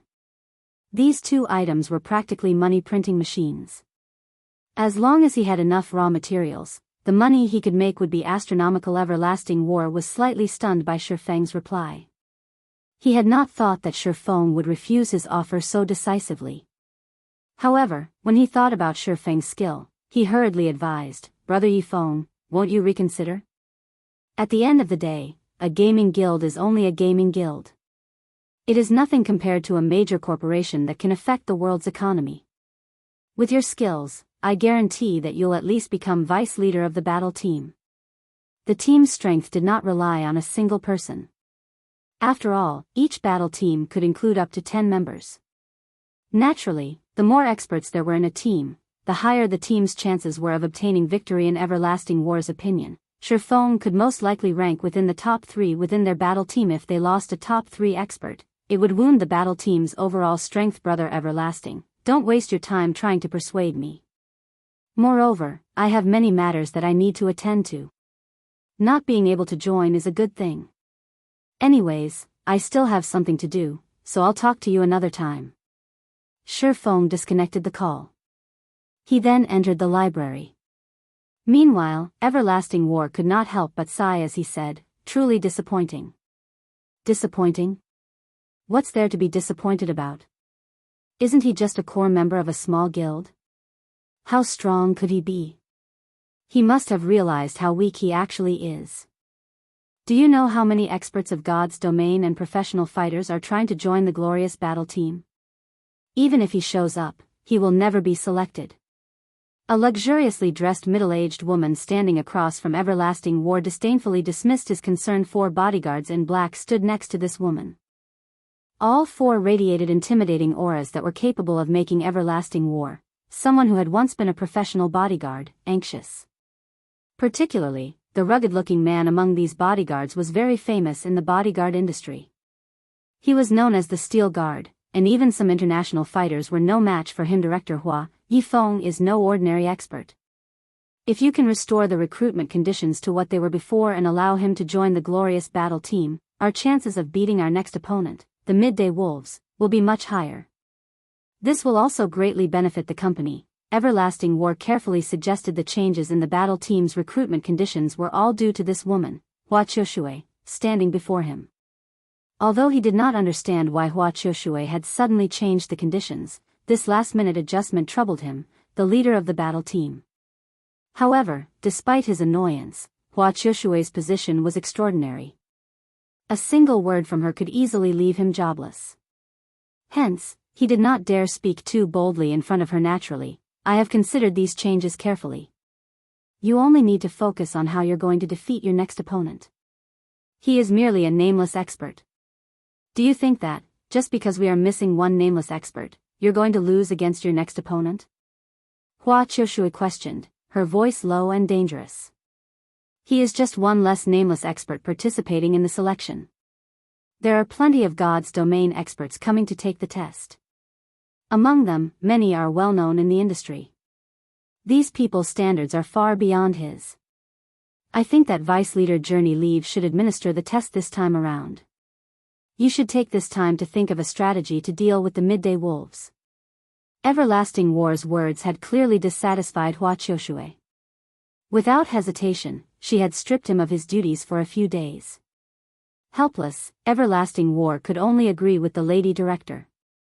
Inside White River City's library. After entering the library, Shifeng headed towards the building's top floor. 2 Level 180 Tier 2 White Robe Knights stood by the doors. Normally, ordinary players would not dare approach the Star Moon Hall. However, Shifeng had long since become a frequent visitor of this place. Without hesitation, he walked past the knights and opened the doors to the hall. Charlene, who sat beside a table, looked at Shifeng, mildly stating, "You're here." Hearing Charlene's intimate greeting, Shifeng could not help but tense up. Crap. I forgot to store the coins in my bag. Seeing Charlene's intimate smile, Shifeng suddenly thought of the precious coins he had in his bag. This reaction was practically instinctual now. Although Charlene was an NPC, she seemed more realistic than a real person. Though she always appeared friendly, her actions said otherwise. If not for a few tricks he hid up his sleeves, she would have bankrupted him long ago. Ha ha ha. Come over here, let me see what you've brought this time. Charlene waved her hand at Shifeng. Suddenly, a huge force tugged at Shifeng's body, sending him flying towards Charlene. Shifeng was shocked at this sudden development. After not meeting for some time, Charlene's strength had increased once more. Charlene, who had been a Tier 4 Great Divine official, had now become a level 200 Tier 5 Red official. At this point, Charlene was many times stronger than Weissman, White River City's magistrate. She stood at the peak of Star Moon Kingdom. Although Shifeng had long since known that Charlene was not an ordinary NPC and that her strength would increase significantly every time they met, her improvement speed was simply mind-blowing. Even he, someone who had played God's domain for more than a decade, found it astonishing. Just who is Charlene? Questions filled Shifeng's heart. Chapter 614, Demon Gate. Just as Shifeng pondered Charlene's identity, a hint of shock surfaced in the red official's golden eyes. You have actually obtained it. Charlene could not help but reevaluate her opinion of Shifeng. And here I thought you would bring me a replica to help you solve your problem. Hearing this, surprise appeared on Shifeng's face. He had only discovered the truth about the replica from the fallen angel Serena. He had not expected Charlene to know about it as well. Charlene could see the question floating in Shifeng's mind. Smiling, she explained, "The Bible of Darkness is not an ordinary item. The Lord of Destruction crafted this item, and it is a treasure used to gain dominance over all demonic creatures. Even though the Bible has been destroyed, it still holds boundless power. There are countless powerhouses who wish to obtain it. In the past, plenty of strong people tried going to the Dark Den to obtain the Bible of Darkness. In the end, however, they only managed to return with replicas. Even so, a replica of the Bible of Darkness still possesses a certain degree of power. There are no problems with using it to solve your great demon problem. Only, at the end of the day, a replica is still a replica. While it might be useful to a weak little adventurer like you, to high-tiered powerhouses, it is hardly worth anything. It is no wonder why Fantasy Extinguisher stopped using the Bible of Darkness after he became a Tier 4 class." Shifeng came to a realization after listening to Charlene's explanation. In the past, Fantasy Extinguisher had made a name for himself by relying on the Bible of Darkness and had even enabled the Fantasy Shrine to overwhelm the Dragon Phoenix Pavilion's guild branch. However, after Fantasy Extinguisher became a Tier 4 Spirit Emperor, he stopped using the Bible of Darkness. Back then, everyone had thought that Fantasy Extinguisher had dropped the Bible of Darkness and lost it after someone had killed him. Epic items, particularly special epic items like the Bible of Darkness, an item that would take effect even when inside a player's bag, would not lose its worth with the passing of time. Even a Tier 5 expert could continue to use it. After all, fragmented legendary and legendary items were simply too rare. Even Tier 6 God-ranked players would not necessarily own such items. Owning a unique epic item was still quite impressive. As Shifeng re-examined the situation, he realized that it was highly possible that the replica of the Bible of Darkness could only display its worth up until Tier 3. If it were not helpful to Tier 4 classes, fantasy extinguisher would not have continued to use it. Take it out, then, Charlene said softly. Her eyes smiling. Sherfong carefully retrieved the Bible of Darkness from his bag and placed it on the table beside him. Sure enough, it's the real deal. You really are quite the capable fellow. Do you know just how many powerhouses are trying to retrieve the Bible of Darkness? In the end, everyone only returns with a replica. If they knew that a little fellow like you had the real thing, they would most likely go crazy from anger. Charlene nodded, smiling as she scrutinized the Bible of Darkness. She then continued, since you brought me the genuine article, I'll give you two options. The first option is free of charge. For this option, you'll be able to solve the problem of the great demon descending on you. The second option will cost you 1,500 gold and 100 soul crystals. For this option, you can be done once and for all, destroying the great demon that targets you. Sure enough. Sherfong could not help but send Charlene a contemptuous gaze.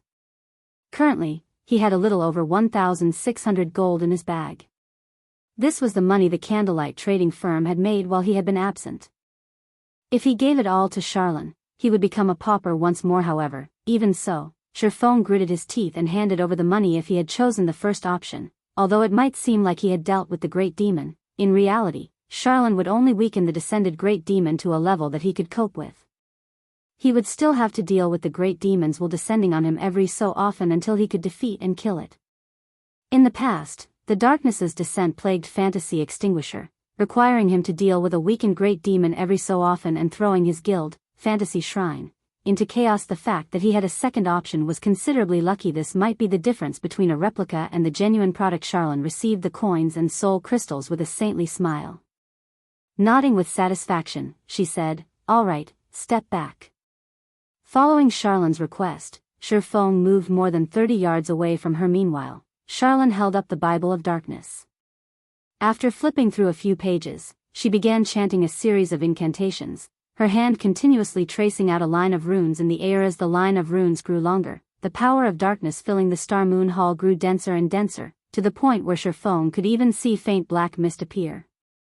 This black mist desperately gathered in front of Charlene, forming a fourfold magic array. The surrounding space began to blur as well. The powerful mana was even capable of suppressing the space within the hall. This mana is simply too powerful. I can't move at all. Sherfong was shocked as he stared at the fourfold magic array suspended in midair. A magic array was actually capable of forming its own space. Chances were that only Tier 5 existences like Charlene were capable of forming such an array. After Charlene finished writing the runes, she casually scattered the 100 soul crystals before her. Immediately, all 100 soul crystals transformed into gray smoke. This gray smoke then formed a pair of silvery gray gates. There were countless images of demons engraved on these ancient gates, and every one of these demons was quite famous throughout God's domain.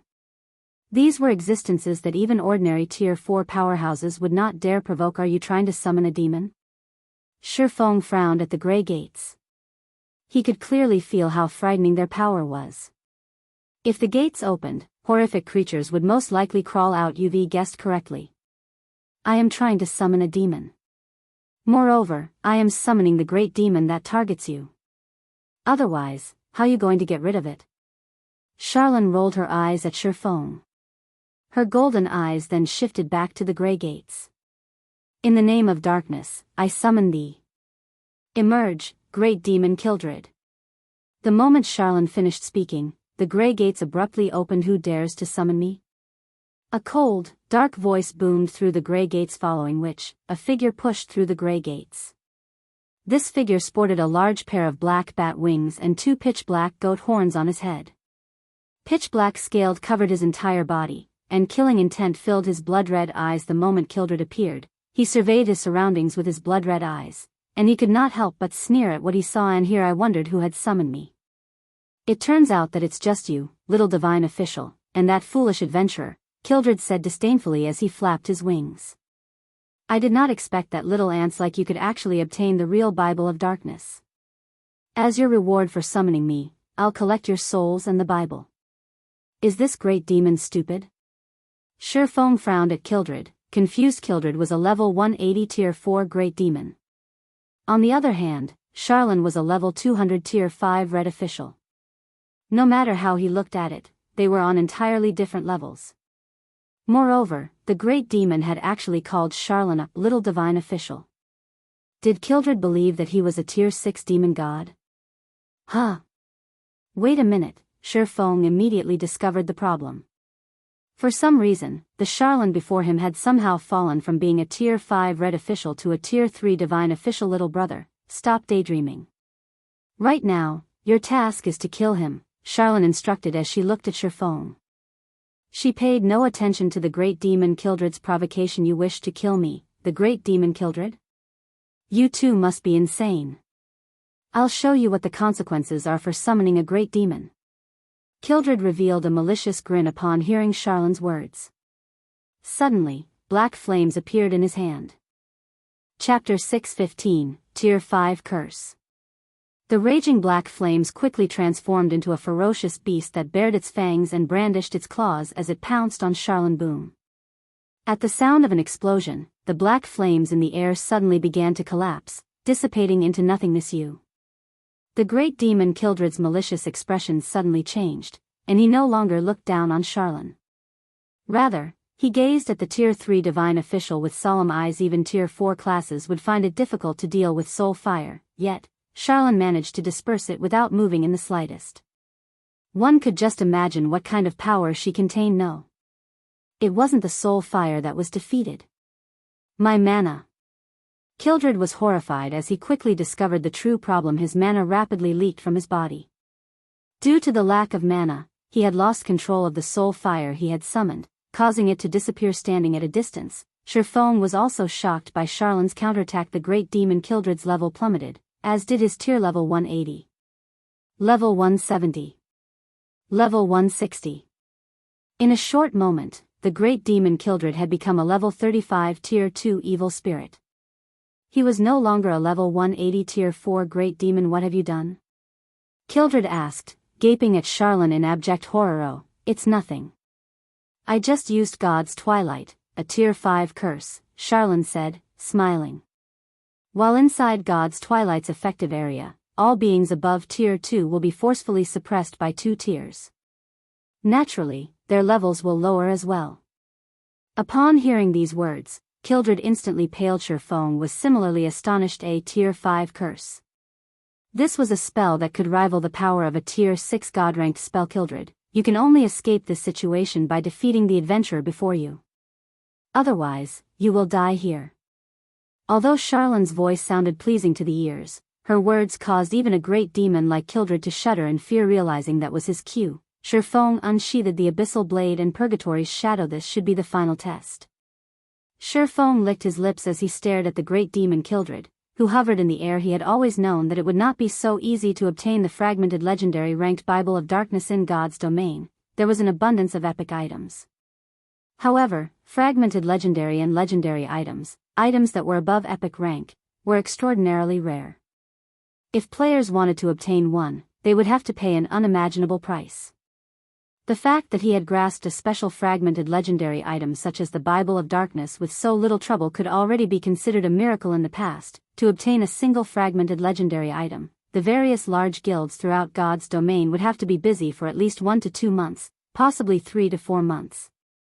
Unless one were extremely lucky and encountered special locations such as the Star River Valley, they would have to rely on quests to obtain a fragmented legendary item. Little ant, a tier 1 swordsman like you dares to draw your sword against me, the great demon Kildred? You are indeed courageous. However, just because I have been suppressed to tier 2, you think you have a chance of defeating me? Kildred laughed angrily as he felt the sting of a deep wound to his pride. How will I know if I don't try? Shifeng laughed. He then approached the great demon one step at a time. Kildred, evil spirit great demon. Level 35. HP 1000000/1000000. A tier 2 evil spirit was the equivalent of a lord-ranked monster. However, due to Kildred's intelligence, his combat power was definitely much higher than an ordinary lord. His HP, though lower than an ordinary lord, was also much higher than a player's. As Shifeng approached Kildred gradually, he suddenly discovered something fortunate while he was under the effects of God's twilight. All of his skills cooldowns had not only been refreshed, but they had also been reduced by half. It seems my test this time is to defeat a tier 2 evil spirit. While at my peak, Shifeng had initially been worried that he would not be able to use blade liberation. Now, however, it seemed that his worries were for naught. Die, the great demon Kildred roared. Suddenly, a black spear appeared in his hand. He then swooped down and jabbed the spear towards Shifeng in rapid succession. In the next moment, streaks of black light rained down on the swordsman tier 2 skill, Black Rain Annihilation. Shifeng did not dare to hold back. Immediately, he activated Heavenly Dragon's power and blade liberation. He then used the Aura of Wind's activatable skill, Wind Rider, and leaped into the air with a 280% increase to his movement speed. Shifeng's speed could rival that of a great lord. Very easily, he escaped the effective area of Black Rain Annihilation. Moreover, due to his ability to fly, he had no need to fear the great demon Kildred's ranged attacks from the air. After avoiding Kildred's Black Rain Annihilation, Shifeng proceeded to activate the Ice Blue Devil Flame, Phantom Kill, Nine Dragons Slash, Black Emperor, and Purgatory Power, instantly pushing his combat power to its peak. Immediately, both sides began a fierce and deadly dance with Wind Rider active. Shifeng held an absolute advantage in terms of speed. As a result, he was able to dodge all the great demon's attacks easily. Kildred could not even make contact with Shifeng's body. On the other hand, sword lights bombarded on the scales covering Kildred's body, easily penetrating the great demon's armor. Chop. 25, 641 Thunder Flame Explosion. 47, 156 Thundering Flash. Minus 14,527, minus 18,546, 24, 716. Every skill Shifeng executed had a completion rate of 95% or above, allowing his skill's effect to increase significantly. The great demon Kildred's 1 million HP decreased at a rate visible to the naked eye. After a measly 5 seconds, the great demon only had 70% of his HP remaining. However, Shifeng suddenly discovered that, as he relentlessly attacked the great demon, his opponent's strength and speed began to rise. Originally, when he had activated twofold Berserk, his strength should have rivaled even a high lord of the same level and overwhelmed the great demon Kildred. After a short period of intense battle, however, Kildred's strength was already equal to his. The great demon's speed also quickly caught up. This can't continue. Although I don't know whether he is growing stronger due to the length of battle increasing or his HP decreasing, I need to finish him off as soon as possible. Shifeng used Flame Burst. Suddenly, 2 miniature suns appeared and illuminated the Star Moon Hall. 24 consecutive strikes. Both Shifeng and his doppelganger used Flame Burst at the same time. 24 sword lights cut across the space of the hall, striking the great demon Kildred. Every sword light from Shifeng dealt over minus 20,000 damage to the great demon. His doppelganger caused over minus 10,000 damage with each attack as well. When critical hits were achieved, the damage of the attacks doubled. When the attacks ended, the great demon Kildred suffered a total damage of over 500,000. This. Shifeng was stupefied when he saw the great demon that he had attacked. At this moment, the great demon Kildred had only 40% of his HP remaining. Meanwhile, a faint, black light radiated from Kildred's body. Tier 2 skill, Dark Shield. It was a spell that could absorb a relatively large amount of damage. Damn it. Shifeng frowned. Flame Burst was his ultimate skill. Yet, the great demon had actually managed to negate a portion of its damage. Currently, the great demon Kildred had grown more formidable after the attack. Meanwhile, there were less than 10 seconds left on Blade Liberation's duration. Ha ha ha. My strength has completely surpassed yours now. Die, human. Kildred snorted. He then threw his spear at Shifeng. Kildred's spear was extremely fast, and even Shifeng only barely managed to block it with his swordspang. Shifeng was immediately struck down from the air, his body colliding heavily with the floor and shattering it. A damage of close to minus 1,100 points appeared above his head. This was the damage he received after blocking the great demon's attack. If he had failed to block the attack, he would have lost far more than a little over 1,000 HP. However, the great demon Kildred was not finished. Suddenly, Kildred split into 2 copies of himself. These 2 Kildreds looked exactly the same, and their attributes were equally frightening. In the next moment, one Kildred charged at Shifeng's doppelganger while the other charged at Shifeng. Chapter 616, Promotion to Count. Two identical great demon Kildreds attacked Shifeng, and his doppelganger Shifeng, who had been at a disadvantage in terms of strength, had no choice but to dodge the great demon's attacks. Although Shifeng had entered the flowing water realm and could predict the trajectories of Kildred's attacks, the great demon's spear was like a venomous snake that consistently sent fatal blows towards his blind spots if any other player stood in his place. Not to mention dodging, even blocking the attacks, would be difficult. Facing the unavoidable attacks, Shifeng had no choice but to block with his swords. However, the great demon Kildred's strength was simply too intense. Each of his attacks managed to push Shifeng back by several steps and inflict slightly more than -1000 damage. Fortunately, Heavenly Dragon's power had increased Shifeng's defense and HP by 300%. With over 30,000 HP, Shifeng could endure the great demon's assault for quite some time. Only Shifeng's twofold berserk state could only last for 20 seconds. Once these 20 seconds were over, he would enter a weakened state and would lose all power to resist the great demon. A short moment later, the other great demon Kildred defeated Shifeng's doppelganger. Ha. Human, you are quite amazing.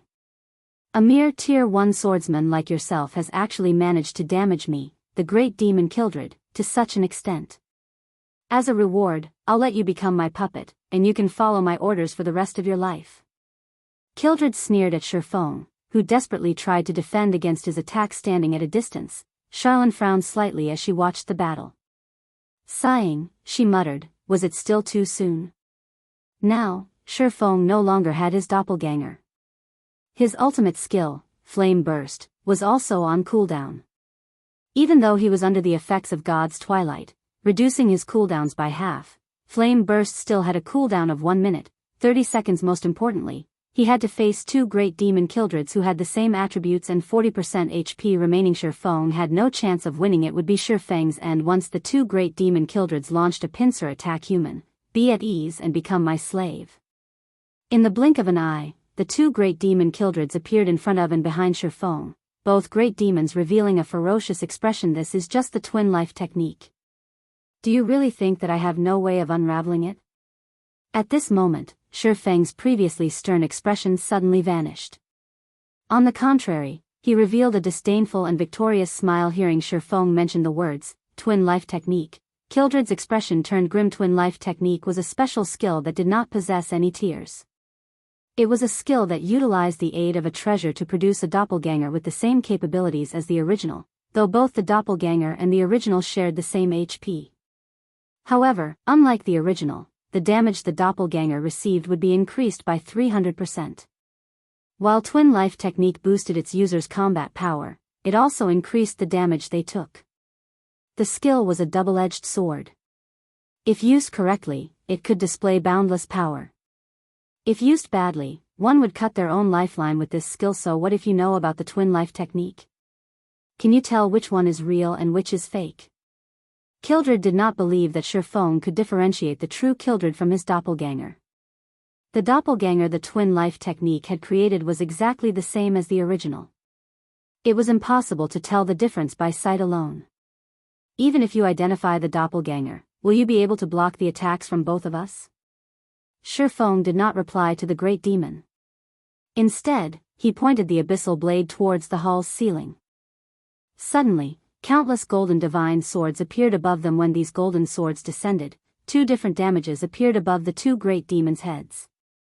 The great demon in front of Shifeng received over -5000 damage, while the one behind Shifeng received over -15,000 damage. At this point, it was obvious which was real and which was fake. However, Shifeng was not finished with his attacks. Tightening his grip around the abyssal blade, he swung the magic weapon downwards. Abyssal curse. Suddenly, the space within 30 yards around Shifeng took on the effects of a quagmire. The two great demon Kildreds were unable to move. Although Kildred was immune to fainted effects and other control conditions, the abyssal blade was as powerful as an epic weapon. Even if abyssal curse could not restrict the great demon for a full 5 seconds, to Shifeng, 2 or 3 seconds were more than enough. I've been waiting for this moment. Shifeng activated silent steps and appeared behind Kildred's doppelganger. Suddenly, the abyssal blade in Shifeng's hand released a dazzling flame. How is this possible? How can you still use that skill? Kildred's originally calm expression abruptly changed. The skill Shifeng currently used was none other than Flame Burst, the skill that had previously inflicted massive amounts of damage. However, Shifeng had used that skill recently. Now, the swordsman used it against his doppelganger once more. Die. Shifeng did not bother explaining anything to the great demon. In truth, while Kildred's doppelganger faced off against his doppelganger, he had used up the 30 stacks of death aura on Flame Burst. Each stack of death aura could reduce the cooldown of a skill by 3 seconds, and 30 stacks just happened to grant him 90 seconds. Once his doppelganger died, he pretended to struggle against one of the great demon's attacks, allowing the two great demon Kildreds to launch a pincer attack and giving him a good opportunity to deal with the great demon's doppelganger. 12 consecutive strikes bit into the great demon's immobile doppelganger. Even when Shifeng had used Flame Burst on the real great demon Kildred, each of his attacks had dealt over -20,000 damage. Now that the damage was amplified by 300%, each strike dealt over -60,000 damage against Kildred's doppelganger, or -120,000 damage with a critical hit. Against such frightening damages, Kildred's doppelganger died instantly. No. Kildred released a frustrated scream. Unfortunately, Twin Life technique made it so that both doppelganger and the original shared the same HP. The doppelganger's death meant the original's death. The great demon Kildred would never have guessed that Shifeng was a reincarnator. Not only was Shifeng extremely familiar with many of the skills in God's domain, but he also knew the weaknesses of the various skills. After Shifeng killed the great demon Kildred, a golden glow appeared around his body. Moreover, this golden glow appeared twice in a row. Shifeng's level immediately jumped from level 32 to level 34. Such an abundant amount of EXP. Shifeng said in shock, as the class he possessed was the hidden class Blade Saint. The EXP he required to level up was double of what other players required. Now that he had leveled up twice in a row, not only had he earned back the level he had lost at the World's Summit, but he also gained a level beyond that system. Epic Quest, Darkness Descends, completed quest rewards, Demon Slayer, title, Star Moon Kingdom reputation plus 50, White River City reputation plus 500, automatically promoted to the status of Count in White River City system. Congratulations on becoming a Count of White River City. You can now employ 100 guards, including 4 personal guards. You can also enjoy a 20% discount on all expenditures in White River City as expected of an epic quest. I've been promoted to a Count after completing a single quest. I can lessen my costs significantly when I head to the Divine Colosseum, Shifeng said, smiling. If a Viscount was considered a major noble, then a Count was a top figure among major nobles in God's domain. The highest social status a player could attain in a city like White River City was Marquis. Only in a capital city like Star Moon City could players become dukes. Thus, becoming a Count of White River City was quite impressive to players. The largest difference between a Count and a Viscount, aside from the difference in status and the number of guards they could employ, was the Divine Colosseum. The Divine Colosseum was a location where players could raise their combat power. Meanwhile, the Colosseum required magic crystals as currency. However, Viscounts or below would not receive any discounts at the Divine Colosseum. Only Counts or above would enjoy that benefit. This was also one of the reasons why many players had strived to increase their reputation and become Counts. That way, one could lessen the burden on their wallet compared to ordinary players. A Count's title held far more importance to players who owned private lands because Counts possessed much greater authority.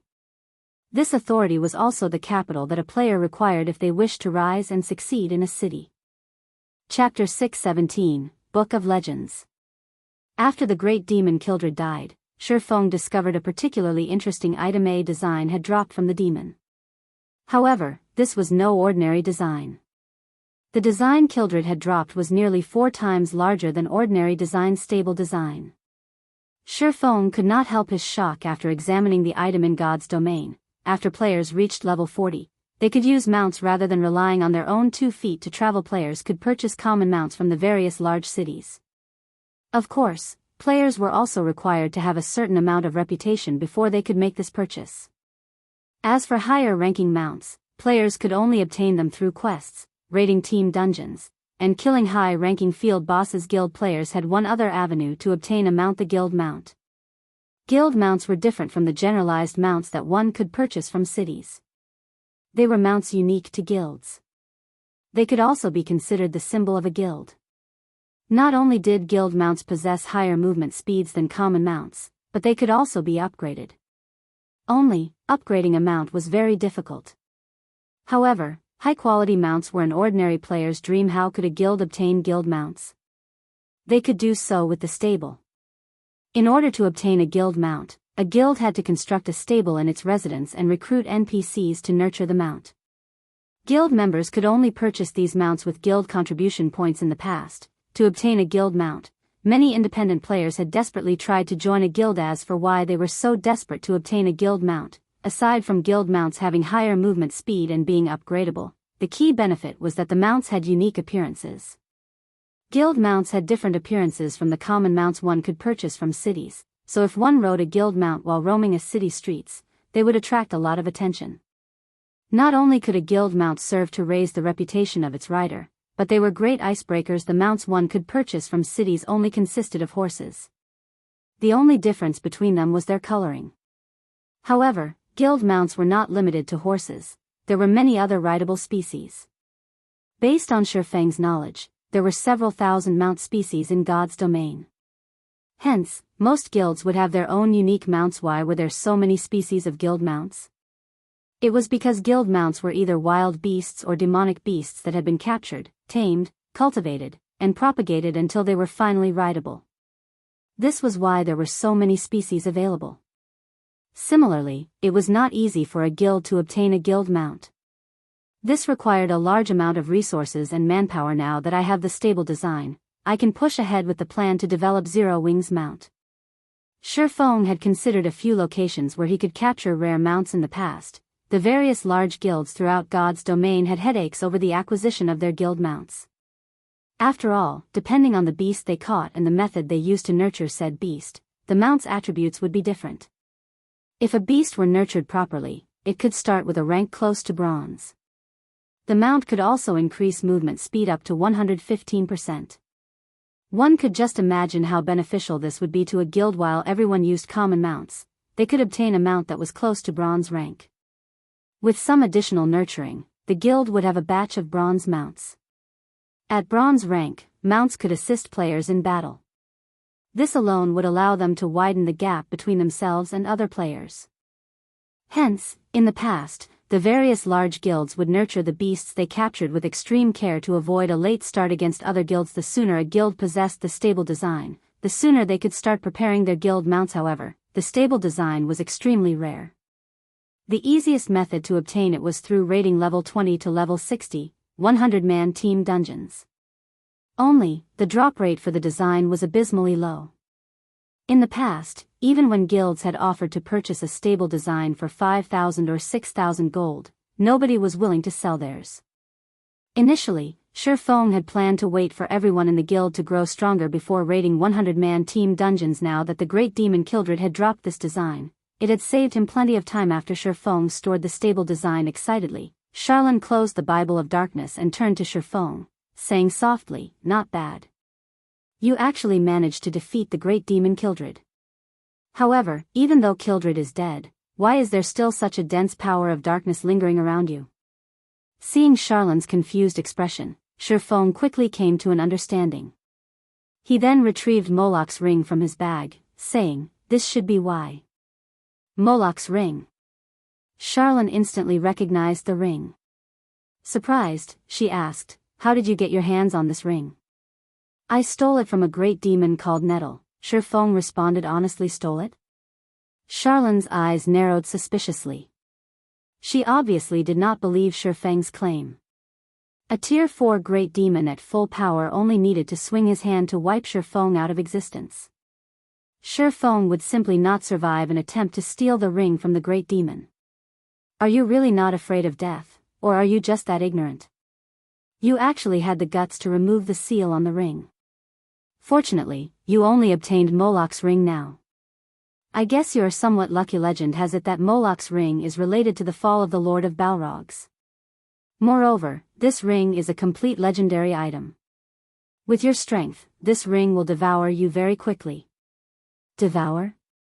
Shifeng thought back to when the great demon Nettle had chased after him. If not for his good luck, he would have certainly died. When I say devour, I mean it in the literal sense. Do you really think a legendary item is easily controlled? Charlene rolled her eyes at Shifeng. Based on what I know, several hundred years ago, the demon that guarded this ring was a Tier 5 Great Demon King. After that Great Demon King was devoured, it became the current Great Demon Nettle's turn to guard it.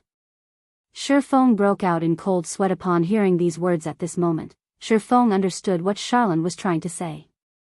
The so-called guardian of Moloch's ring was nothing but a sacrifice for the ring to devour. Meanwhile, those demons had been unaware of the fact that they were sacrifices. To make matters worse, he had foolishly stolen the ring without knowing this fact. If even a Tier 5 Great Demon King had not been able to avoid its fate, with Shifeng's current strength, he stood absolutely no chance against Moloch's ring in the past. In order to seal this ring, 10 Tier 5 powerhouses sacrificed themselves. Now that you have removed one of the seals, if you wish to seal it again, you will need the help of at least 3 Tier 5 classes. Otherwise, no matter where you go, you will not be able to hide from your fate. Seeing Shifeng's grim expression, Charlene could not help but laugh as she said, "However, I have also said that you are somewhat lucky." Lucky? Shifeng grew curious. That's ring. Your luck is quite good. You were able to obtain the real Bible of Darkness. If you had returned with a replica, even I would have no way to save your little life. Charlene rubbed her forehead lightly, saying seriously, "The Bible of Darkness is a treasure made by the Lord of Destruction. If one wields the Bible of Darkness, they can rule over every demon in existence. The Lord of Balrogs is no exception. As for why the Bible of Darkness is capable of ruling over demons, it is because the Bible is the origin of all demons. All demons have evolved from the Bible. With the Bible of Darkness, one possessed the power to restrain all demons. Of course, in its current state, it won't be able to suppress Moloch's ring. Only the complete Bible of Darkness has the power to do so. What you need to do now is repair the Bible of Darkness. Do you understand?" Chapter 618, Target, Tier 2. Repair the Bible of Darkness? Shifeng laughed bitterly. In God's domain, some fragmented legendary items could be repaired to their peak conditions, which was legendary rank. However, very few fragmented legendary items could actually be repaired. Otherwise, legendary items wouldn't have been so rare in the past. In the case of the fragmented legendary ranked Heavenly Dragon's Breath, the ring's description clearly expressed how it could be repaired. In the case of the Bible of Darkness, however, the description only provided a vague clue. How was he supposed to repair it? Of course, it won't be easy to repair the Bible of Darkness. With your current strength, you can't repair it at all. Fortunately, you have only removed one seal on Moloch's ring thus far. You still have enough time to prepare, Charlene said slowly after perceiving the current state of Moloch's ring with her magic. Lady Charlene, how long do I have? Shifeng asked rather anxiously. That depends on you. Charlene smiled as she glanced at Shifeng. Me? Shifeng was stunned. That's right. The stronger you are, the more time Moloch's ring will need to accumulate enough power to devour you. Based on your current level, you have roughly 50 to 60 days. It would be the best if you reach Tier 2 within 50 days. If you can do so, Moloch's ring will require far more power to devour you. Of course, there is a catch. If you continue releasing the seals on the ring, the speed at which the ring accumulates power will grow. Hence, the deadline depends on you. Hearing Charlene's explanation, Shifeng immediately came to a realization. In the past, the first top-tier expert to have been promoted to a Tier 2 class appeared 3 months after God's domain launched. However, Shifeng was a Blade Saint. He required twice as much EXP as ordinary classes to level up.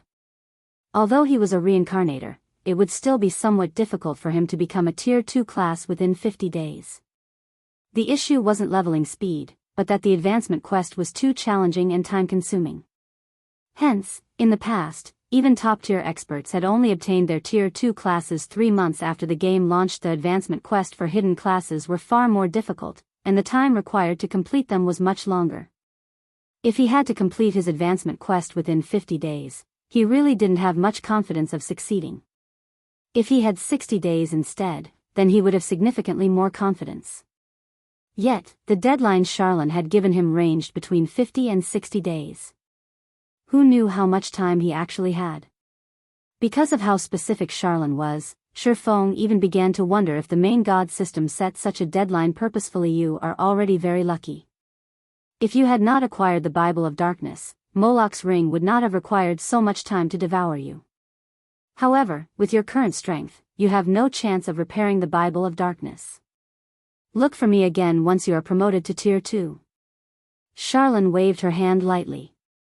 The Bible of Darkness then floated to and hovered before Shifeng. Oh, right. Don't forget about the task I gave you. Finished speaking, Charlene vanished.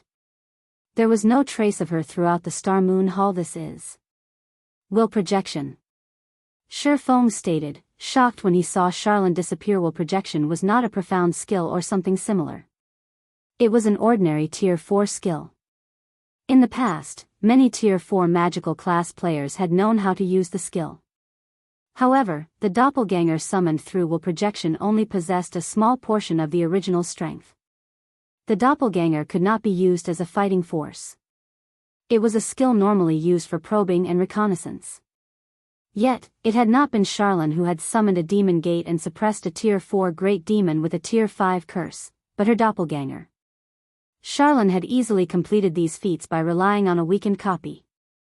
In terms of strength, she definitely stood at the very top among Tier 5 NPCs. When Shifeng recovered from his shock, he discovered that the Bible of Darkness had undergone some changes. Bible of Darkness, fragmented legendary item. The Bible of Darkness had been destroyed during the Great Destruction. However, the power of darkness contained within the Bible is extreme. If one can gather the other fragments, they can restore the Bible's power, gaining dominance over all demonic creatures and become the Lord of Demons. Skill 1. Demon Summoning, summons the demon gate with the power of darkness, calling forth a random demon that is no higher than 1 tier and 10 levels than the summoner. Maximum tier cannot exceed Tier 5. The holder of the Bible of Darkness can command the summoned demon for up to 5 hours cooldown, 3 hours. Skill 2. Gate of Darkness, allows teleportation to the Dark Denver. Can also be used in the Dark Den to teleport to the outside world. Can teleport a maximum of 5 people at a single time cooldown, 1 day. Skill 3. Light of Darkness, strengthen a player with the power of darkness, allowing said player to wield the power of darkness. Can strengthen up to a maximum of 600 people. Every player strengthened provides 1 source of darkness to the wielder of the Bible of Darkness. Skill 4. Power of Darkness, fill your body with the power of darkness, increasing all attributes by 60%, decreasing cooldown of all skills by 30%, and increase damage by 50%. Duration will be equal to the number of source of darkness * 1 second. Power of Darkness cannot stack. Can only strengthen players up to a maximum of Tier 5 classes.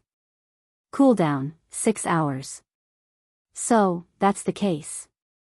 It's no wonder Fantasy Extinguisher had stopped using the Bible of Darkness replica after reaching Tier 4. Shifeng was overjoyed after seeing the Bible of Darkness's attributes in the past. There had been 2 reasons why Fantasy Extinguisher was able to become a tyrant among Tier 3 classes. One was his reliance on the demon he summoned, and the other was the power of darkness.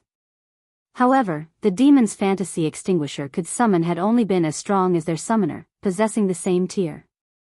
Moreover, he could only summon a maximum of 1 demon at a time. Even so, it had been quite impressive. After all, a demon of the same tier was a lot more powerful than a monster of the same tier. Although it still could not compare to a fine gold-ranked personal guard, demons that died could be resummoned. On the other hand, if a player's personal guard died, they would have to go through a lot of trouble to resurrect said guard. However, the Bible of Darkness replica Fantasy Extinguisher had obtained most likely could only be used up to Tier 3. On the other hand, the real article in Shifeng's hand could be used up to Tier 5. The gap between the real and the fake was massive. The most frightening aspect of the real Bible of Darkness was the fact that it was capable of summoning a demon that was 1 rank higher than the summoner. Shifeng was currently Tier 1, so he could summon a Tier 2 demon. When he reached Tier 2, he would be able to summon a Tier 3 demon. With this, who could possibly challenge him? The only unfortunate thing was that the skill summoned a random demon.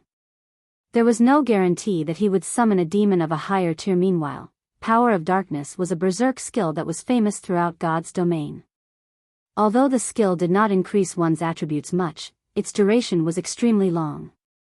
It was at least 2 or 3 times longer than ordinary berserker skills. Moreover, there were no side effects. Fantasy Extinguisher's Power of Darkness lasted 6 minutes, while mine can last up to 10 minutes. Even the number of people I can buff has increased to 600. Shifeng's heart burned with passion when he thought of forming his own Black Demon Legion, a Black Demon Legion with a total of 600 members. As long as the members of the Black Demon Legion were around the same level, they could definitely go on a crusade against a town controlled by the forces of darkness, capturing it and constructing their own guild town. Shifeng then stored the Bible of Darkness. The Bible of Darkness was not equipment. It could take effect even from inside a bag. Hence, it was extremely difficult for others to plunder it. Now that Shifeng had the Bible of Darkness, he would not waste any more time. He immediately departed from the library and headed towards Zero Wing's residence by way of horse carriage. On his way, Shifeng contacted Aqua Rose. Aqua, have the members of the main force gather at the residence. Shifeng said, Guild leader, the main force is currently raiding a dungeon. Our efforts will go down the drain if we recall them now. Many guilds in White River City have already reached the final boss. Aqua Rose did not understand Shifeng's intentions. Currently, the various large guilds in White River City desperately vied for the first clear of the 50-man team dungeon, Ruins of the Crow God. If they recalled Zero Wing's main force right now, they would have wasted a lot of precious time. Relax, it won't be a problem. Shifeng was very familiar with the final boss in the Ruins of the Crow God. It will not be that easy to raid. Smiling, he said, moreover, I'm calling them back to help them clear the dungeon. Guild leader, are you serious? Aqua Rose grew excited. To conquer the Ruins of the Crow God, the various large guilds had tried every hand and exhausted every ounce of brainpower they had. They have never encountered such a difficult dungeon boss before. They were truly helpless against it. Everyone could only try to force their way through the boss again and again. If they had a raiding strategy, then they would have a much easier time dominating the dungeon. Of course. When have I ever lied to you? Shifeng laughed. Okay. I'll notify them right away. Aqua Rose's eyes shone with renewed passion. After disconnecting her call with Shifeng, she immediately notified Zero Wing's main force. Chapter 619, Generation of Talents. Inside the 50-man team dungeon, the Ruins of the Crow God, a black crow that stood over 30 meters high currently spewed endless blue flames, turning the surrounding landscape into a sea of fire. Any players that came into contact with these blue flames would die within 3 seconds. This black crow was none other than the final boss of the dungeon, the Bluefire Crow King. Bluefire Crow King, High Lord, level 28. HP 10,000/10,000,000. Although a High Lord ranked dungeon boss was slightly weaker than a field boss of the same level and rank, its HP was several times higher. In addition, dungeon bosses also possessed some special skills, making them much harder to take down than field bosses. It was especially true for the final boss of a dungeon. These bosses usually possessed very high intelligence, so they knew how to strike at a team's weak points. Because of this, survival demanded significantly more cooperation between players. To put it simply, the final boss of a dungeon was a test of sorts of a team's ability to work with each other. If one wished to emerge victorious against such a boss, there were only 2 ways to do so. The first was to rely on the composite strength of teamwork, the second was to rely on overwhelming power. However, to the current players in God's domains, both were extremely hard to achieve. Careful. Dodge the flames. Anyone who has touched the flames, distance yourselves from the group immediately. Fire Dance shouted sternly. These blue flames were one of the Bluefire Crow King's team wipe skills. It would have been fine if the Sea of Fire only prevented players from approaching the High Lord. However, these flames were like a plague. Players who had touched the fire would inflict -2,000 damage to other players within a radius of 10 yards once every 3 seconds. That amount of damage was more than half of a cloth armor class's HP. Moreover, this plague formed a chain reaction, jumping from player to player as they neared their teammates. If not dealt with properly, the debuff would make quick work of the entire team. Fortunately, none of the 50 players present were greenhorns. They had already fought the Bluefire Crow King dozens of times, so every one of them was extremely familiar with the High Lord's attacks. The moment the Crow King began to spew the blue flames, everyone instantly moved to dodge the attack. However, the flames still struck a few unfortunate players, so they had no choice but to distance themselves from the rest of the team. After the Bluefire Crow King stopped spewing its fire, it squinted as it focused on one of the healers standing at the rear line. Flapping its wings, it created a storm as it soared into the sky. The Crow King then spread its massive wings, blotting out the sun as it prepared to swoop down towards that healer. Damn! It's targeting Violet. Fire Dance frowned. Hurriedly, she shouted, "Cola, use Iron Will." Ow! Cola, who was as robust as a bear, shouted. In the blink of an eye, his body began to emit a golden glow, making it impossible for others to ignore him. Cola instantly attracted the Crow King's attention. The crow wings steel-like wings then descended on Cola's head. Iron Will, Tier 1 skill, forces all nearby enemies to attack user and increases defense by 70% for 4 seconds. If enemy ignores user, strength increases by 70%, speed increases by 100%, and damage increases by 100% for 5 seconds. Cooldown, 2 minutes. A Guardian Knight's strength was already quite high. If Cola's strength increased by another 70% and his damage increased by another 100%, even a boss of the same level would find his attacks too much to bear. Hence, the Crow King had no choice but to attack Cola.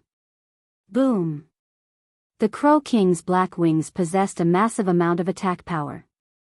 Upon contact, the boss repelled Cola, the Guardian Knight having no choice but to retreat 8 steps before he could stabilize himself. Despite having blocked the attack with his shield, Cola still received over -800 damage. Its battering dive really packs a punch. Cola hurriedly used his shield to block the High Lord's follow-up attacks. Every collision numbed his arms and forced him to retreat by multiple steps. If his defense had not been increased by 70%, he would have easily received over 1,000 damage.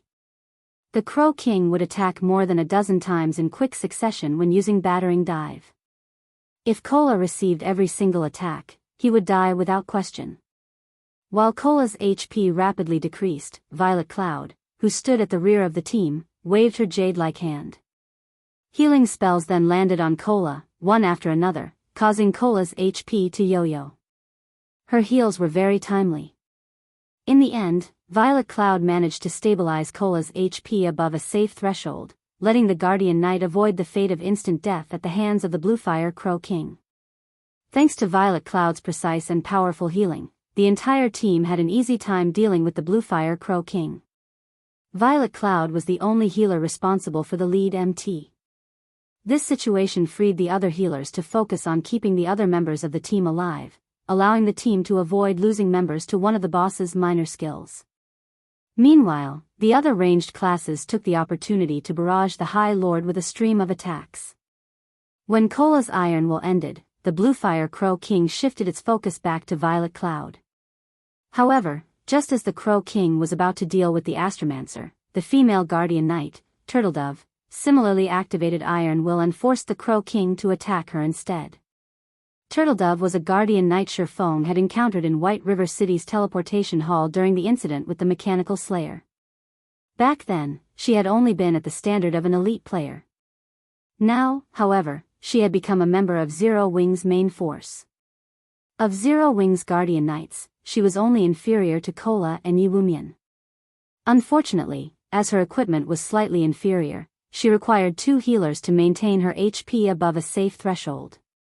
While the MTs held the boss, Fire Dance and the other melee players of the team assaulted the Bluefire Crow King with a continuous stream of attacks. The true fire blades in Fire Dance's hands transformed into countless streaks of light. Every one of her attacks dealt over -1,000 damage. The total damage Fire Dance dealt surpassed even Blackie, who wielded an epic staff. Meanwhile, among the melee players, one berserker stood out like a sore thumb. Although this berserker's weapon was only a level 25 fine gold greatsword, his total damage ranked 7th in the entire team. He was none other than Shadow Sword, the person who had accompanied Turtledove during the Mechanical Slayer incident. Shadow Sword was almost equally matched with Rampant Blade, one of the 5 demon generals, and the berserker ranked 6th in terms of total damage within the team. However, unlike Shadow Sword, the weapon Rampant Blade used was a level 25 dark gold two-handed saber. However, although Rampant Blade's weapon possessed significantly higher attack power than Shadow Sword's fine gold greatsword, the two berserkers were almost equal in terms of their total damage. One could see clearly just how high Shadow Sword's skill completion rate was. Shadow, you're improving too fast. Your skill completion rate was roughly 78% yesterday, yet, today, it's sitting at 80%. It seems that my position as number 1 berserker will soon be in danger, Rampant Blade said, depressed. That's because you're not working hard enough. Shadow Sword has either been raiding dungeons or visiting the Divine Colosseum to improve himself, Yi Wumian, who had been the workshop's past leader, said contemptuously. Alright, enough. Focus on the boss. Fire Dance reprimanded. In reality, other than Shadow Sword, many other powerful recruits had joined Zero Wing's main force. This allowed the strength of Zero Wing's current main force to improve significantly. At this point in the fight, the Bluefire Crow King only had 50% of its HP remaining. Die, intruders, the Bluefire Crow King bellowed. Cola, take care of the boss. The other MTs and melees will deal with the small mobs. Fire Dance shouted, her expression turning grim a moment later. Over a dozen 3-meter-tall Bluefire Crows descended from the sky. Every one of these Bluefire Crows was a level 28 special elite, each with 300,000 HP. It would be extremely difficult with them all. If players did not dispatch these Bluefire Crows swiftly, these monsters would grow using the only skill they possessed, growth. When the Bluefire Crows used this skill, they would instantly become chieftain-ranked monsters, their maximum HPs reaching 700,000. If the battle dragged on for too long, they could even become lords that possessed 1,500,000 HP. Even a more powerful team could not contend with a high lord in addition to over a dozen lords. A few minutes later, a group of players emerged from the ruins of the Crow God's resurrection point. Meanwhile, quite a few teams took this chance to relax around the resurrection point. Among them were the various large guilds of White River City. The Bluefire Crow King had wiped them all out. When everyone saw this new group of players appear, they all could not help but gaze at these players with admiration. This group was none other than Zero Wing's main force. They were the team with the best equipment of all the teams in White River City. Those Bluefire Crows are too difficult to deal with. Our overall DPS is still too low, Blackie stated dispiritedly. It would be awesome if Guild Leader joined us. With his DPS, we can breeze through this boss. The other members of Zero Wing's main force nodded in agreement. In their opinion, Shifeng was no longer a human. He alone could serve as an entire team. Suddenly, Fire Dance received a call from Aqua Rose. After exchanging a few words, joy appeared on Fire Dance's face. Let's head back to the city and rest for a bit, Fire Dance said through the team chat. Return? Aren't we supposed to try 5 or 6 more times today? Blackie asked, surprised. Didn't you want Guild Leader to raid with us? Fire Dance grinned. Guild Leader has just returned, and he's telling us to head back to the residence immediately. He says that he has something to tell us and that it's related to the dungeon. Really? Everyone was suddenly excited. We'll know once we get back. Saying so, Fire Dance took out a return scroll and began chanting. Everyone else followed her example, one after another. Look! Zero Wing's main force is leaving. Are they giving up on the dungeon? Probably. The final boss of the ruins of the Crow God is really too powerful. They must have guessed that no team will clear it anytime soon, so why bother wasting their time here? Many teams that had watched Zero Wing carefully before chatting among themselves. Chapter 620, Frightening Power of Darkness. After Zero Wing's main force left the ruins of the Crow God, the news spread like wildfire. If one were to point out which guild in White River City had the highest chances of obtaining the first clear of the ruins of the Crow God, it would undoubtedly be Zero Wing. Not only did Zero Wing's team possess excellent equipment, but it also had plenty of experts. Following Zero Wing would be Overwhelming Smile and the other guilds. It was especially true for the recently established guild, Heaven's Burial. The new guild's rating speed was only slightly slower than Zero Wing and Overwhelming Smile leader. It seems that Zero Wing has left, a level 28 ranger in gray reported to a youth in white robes. Everyone's already at the point of clearing the dungeon, yet, Zero Wing has given up. The white-robed youth pondered the situation. He was greatly confused about Zero Wing's actions. Leader, Zero Wing must have determined that they aren't able to raid the final boss and gave up, a gorgeous woman wearing low-cut crimson robes commented, smirking. Everyone talks about how Zero Wing has so many experts. Now, however, it seems that they only amount to this. Despite our Heaven's Burial having such a late start, we still caught up to Zero Wing's raid progression of the ruins of the Crow God, reaching the third phase of the final boss. As long as we familiarize ourselves with the boss's third phase, today might be the day we surpass Zero Wing and become the first guild in White River City to reach the fourth phase of the final boss. Hearing this beautiful woman's words, pride appeared on every face in the team. Leader, just ignore Zero Wing. We are the experts the company has recruited. Zero Wing arrived in White River City only a few days before us.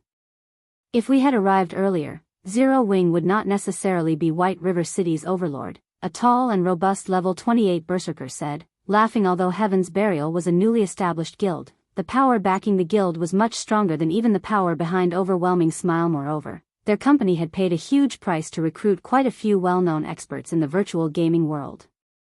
Among them, the commander of Heaven's Burial's main force, Flame Blood, had been crowned as one of the top 10 newcomers of the virtual gaming world during the previous year. He had once been an expert who had become an overlord in a large-scale virtual reality game. Now that Flame Blood and so many other experts have arrived in White River City, if they could not surpass Zero Wing, they would have wasted their many years of playing virtual reality games indeed. Regardless of what Zero Wing does, we will be the ones to obtain the first clear of the ruins of the Crow God, Flame Blood said, revealing a refreshing smile.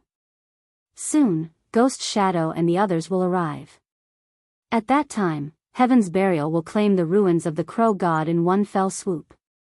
Hearing the name Ghost Shadow, a hint of reverence appeared in everyone's eyes. The Ghost Shadow Workshop was one of the industry's first-rate gaming workshop. It had came conflicted with super guilds in many virtual reality games before. The strength of the workshop's core members was extraordinary.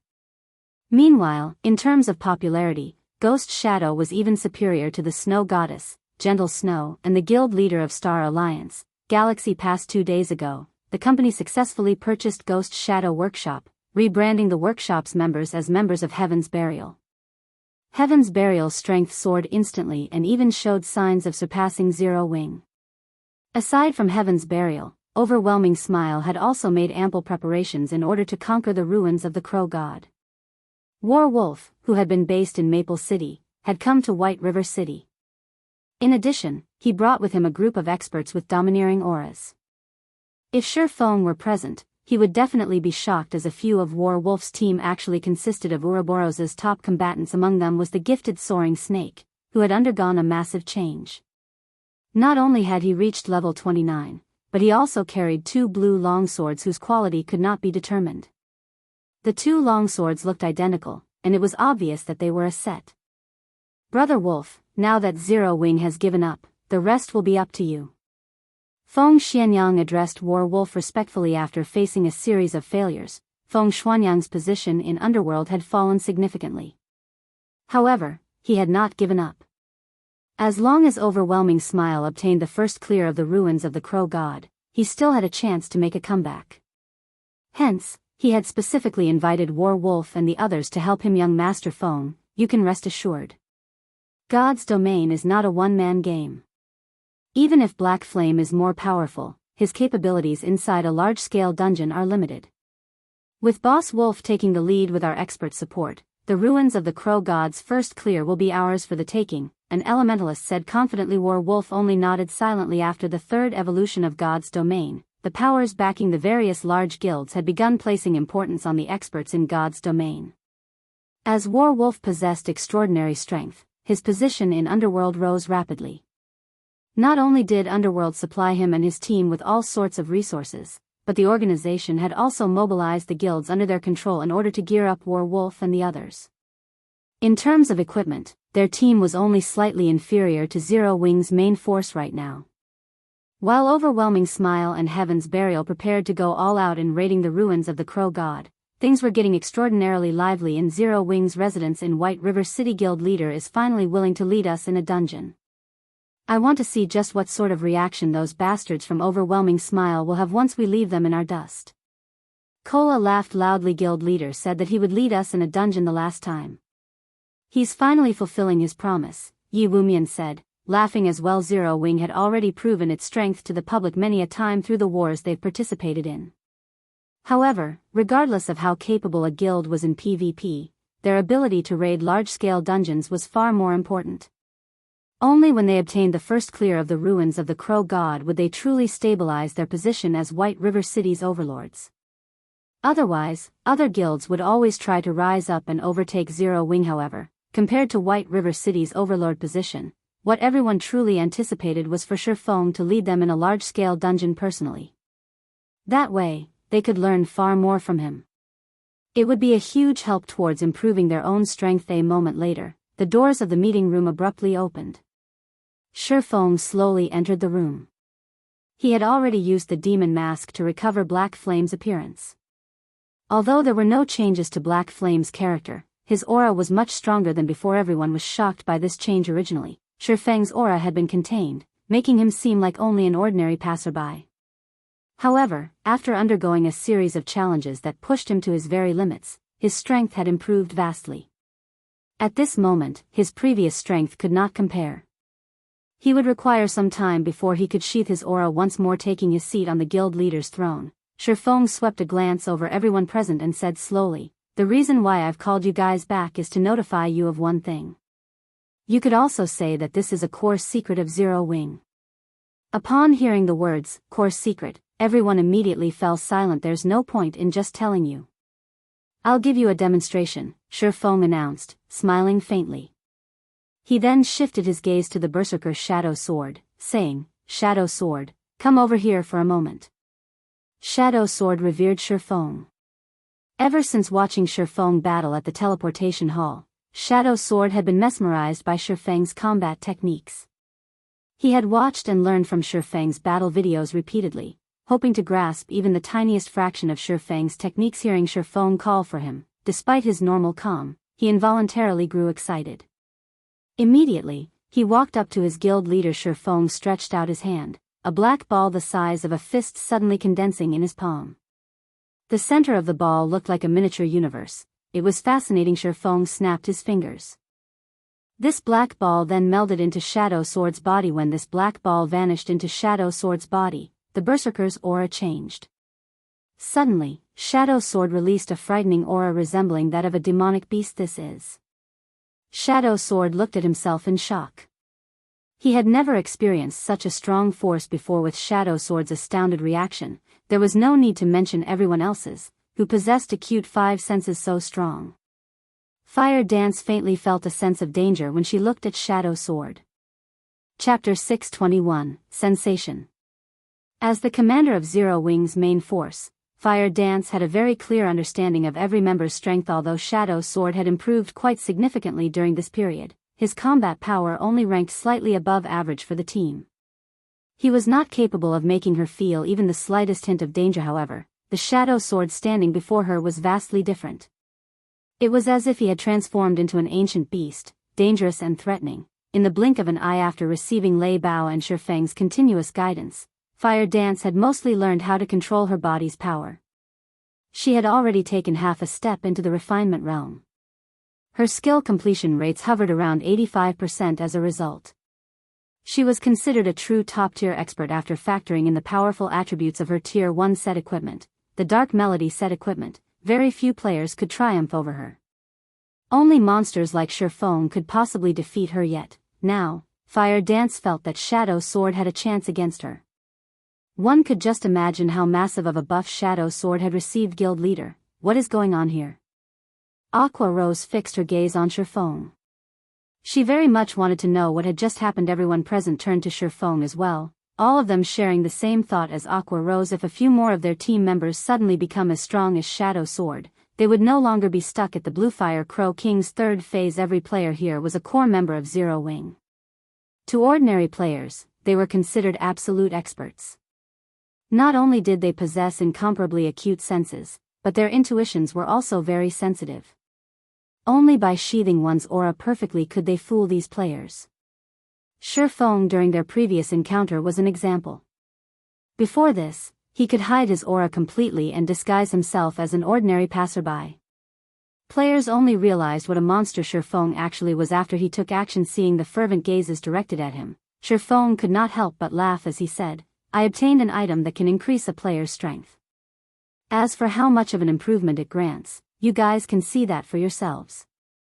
The power of darkness could increase a player's basic attributes by 30%. An increase of 30% was the equivalent of a player's combat power reaching a whole new level.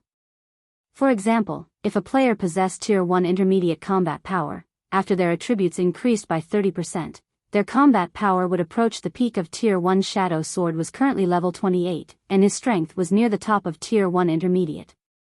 He was close to approaching Tier 1 advanced. After the power of darkness's enhancement, his combat power would rise to the peak of Tier 1.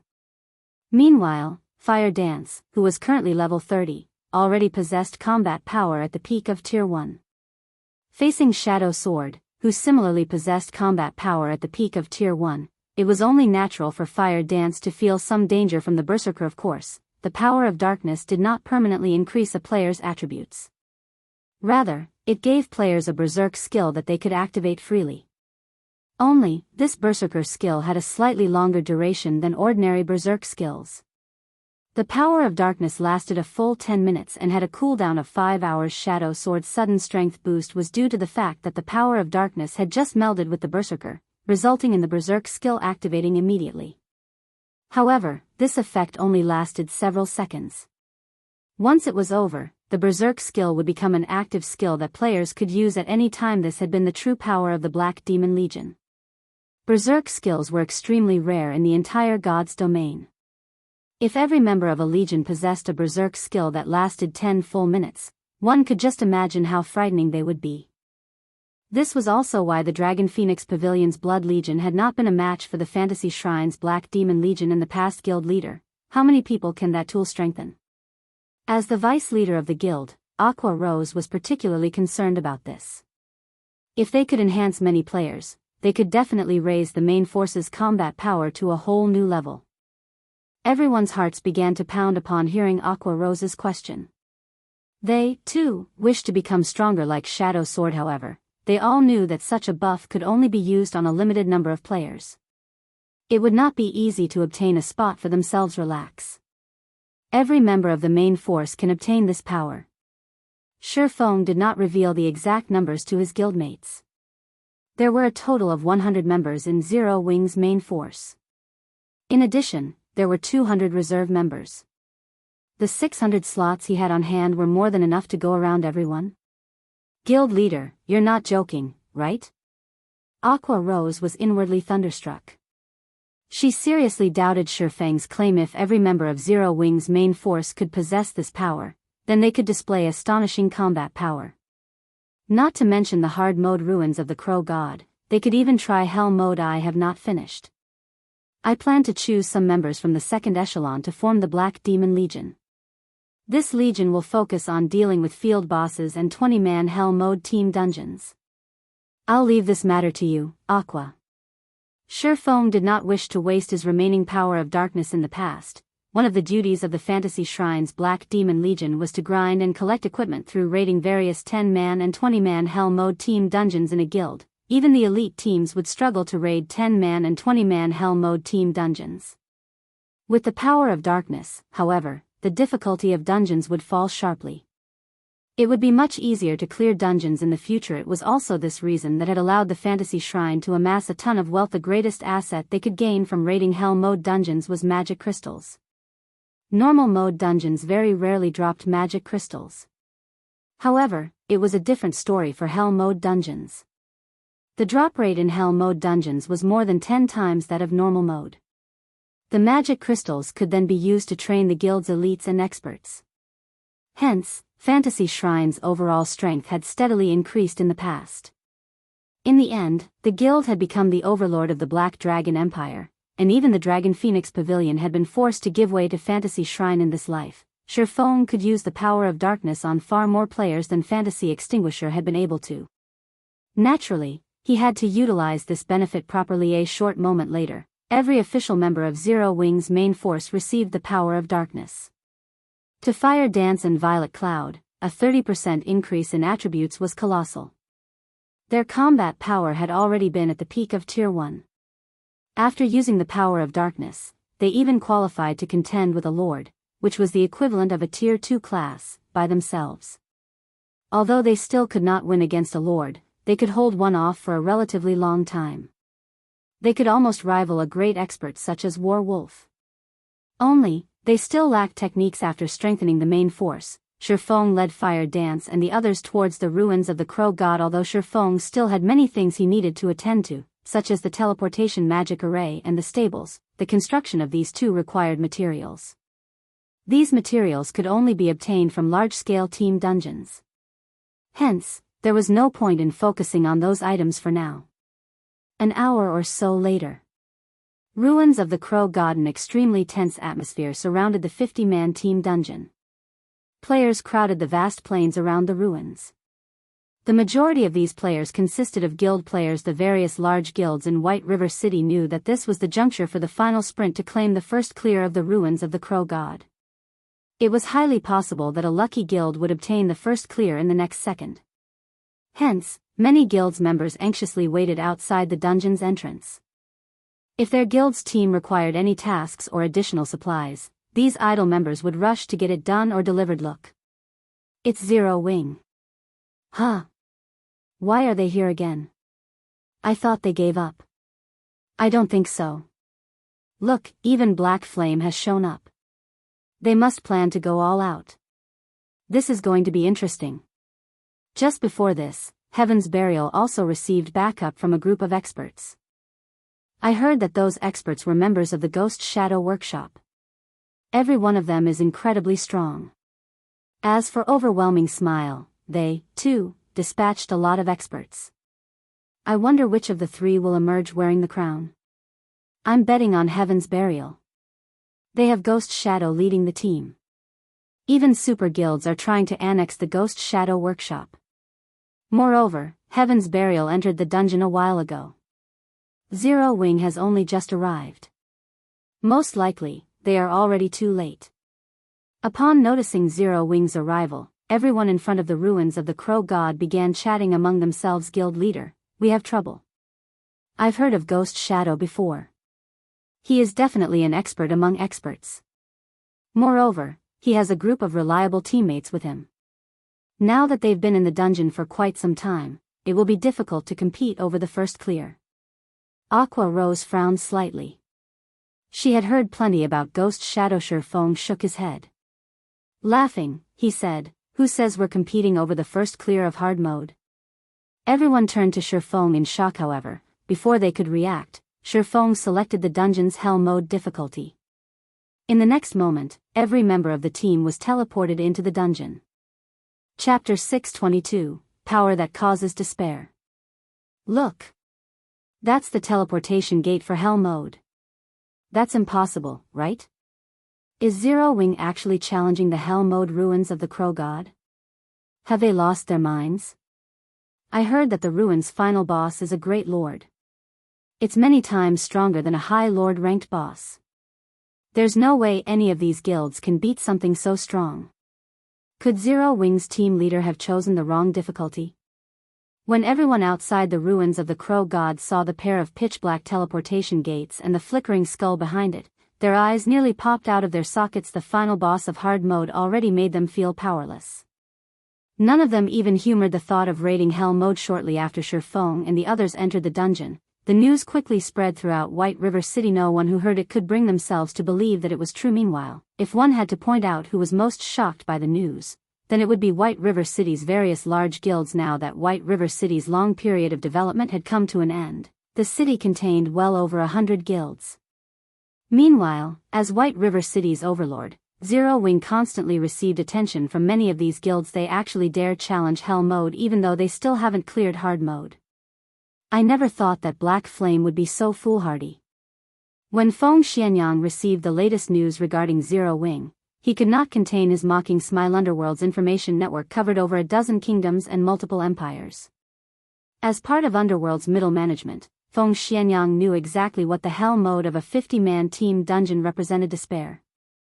Of all these kingdoms and empires, there were several top-tier large guilds that had already conquered the hard mode of a 50-man team dungeon.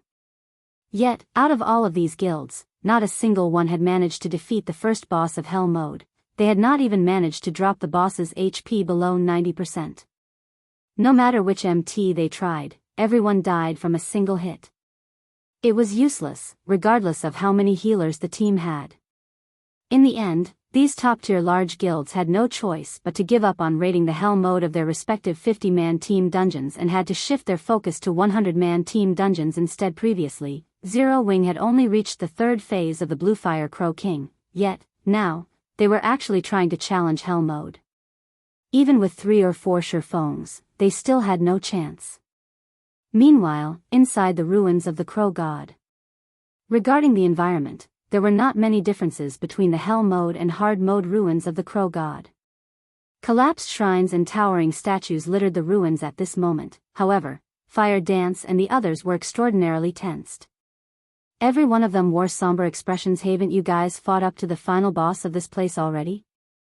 Why are you all so nervous? Shifeng could not help but laugh as he looked at his teammates.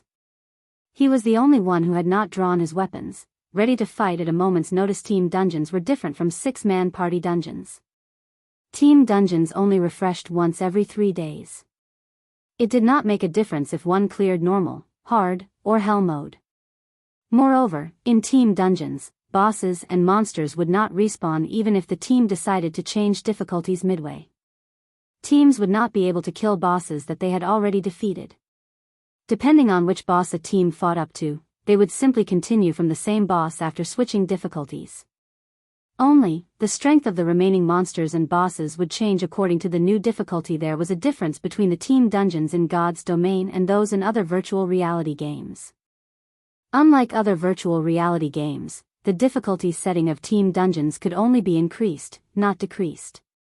In other words, if a team raided hard mode and defeated the first boss, but failed to defeat the second boss, they were not allowed to lower the difficulty to normal mode to continue raiding the dungeon from there.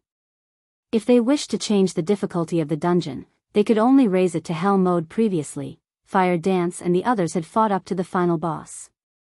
Now that they had selected hell mode difficulty, the path to the final boss was quite safe. Everyone felt a little embarrassed when they heard Shifeng's questions. They had an instinctive fear of hell mode. Alright, let's take a look at the Bluefire Crow King, Shifeng said, laughing. Fire Dance then led the way towards the final boss's nest. Meanwhile, as Shifeng followed, he called up the system interface. He was currently level 34 and was already far above the maximum level limit, level 30, to obtain the dungeon's first clear. He needed to reduce his level. Moreover, the hell mode Bluefire Crow King was not a trivial opponent. Even if he had 4 additional levels of attributes, it would not make a huge difference. Converting those levels and attributes into combat power would be far more beneficial. Shifeng selected his skill window and clicked on Flame Burst. He leveled up the skill without hesitation at level 9. Flame Burst was already an impressively domineering skill. After the Flame Burst icon flashed a few times, the skill upgraded to Tier 1, Level 5. The skill's stats increased significantly as well. Flame Burst Tier 1, Level 5, requires 480 million EXP to upgrade to Tier 1 Level 6 skill. Channeling time, 1 second. Gathers the power of flames to a single point and causes 900% damage to the target. Attack count, 15 times. Cooldown, 3 minutes. Originally, the level 9 flame burst had an attack count of 12, and every attack dealt 750% of Shifeng's damage. Now, not only did the attack count increase by 3, but the damage each hit dealt also increased significantly. The Tier 1, Level 5 flame burst's damage far surpassed the Level 9 flame burst at the same time. However, Shifeng's level fell rapidly. In the blink of an eye, he dropped to level 30, which was in line with the requirement of obtaining first clear of the dungeon as expected of a super skill. If I want to upgrade flame burst further, I'll have to wait until I am level 40 at the very least. Shifeng inwardly calculated flame burst required 480 million EXP just to reach the next level. With Shifeng's current level, if he upgraded flame burst to Tier 1, level 6, he would most likely drop to level 25. Any other player would most likely lose many more levels. Shifeng's saving grace was his class's high EXP requirement. However, upgrading flame burst to Tier 1, level 5 at the cost of 4 levels was still a worthwhile exchange. With this skill alone, Shifeng was confident of heavily injuring even a full HP Lord in the future. He would have a much easier time killing Lord-ranked monsters. Half an hour later, Shifeng and the others arrived before the Crow God's shrine, the Bluefire Crow King's nest. It's huge. Blackie gaped as he gazed at the Bluefire Crow King in the distance. In hard mode, the Bluefire Crow King was roughly 30 meters tall. That was already an intimidating size. Now, however, the Bluefire Crow King before them stood over 50 meters high. The hard mode Bluefire Crow King was a child compared to the hell mode Bluefire Crow King. Bluefire Crow King, Great Lord. Level 30. HP 27,000/27,000,000. How are we supposed to fight that? Its HP alone is already more than double that of the high Lord-ranked Bluefire Crow King. Kola gulped, his prior enthusiasm dissipating. Although they were now capable of activating the power of darkness and increasing their basic attributes by 30% for 10 minutes, the Bluefire Crow King's attributes had increased by more than 30%. The gap between them now was even wider than before. Fire Dance frowned. Even she was not confident of taking down such a powerful boss leader. Are we still going to fight it? Aqua Rose asked as she turned to Shifeng. Initially, due to Shifeng's leadership, everyone had possessed a shred of confidence of conquering the hell mode ruins of the Crow God. However, they had terribly underestimated the horrors of hell mode. Even with Shifeng, it was impossible for them to defeat such a powerful boss fight. Why wouldn't we? What else do you think we came here to do? Shifeng rolled his eyes at his team. This was not the first time Shifeng had experienced the horrors of hell mode. Even if Shifeng went all out, he would require a long time to finish off the Crow King's 27 million HP. Not to mention, the Crow King would also recover 1% of its HP every 5 seconds. The Great Lord's battle recovery alone made for a frightening weapon. This was why an individual's power was extremely limited inside a team dungeon. Even though Shifeng was capable of withstanding the Crow King's attacks for a short period, he and his team could not deplete that much HP within such a short time. Of course, since he dared to come here, he naturally had a certain degree of confidence of emerging victorious. Otherwise, he would not have chosen to challenge hell mode. Time to put you to good use. Shifeng opened his bag and smiled at the Bible of Darkness. Chapter 623, Tier 2 Strengthening. Looking at Shifeng, who was brimming with confidence, everyone's heavy hearts grew lighter. Although the Great Lord-ranked Bluefire Crow King was powerful, they still had a fighting chance against it. After all, dungeons were meant to be raided by players. They just had not figured out a proper raiding strategy yet. In the next moment, Shifeng retrieved the Bible of Darkness from his bag and began to chant the incantation recorded within Emerge, Demon Gate. With Shifeng's light shout, the dark mist in the sky congregated to form a pair of dark gray gates. However, unlike the Demon Gate Charlene had summoned, Shifeng's was far weaker. Not only was the size of the Demon Gate much smaller, but the aura it radiated was also ordinary. It lacked the ability to instill fear in others. Although the Demon Gate he summoned was significantly smaller, Shifeng did not particularly mind it.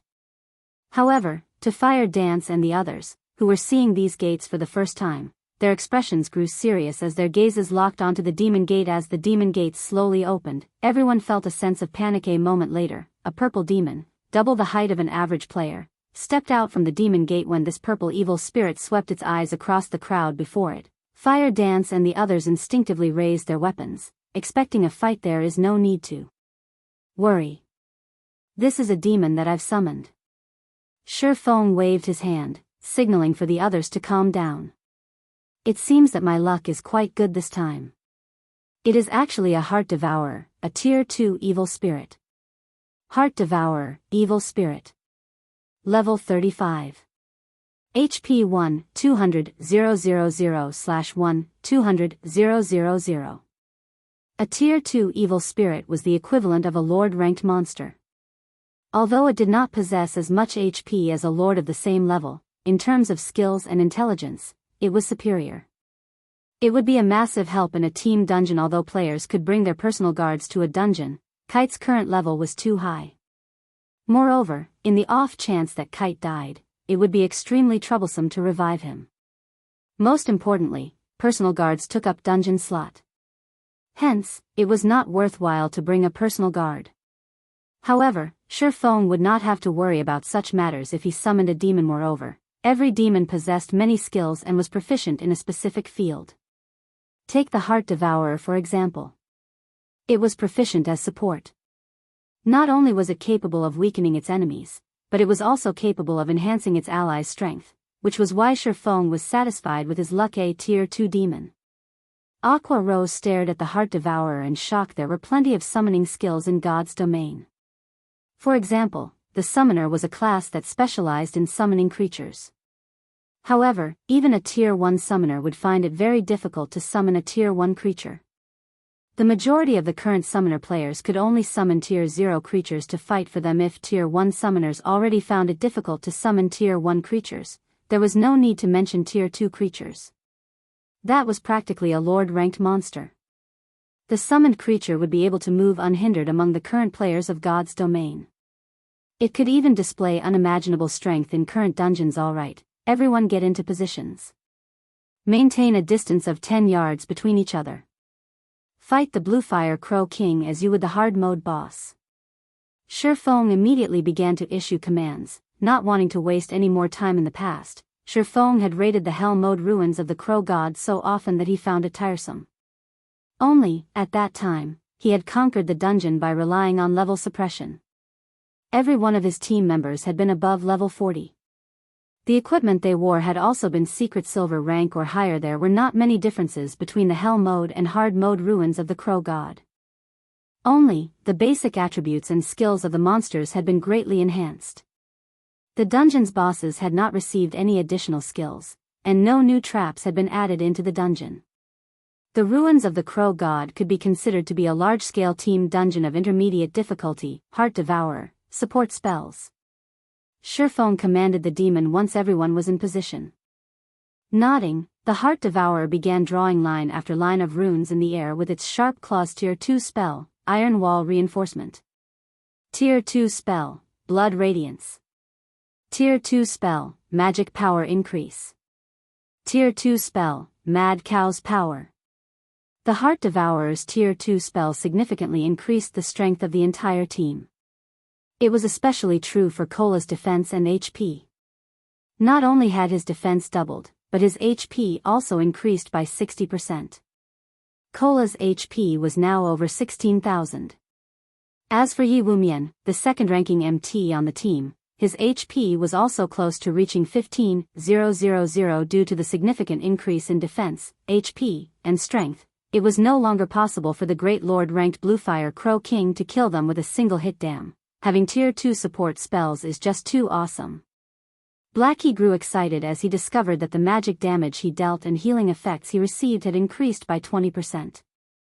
With this, the team's damage and healing rose to a whole new level. Everyone finally understood why Shifeng wanted to challenge Hell Mode. With the assistance of these Tier 2 spells, it would be child's play to fight the hard mode Bluefire Crow King attack. Shifeng shouted as he unsheathed the abyssal blade. Cola and Yi Wumian immediately took the lead and charged towards the Great Lord. When there was still a distance of 150 yards between the two MTs and the Bluefire Crow King, the Great Lord noticed Cola and Yi Wumian caw. The Crow King's cry echoed throughout the shrine. It flapped its wings, sending black feathers, which were as large as the players themselves, flying at the two MTs. The densely packed feathers descended on the two MTs like raindrops, giving them no opportunity to dodge the attacks. Immediately, Kola and Yuwumian both raised their shields to defend against the attacks. These feathers deal a lot of damage. Kola stated, aghast in hard mode, the Crow King's feather attack only dealt around -200 to -300 damage per feather. However, due to the high number of feathers, Kola would receive more than -1000 damage per second, so the overall damage was relatively high. However, the Great Lord ranked Bluefire Crow King's feathers each dealt nearly -400 damage, and this was after his defense had doubled. If he did not have the assistance of the Heart Devourer's Tier 2 spells, he would most likely have received around -800 damage from each feather. When Kola and Yuwumian were still 50 yards from the Bluefire Crow King, the Great Lord halted its feather attack. It then condensed a ball of blue fire in its mouth, launching it at the Guardian Knight Kola and the Shield Warrior Yuwumian. Kola and Yuwumian had long since familiarized themselves with dodging these flames. Immediately, they both threw themselves to the ground, dodging the blue flames and taking the opportunity to charge at the Great Lord's shield bash. -1042 Violent Strike. -895 Kola and Yuwumian sucked in a mouthful of cold air. Crap. Why is its defense so strong? Kola's eyes widened in shock when he saw the damage he had caused. After being strengthened by Mad Cow's power, his strength increased by 15%. His damage should have significantly increased as well. If he were facing the High Lord-ranked Bluefire Crow King, his damage would have easily surpassed -1500 points, yet, now, his attack had only dealt slightly over -1000 damage. While Kola was still in a daze, the Bluefire Crow King flapped its wings and slapped them at Kola. Reacting quickly, Kola raised his shield to protect himself. Boom. The impact drove Kola knee-deep into the ground. A damage of over -4000 appeared above his head. Why is the Great Lord-ranked Crow King so powerful? Every member of the team was stunned by this scene. If Kola had received the Crow King's attack with his body rather than his shield, he would have most likely died.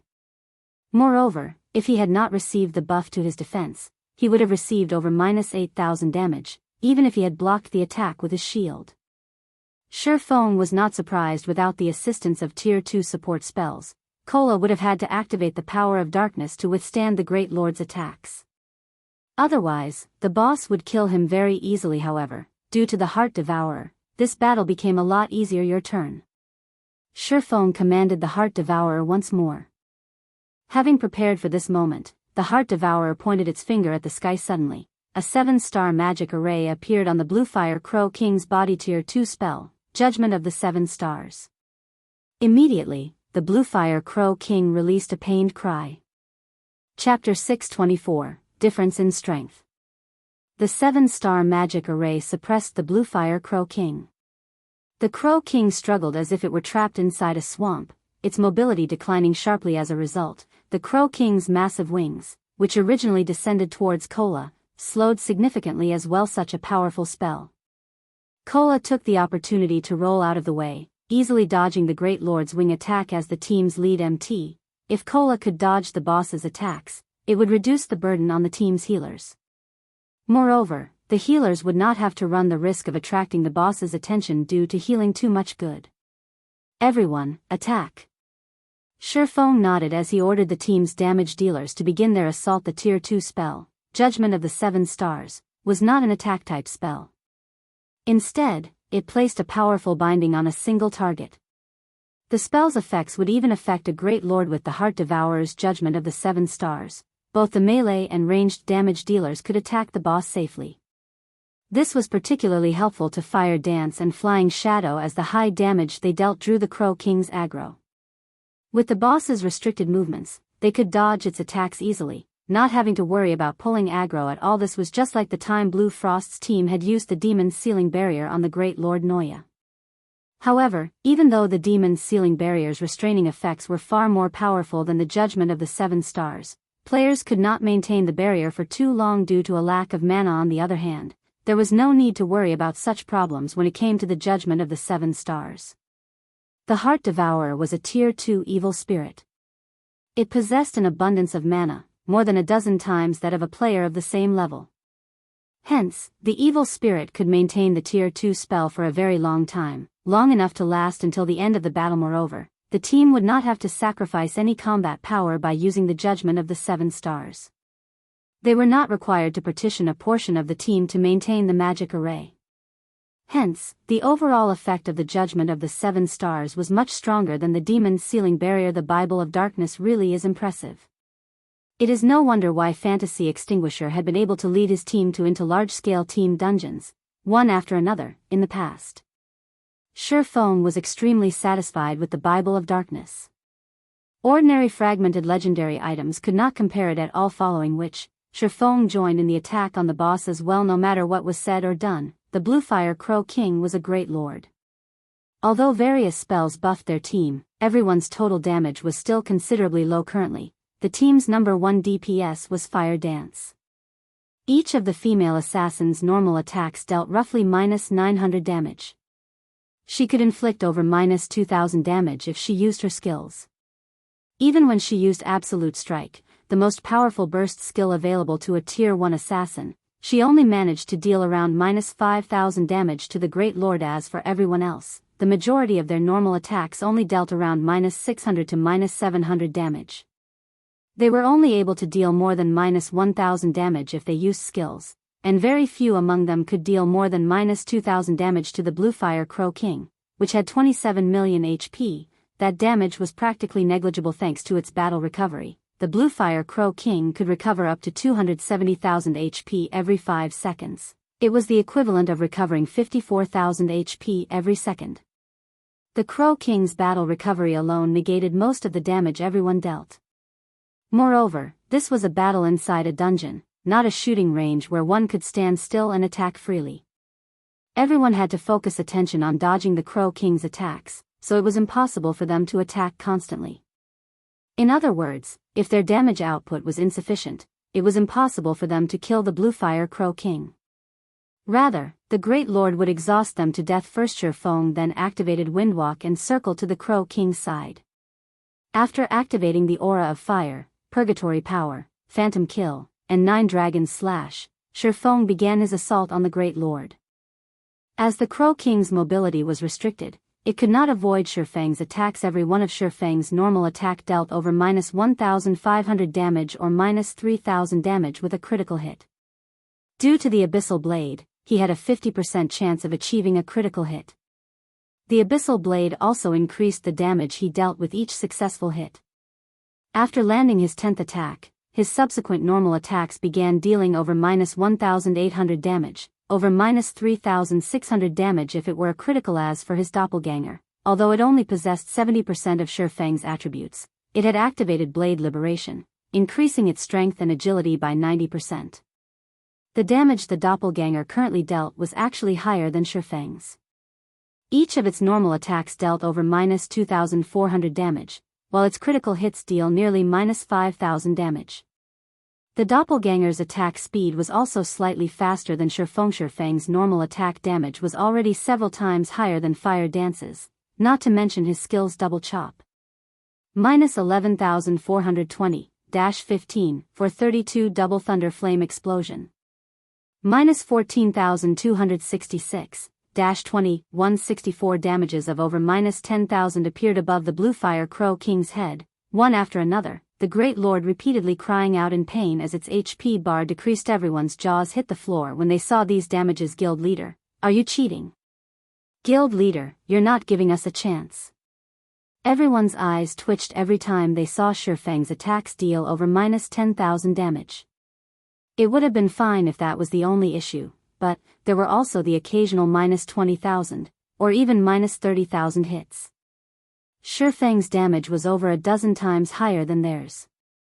Their attacks were on entirely different levels. Originally, everyone had already treated Fire Dance as if she were a monster, as every time they raided a dungeon, Fire Dance's total damage always ranked at the top of the team. Moreover, her total damage was over 50% higher than the second place. Yet, what about Shifeng? Despite having only attacked for a short time, his damage had already surpassed Fire Dance by more than 8 times. His damage was the equivalent of half the team's total damage. None of them understood how Shifeng had achieved such a feat. Guild Leader, can't you give us some tips on how to increase our damage?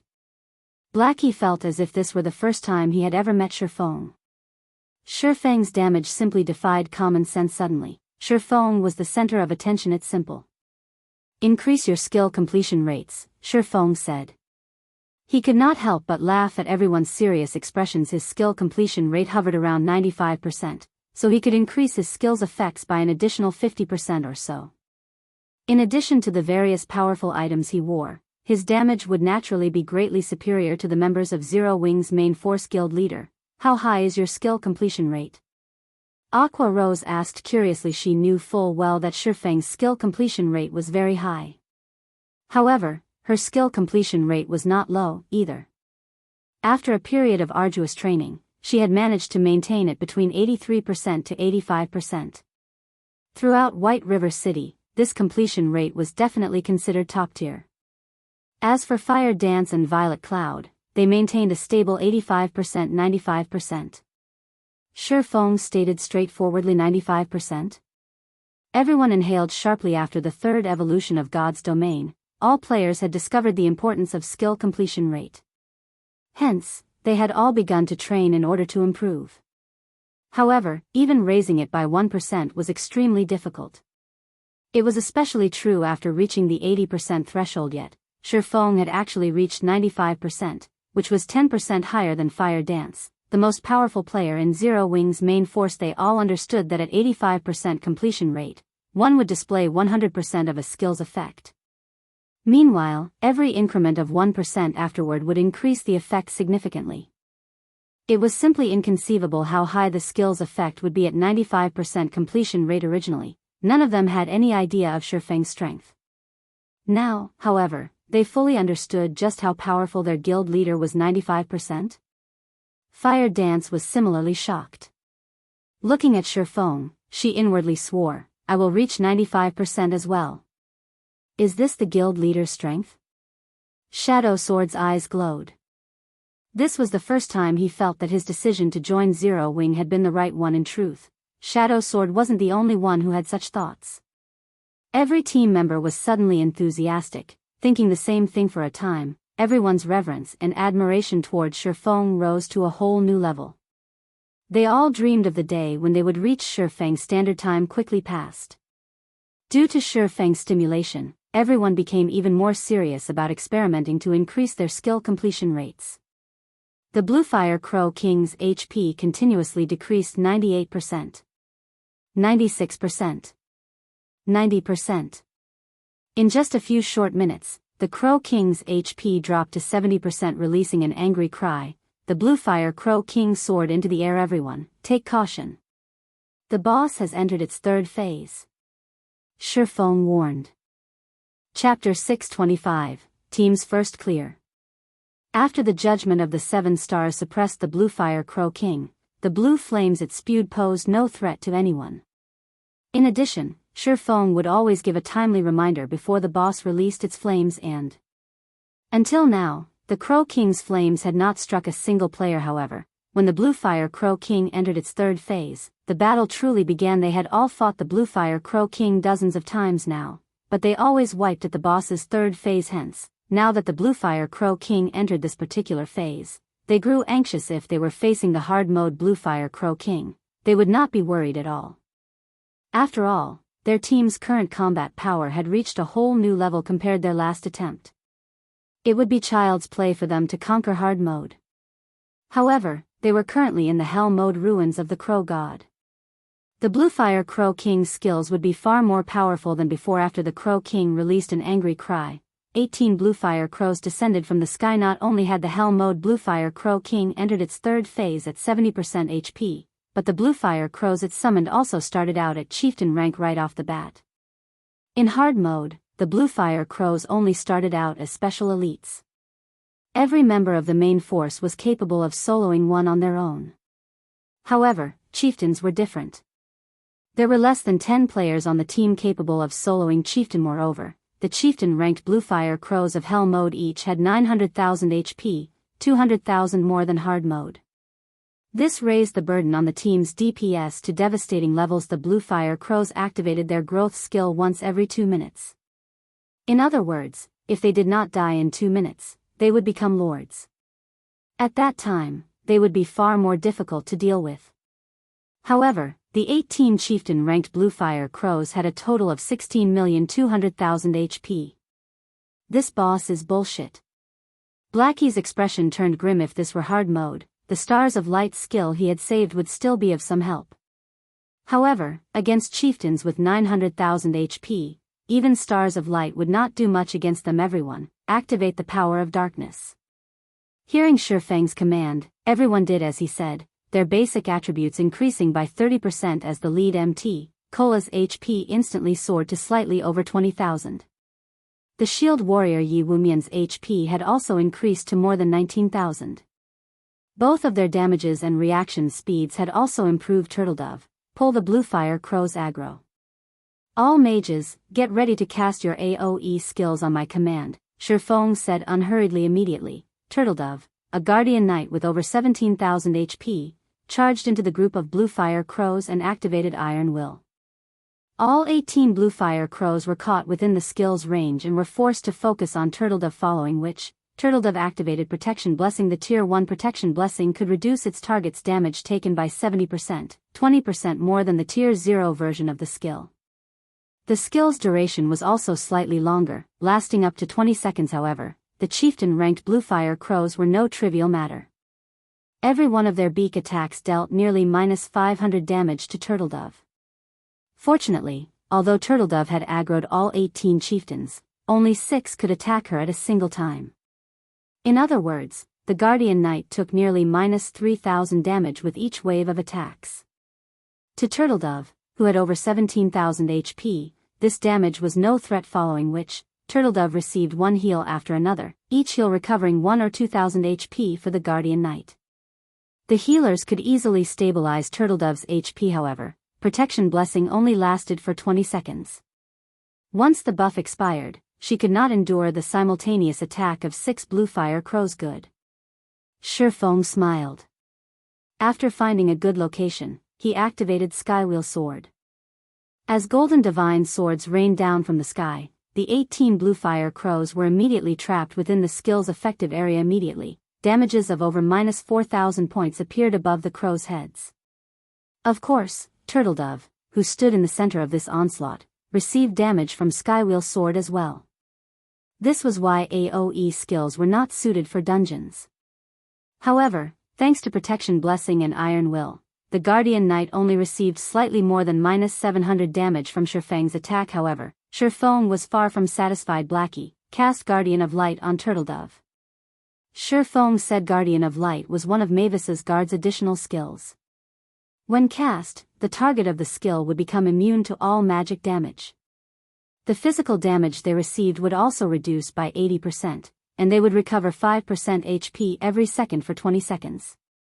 It was definitely a super life-saving skill. When Blackie waved his staff, a golden glow wrapped around Turtledove's body. Once she received the proper buffs, Shifeng no longer held back as he activated Heavenly Dragon's power. After his strength increased by 100%, he activated the Aura of Fire's skill, Firestorm. Just before the roaring flames devoured Turtledove, Shifeng switched the Aura of Fire to the Aura of Water, casting Life Bloom on her. Due to the Aura of Water increasing healing effects by 100%, Turtledove could recover up to 60% of her HP every second for 40 seconds. With Turtledove's HP, she was practically immortal for the moment. Although Firestorm dealt over -40,000 damage to the Bluefire crows every second, the spell was ineffective against Turtledove as she was immune to all magic damage. Moreover, she had Life Bloom, which recovered over 10,000 HP for her every second, the healer's attention, and the cleric's truth shield. As a result, the damage the Bluefire crows dealt was not even a scratch to her. Even if she stood still and did nothing, her life would not be in any danger. Everyone was immediately stupefied watching the female Guardian Knight Turtledove fight the many Bluefire crows amidst the raging inferno. It seemed as if these destructive flames were no different than a breeze, safe and harmless. The more Turtledove fought, the more valiant she became. At this moment, she seemed like a goddess of war and fire, demanding reverence. Everyone, use your AoE skills. Shifeng commanded. A moment later, the team's mages cast their AoE skills. Although they were not as powerful as large-scale destruction spells, these AoE skills still dealt several thousand damage to the Bluefire crows. Among them, Blackie stars of light caused massive amounts of damage to the chieftains. The first wave alone dealt over -4,000 damage to each crow. The damage of every subsequent wave increased by 10%, lasting for a total of 15 seconds. Shifeng also looked for opportunities to use Dragon Breath, Thundering Flame, Flame God's Fury, Earth Splitter, Thunder Flame Explosion, and other AoE skills. 15 seconds later, the Bluefire crows were in a half-crippled state, possessing less than 5% of their total HPs. A few unlucky Bluefire crows that had received one too many critical hits had even died during these past 15 seconds. Of the 18 Bluefire crows that had been summoned, only 11 remained. Shifeng's figure then swayed slightly as he sent several more strikes at these Bluefire crows. Adding in the team's damage, they dealt with the remaining 11 Bluefire crows in less than 10 seconds. Once the Bluefire crows had been annihilated, it became much easier to deal with the Bluefire Crow King. Moreover, now that Shifeng had activated Heavenly Dragon's power, his damage against the Great Lord doubled within 3 minutes. The Bluefire Crow King only had slightly more than 1 million HP remaining. It's finally here. Shifeng smiled calmly. The Bluefire Crow King had a total of 4 phases. Everyone had thought that the most difficult phase was the 3rd phase. However, what everyone did not know was that the Crow King used its true trump card during its 4th phase. The Bluefire Crow King would only enter its 4th phase when its HP fell below 1 million. That was also when the entire raiding team would be the most tired and relaxed. It would be at this moment that the Crow King would transform into a living inferno and become a fire crow. During this phase, any enemies within 50 yards would receive -1,000 damage every second. However, that was only in the case of hard mode. In hell mode, players received -1,600 damage every second.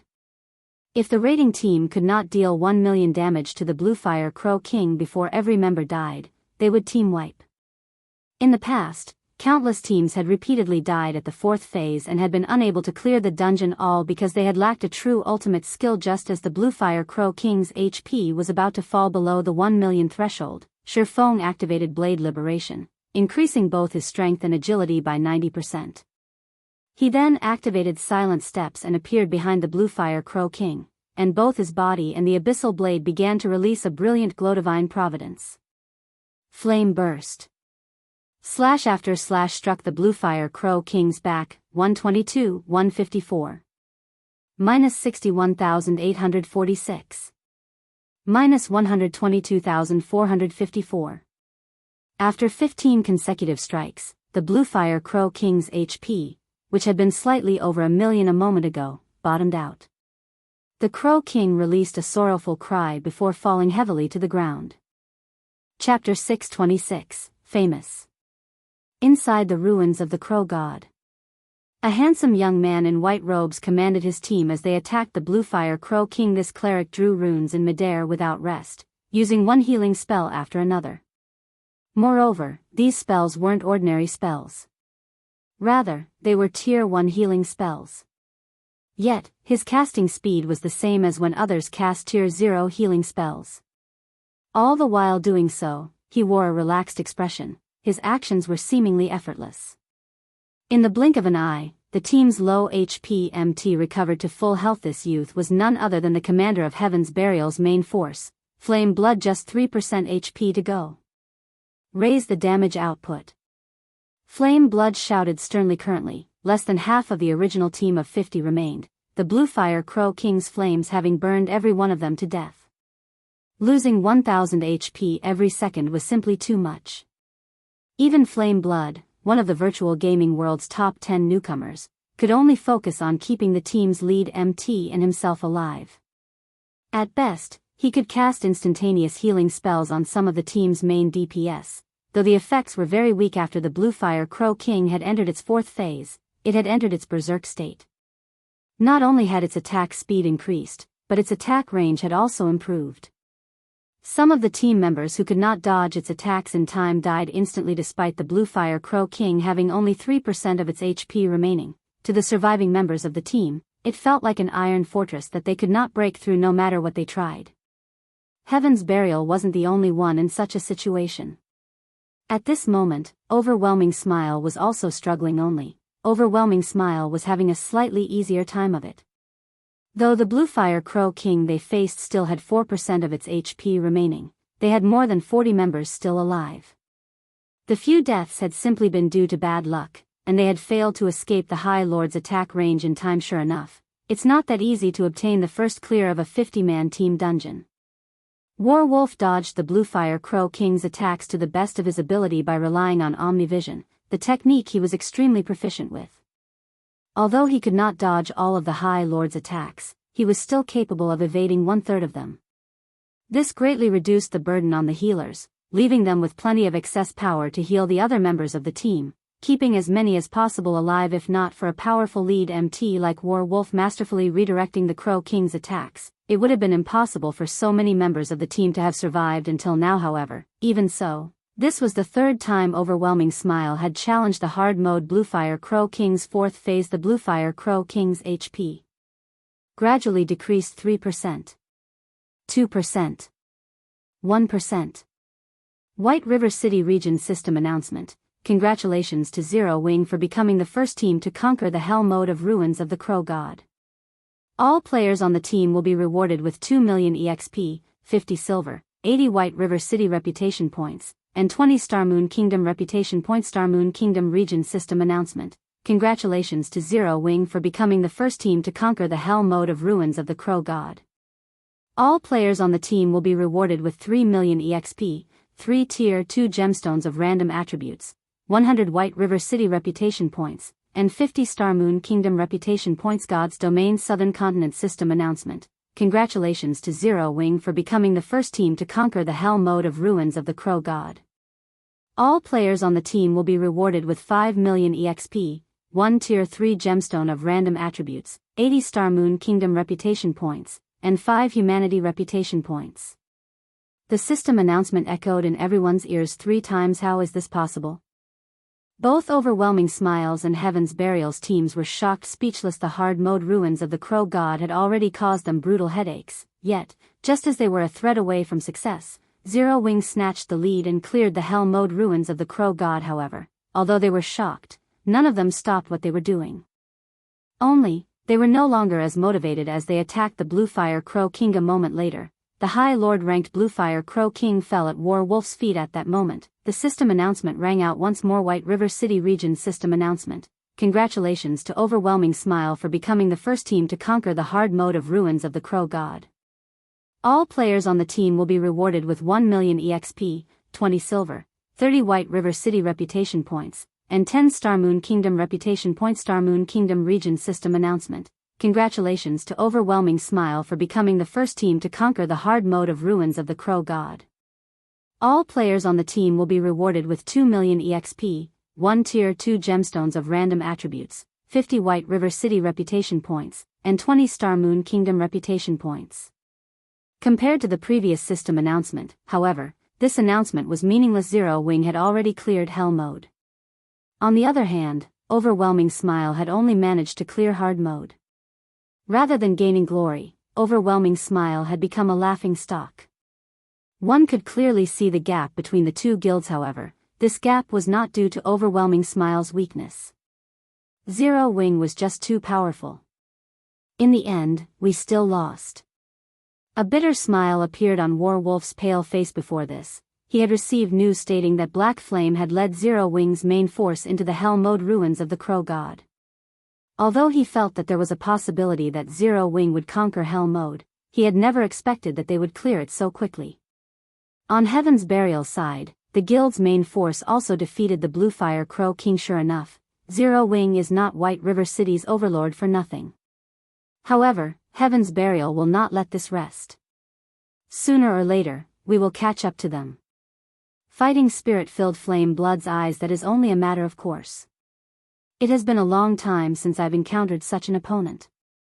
It seems that Black Flame is quite formidable. The assassin with flowing straight hair beside Flame Blood was similarly enthusiastic. However, there was an undetectable coldness hidden in his gaze. He seemed like a beast that had just found new prey. Glancing at the assassin youth beside him, Flame Blood laughed and said humorously, "It seems that Black Flame is in for a tragedy."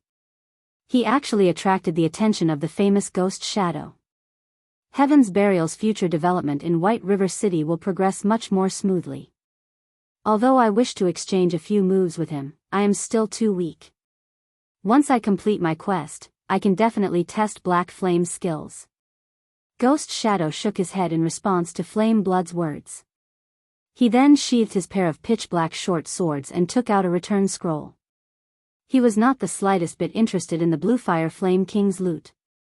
Compared to Heaven's Burial and Overwhelming Smile's shock, all of White River City, no, all of Star Moon Kingdom was in an uproar. Throughout God's domain, many teams had already obtained the first clear of a 50-man team dungeon. However, that was only limited to 50-man hard-mode team dungeons. No one in the surrounding dozen or so kingdoms or several empires had managed to clear Hell Mode. A newly established guild like Zero Wing stole this glory. It was simply inconceivable. For a time, Zero Wing's reputation soared to new heights. Previously, Zero Wing's success in fending off the Dragon Phoenix Pavilion's assault had attracted the attention of over a dozen kingdoms and empires. However, Zero Wing had only been protecting themselves. Moreover, they had relied on the strength of NPC guards rather than their own members. There was no need to grow wary of Zero Wing. Now, however, things had changed completely. Claiming the first clear of a 50-man Hell Mode team dungeon showed that the guild's overall strength should not be underestimated. Zero Wing? Phoenix Rain could not help but smile upon hearing the system notification. It seems that I have underestimated Black Flame's abilities. Fragrance, prepare to head to White River City. Miss, why are we going to White River City? Pantheon's guild leader will arrive shortly, the pretty woman named Pure Fragrance asked. Confused, we are going to meet that mysterious Black Flame, of course. Phoenix Rain laughed. Black Flame? Pure Fragrance could not help her curiosity. Who was Black Flame? Could he possibly compare to the guild leader of the Super Guild Pantheon? Chapter 627, Divine Bluefire Shield. As the outside world reacted to Zero Wing's achievement, Shifeng busied himself with arranging the Bluefire Crow King's loot system. Hell Mode ruins of the Crow God has been cleared for the first time. Loot increased by 100%. Divine Providence would already increase the loot from the Bluefire Crow King. Now that the loot had doubled, items covered the ground. With a single glance, one could count more than 30 items, though the majority consisted of various rare materials. Is this the loot of a large-scale Hell Mode team dungeon? Blackie's eyes shone with wonder as his jaw hit the ground. Although Shifeng had yet to appraise the dropped items, based on their majestic appearances and magical rune engravings, it was obvious that the weapons and equipment that had dropped were anything but ordinary. Secret silver items couldn't even compare to these. Moreover, the Bluefire Crow King was a level 30 Great Lord, so everything it dropped would be level 30. To the team members who still wore level 25 equipment, this was a massive haul. Zero Wing had quite a few level 30 items now.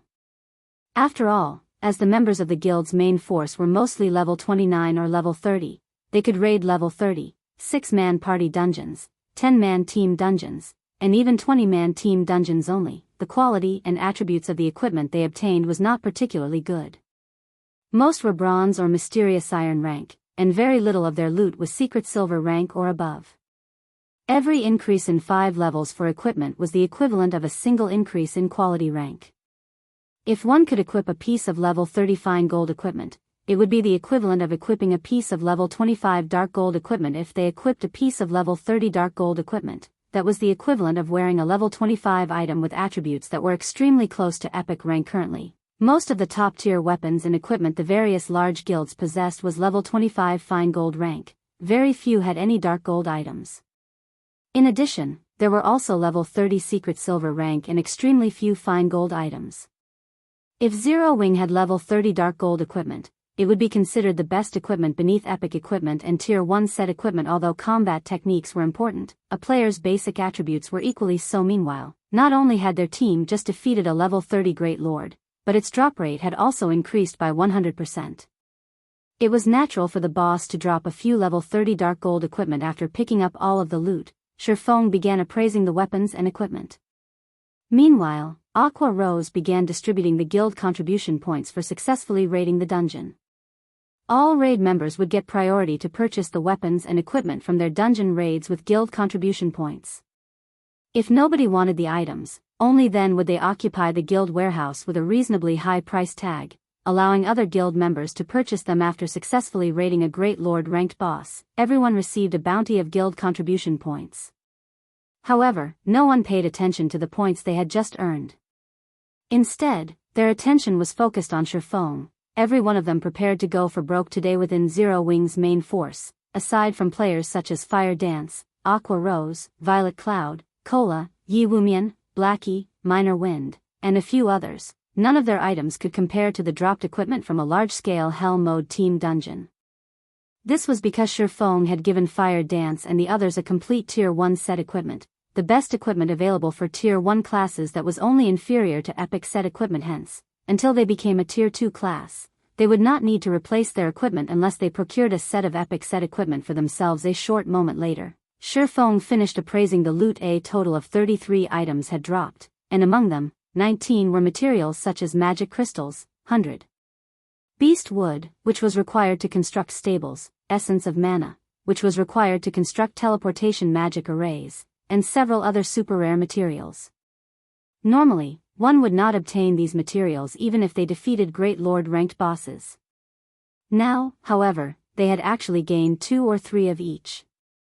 The benefits of obtaining the first clear of Hell Mode are impressive, Shifeng stated. He could not help but smile as he gazed at the weapons and equipment inside his bag. Guild leader, what items dropped to make you this happy? Aqua Rose knew of Shifeng's tastes. Items that could excite Shifeng would definitely be something extraordinarily good. That's right. Guild leader, share the stats. Although Blackie wielded an epic staff, he still liked seeing the attributes of excellent weapons and equipment. I won't waste your time. Here, look at this item first, then. Shifeng took out a deep red two-handed sword that emitted pale blue flames. Not only was the weapon extremely attractive, but it also felt as if it possessed extraordinary power. Bluefire double-edged sword, two-handed sword, dark gold rank. Level 30, level 35. Attack power plus 702, currently level 30. Strength plus 54, agility plus 41, endurance plus 44. Attack speed plus 2. Ignore levels plus 10. Attacks have 30% chance to trigger Bluefire attack, causing an additional 120% flame damage to the target and reducing the target's defense by 30% for 7 seconds. 20% chance to cause 200% damage. 10% chance to trigger Bluefire dance, causing 300% flame damage in a cone. Although the Bluefire double-edged sword did not have any active skills, it had plenty of passive skills. Its attack power alone was more impressive than the level 30 Abyssal Blade. It was a weapon made for violence. Everyone sucked in a breath of cold air upon seeing the Bluefire double-edged sword's attributes. Crap. Even epic weapons aren't any better than this. Blackie was stunned. He possessed an epic weapon himself, so he could tell just how excellent of a weapon the Bluefire double-edged sword was. It was of the same caliber as the true Fire Blade's Fire Dance wielded. If one of the team's berserkers equipped this two-handed sword, their DPS would soar by several levels. Their damage would be close to Fire Dance's. Moreover, the Bluefire double-edged sword could be upgraded to level 35. It could rank at the top even amongst level 40 weapons. In other words, if one equipped the two-handed sword, they would not have to worry about replacing their weapon even when they reached level 40. Immediately, the berserkers within the team started drooling, staring at the Bluefire double-edged sword with burning gazes. Such powerful attributes. This sword alone could push a berserker's damage to the top of the team, Fire Dance said in awe. Don't be so shocked by this item. The Bluefire double-edged sword only ranks 3rd out of the weapons and equipment we obtained. Shifeng shook his head as he chuckled. He then revealed a red and black buckler, saying, "This is the 2nd best item." Hearing Shifeng's claim, everyone was surprised. Such an excellent weapon was not the best piece of equipment that dropped. The red and black buckler was only 1/3 the size of an ordinary shield. However, the image of the Bluefire Crow King had been engraved onto the shield, surrounded by many runes. With a single glance, one could tell that this buckler was extraordinary. Divine Bluefire shield, dark gold rank. Level 30, level 35. Defense plus 1950, currently level 30. Equipment requirement, strength 220. Defense plus 550. Block rate, 42%. Strength plus 31, Endurance plus 47. Evasion plus 15. Attack speed plus 2. Additional passive skill dash. Bluefire shield, absorbs 30% of the damage taken and converts it into Bluefire. When accumulated damage reaches 5,000 points, causes 150% damage to an area of 3 by 10 yards in front of user. Additional active skill dash. Rising fire, when activated, sacrifice 20% HP to transform Bluefire into the armor of flames, increasing defense by 150% and strength by 40% for 30 seconds cooldown, 30 minutes. Chapter 628, Guild Mount. The moment the divine Bluefire shield appeared, hunger burned in the eyes of every MT on the team. Even Cola drooled. The shield was crucial to any MT. It was the equivalent of half of an MT's life. Not a single MT would pass up an excellent shield. The best shield Zero Wing currently had was a level 25 dark gold shield. However, compared to the divine Bluefire shield, it was no more than scrap metal. Not only did the divine Bluefire shield possess extremely high defense, but it also had a powerful attack skill and berserk skill. If an MT equipped it, they would no longer be just a meat shield. The damage they could deal would be no less than what a normal DPS classes could do. This divine Bluefire shield's attributes are better than even the current first-ranking shield, the Blue Dawn. Aqua Rose was greatly shocked when she examined the red-black buckler. Most likely, this is the best shield currently available throughout God's domain. As the manager of a guild, Aqua Rose normally collected information on the various large guilds throughout God's domain. For example, she knew which guilds had been active recently, members of the main force of various large guilds, experts, and the latest powerful equipment. Blue Dawn was a level 30 dark gold shield. However, a super guild had obtained this shield through a quest, and it had made many other super guilds jealous. Many corporations had even offered an astronomical price of 1,000 gold for it. On the other hand, the divine Bluefire shield was a dark gold shield that would improve to level 35. Setting aside its basic attributes, just the passive skill Bluefire shield and active skill Rising Fire were excellent skills. The Bluefire shield was clearly more valuable than the Blue Dawn. Not including epic shields, it would not be an exaggeration to call it the most powerful shield currently available in God's domain. However, Aqua Rose very quickly realized something. If the divine Bluefire shield, something that was so important to a guild, only ranked second among the loot they had obtained, what kind of item ranked first? Very quickly, the rest of the team reached the same conclusion. Their gazes darted back to Shifeng, expectation written all over their faces. All right, then. I'll unveil the first-ranking item. Shifeng laughed. He then took out a purple-blue crystal necklace. Chances are that every magical class will go crazy over this. Bluefire Heart, Necklace, Dark Gold Rank. Equipment requirement, Intelligence 200. Level 30, Level 40, currently Level 30. Strength plus 10, Agility plus 10, Endurance plus 10, Intelligence plus 40, Vitality plus 35. Casting speed increased by 20%, magic damage and healing effects increased by 20%, passive skill dash. Mana Heart, maximum mana increased by 15% and mana recovery rate increased by 50%. Active skill 1 dash. Bluefire Devour, burn 30% of your mana in exchange for the power of Bluefire, increasing all skill effects by 200% and mana consumption rate by 200% for 30 seconds cooldown, 30 minutes. Active skill 2 dash. Bluefire Summon, summons 3 elite ranked Bluefire crows to battle for you for 30 minutes cooldown, 5 hours. The Bluefire Heart's basic attributes were average at best. However, the necklace's skills increased its value tremendously. The skills almost made up for all of the weaknesses a magical class possessed and enhanced their firepower. Most importantly, the Bluefire Heart was a necklace. Ornament-type items were extremely rare in God's domain. The value of one was multiple times that of a weapon or other equipment of the same quality and level. In the case of the Bluefire Heart, even a Tier 3 class would continue to use it.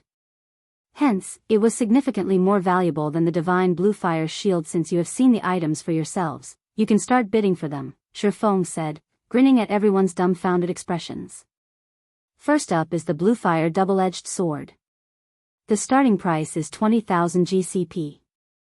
Currently, Zero Wing's contribution points were worth roughly 30 copper per point. In other words, 20,000 contribution points was around 60 gold. However, this price didn't surprise any of them for a weapon of the Bluefire double-edged sword's caliber. This was considerably cheap. If it were on the auction house, it would sell for at least 200 or 300 gold. 21,000. 24,000. 26,000. For a time, the berserkers and swordsmen began fervently outbidding each other. As the members of the guild's main force, they frequently raided dungeons, especially small-scale team dungeons.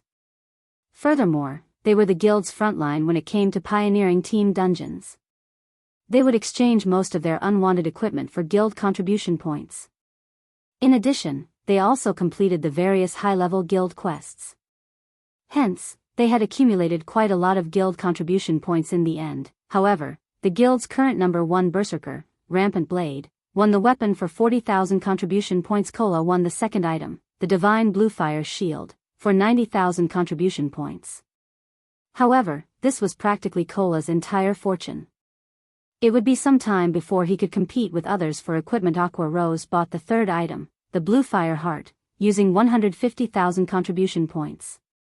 As the guild's vice leader, Aqua Rose enjoyed certain benefits. In addition, she also frequently participated in dungeon raids and guild quests, so she had accumulated an extraordinarily high number of guild contribution points.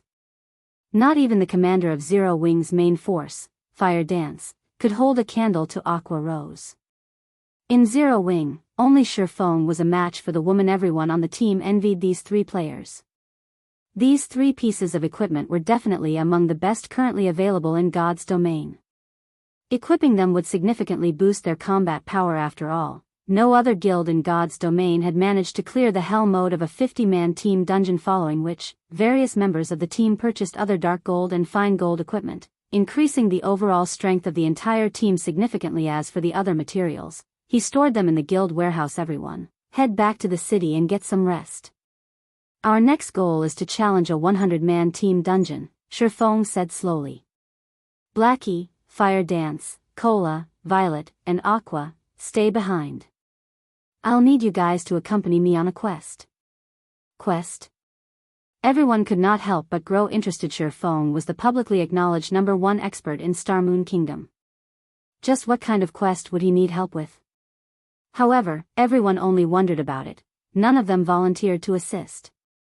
After all, weaklings like them would never survive a quest that even Shifeng would need help to complete. They needed a certain amount of strength before they could embark on such a quest.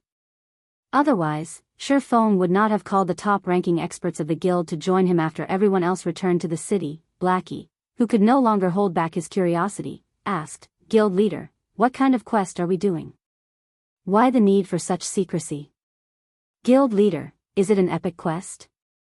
I've been wanting to give an epic quest a try." Cola's eyes glowed. Epic quests. No one, other than Shifeng, in the guild had taken on an epic quest yet. First of all, ignoring how rare an epic quest was, they were simply too difficult. Moreover, in the event that one failed an epic quest, the consequences would be extremely severe. However, if one completed the quest, the rewards would be astonishing. Although I call it a quest, I need help capturing a wild beast. Shifeng shook his head and laughed. Capturing a wild beast? Everyone grew confused. It was possible to capture wild beasts in God's domain. However, capture was far more difficult than simply killing it for EXP. Even if one captured a wild beast, there was nothing they could do with it. At most, they could leave it in a corner and look at it. Most importantly, players had to spend a lot of money to capture a wild beast. Hence, at present, nobody was willing to spend their time on something so costly. Don't you want to capture a wild beast and ride it as a mount? Shifeng said, smiling. Upon hearing these words, a hint of anticipation flashed in everyone's eyes. However, I heard that, in order to capture a wild beast to tame it into a mount, a guild first needs a stable, Aqua Rose stated. Guild leader, we don't have a stable. We'll have to challenge 100-man team dungeons to obtain one. Shifeng simply laughed without offering a reply. Guild leader, don't tell me that you already have the design, Aqua Rose asked in disbelief, her beautiful eyes widening as she stared at Shifeng. Chapter 629, 5-Star Mount. Aside from Aqua Rose, no one understood the value of the stable design. However, this was expected of those present, aside from Aqua Rose, who was the guild's manager, and Blackie, who managed the workshop's affairs. Everyone had immersed themselves in improving their combat techniques. Why would they have noticed the guild's potential constructions? Seeing Shifeng silently nodded his head, Aqua Rose involuntarily began trembling. In the past, why had various large guilds desperately tried to raid large-scale team dungeons, going so far as to invest massive sums of money into gearing up their respective guilds' MTs and utilizing all items capable of assisting their raid of a large-scale team dungeon? There was only one main reason: guild mounts. God's Domain's maps were extremely large. Once players began arriving at level 30 and higher maps, they would have to spend a large chunk of their time traveling. The maps would also only grow larger the further one progressed into the game. Meanwhile, a powerful mount would help players save a lot of time. However, the more important function of guild mounts was that they could attract more players to join a guild. The common mounts sold in cities not only required players to have sufficient reputation, but they also required a significant sum of money to purchase.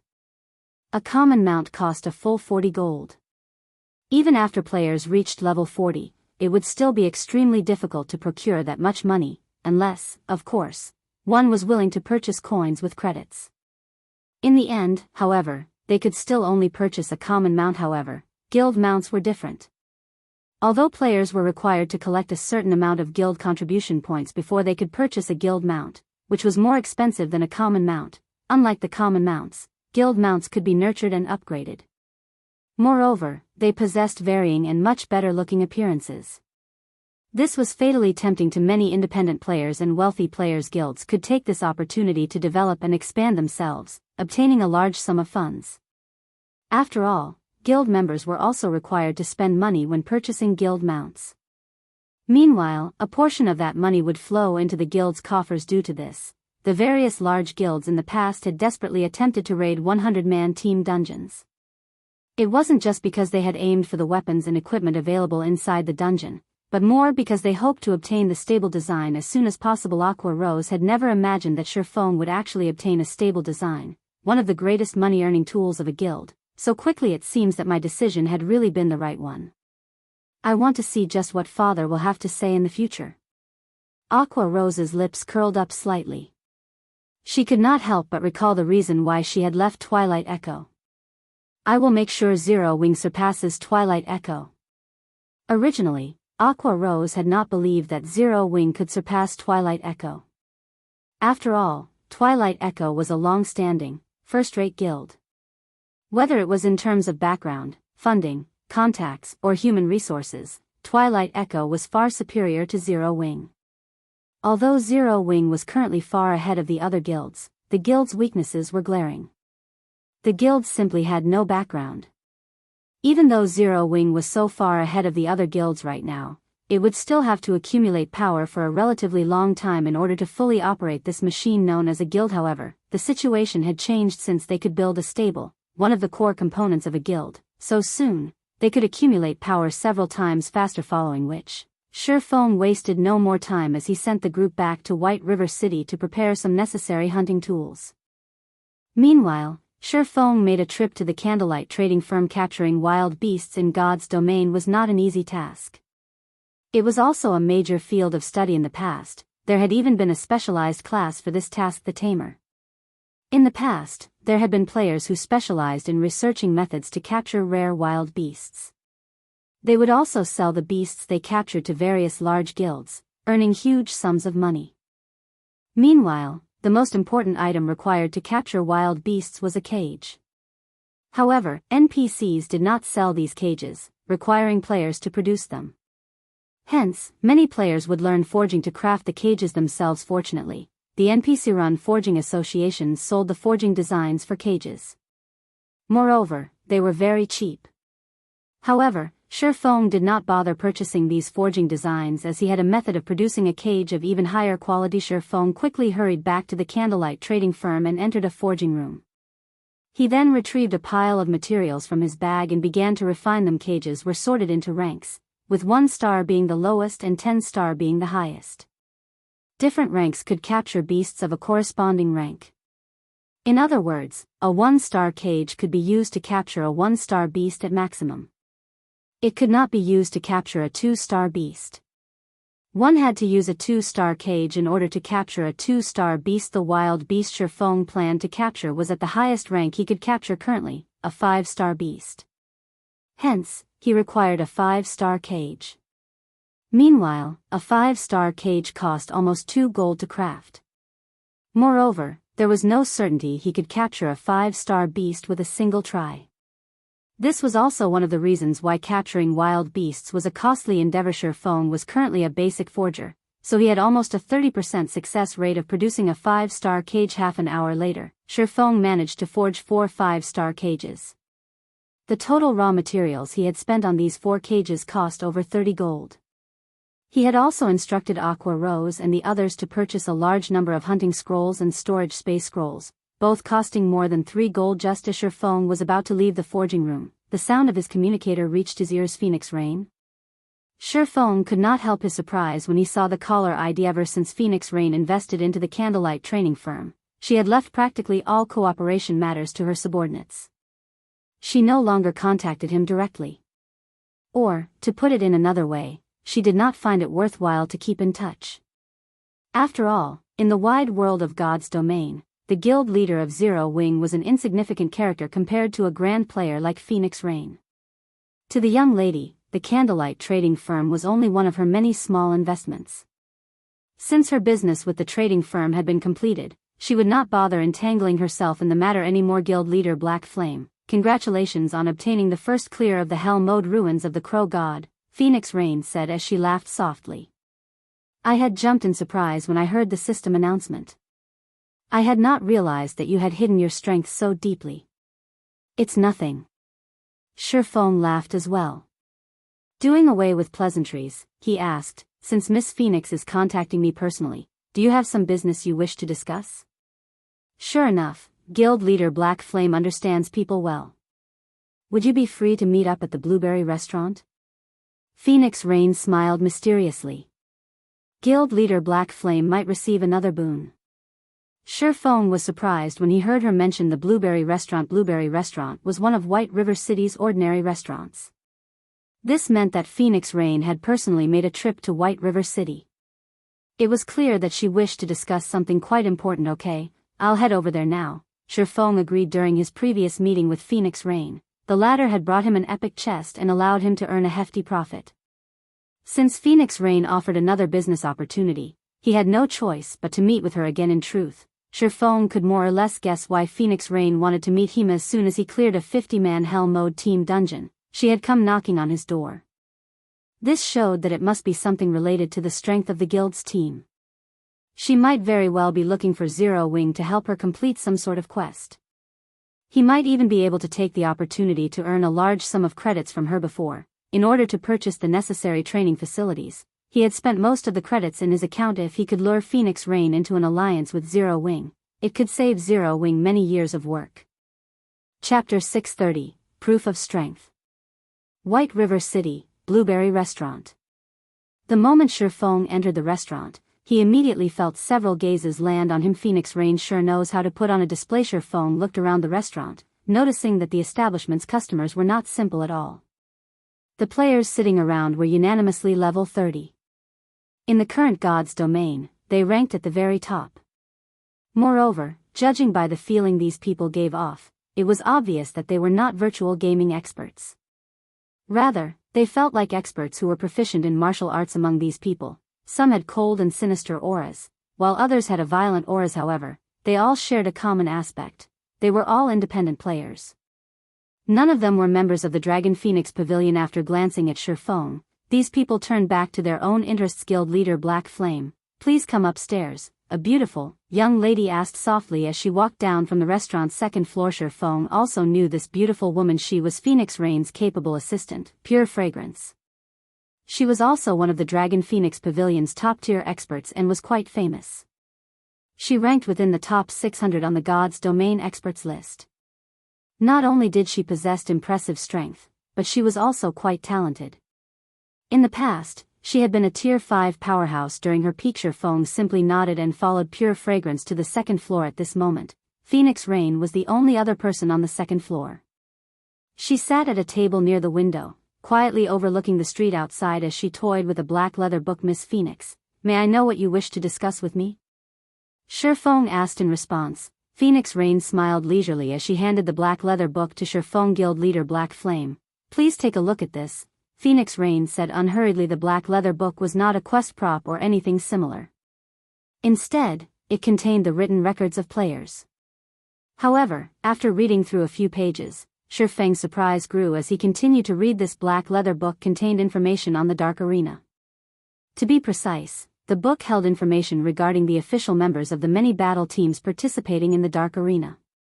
Moreover, the information was extremely detailed, so much so that even the participants' life stories had been recorded. There was even a brief introduction to their current equipment. Beyond that, there was an assessment of every battle team member's combat power. These assessments were also very detailed. These players' strengths and weaknesses had been recorded in detail. Guild Leader Black Flame, how do you feel about this information? Phoenix Rain asked gently, a pleasant smile on her face. Miss Phoenix, why are you giving me this information? Feng was slightly confused about Phoenix Rain's intentions. I've heard that your guild has been in contact with the Glorious Lions battle team, so I believe that Guild Leader Black Flame should understand the Dark Arena's value by now. Phoenix Rain smiled sweetly as she collected the leather book from Feng. Unfortunately, ordinary players do not qualify to participate in this game. However, I am, so I hope to establish a battle team myself to have some fun in the Dark Arena. Initially, I intended to seek cooperation with Pantheon's guild leader, but I suddenly changed my mind. Now, I wish to cooperate with Guild Leader Black Flame instead. May I know if you are interested in cooperating with this young lady? Miss Phoenix must be joking. How could Zero Wing possibly hope to compare with a super guild? Wouldn't working with Pantheon be a better choice? Although Feng was so calm on the surface, inwardly, he was stunned. He had not expected Phoenix Rain to be capable of obtaining the participation rights to the Dark Arena. However, Feng did not believe that Phoenix Rain would hand over such an opportunity so easily. After all, the Dragon Phoenix Pavilion had countless experts, not to mention a super guild like Pantheon. It would be child's play for Phoenix Rain to gather 10 Apex experts. Why would she need Zero Wing? I sought you out precisely because Zero Wing is not very famous.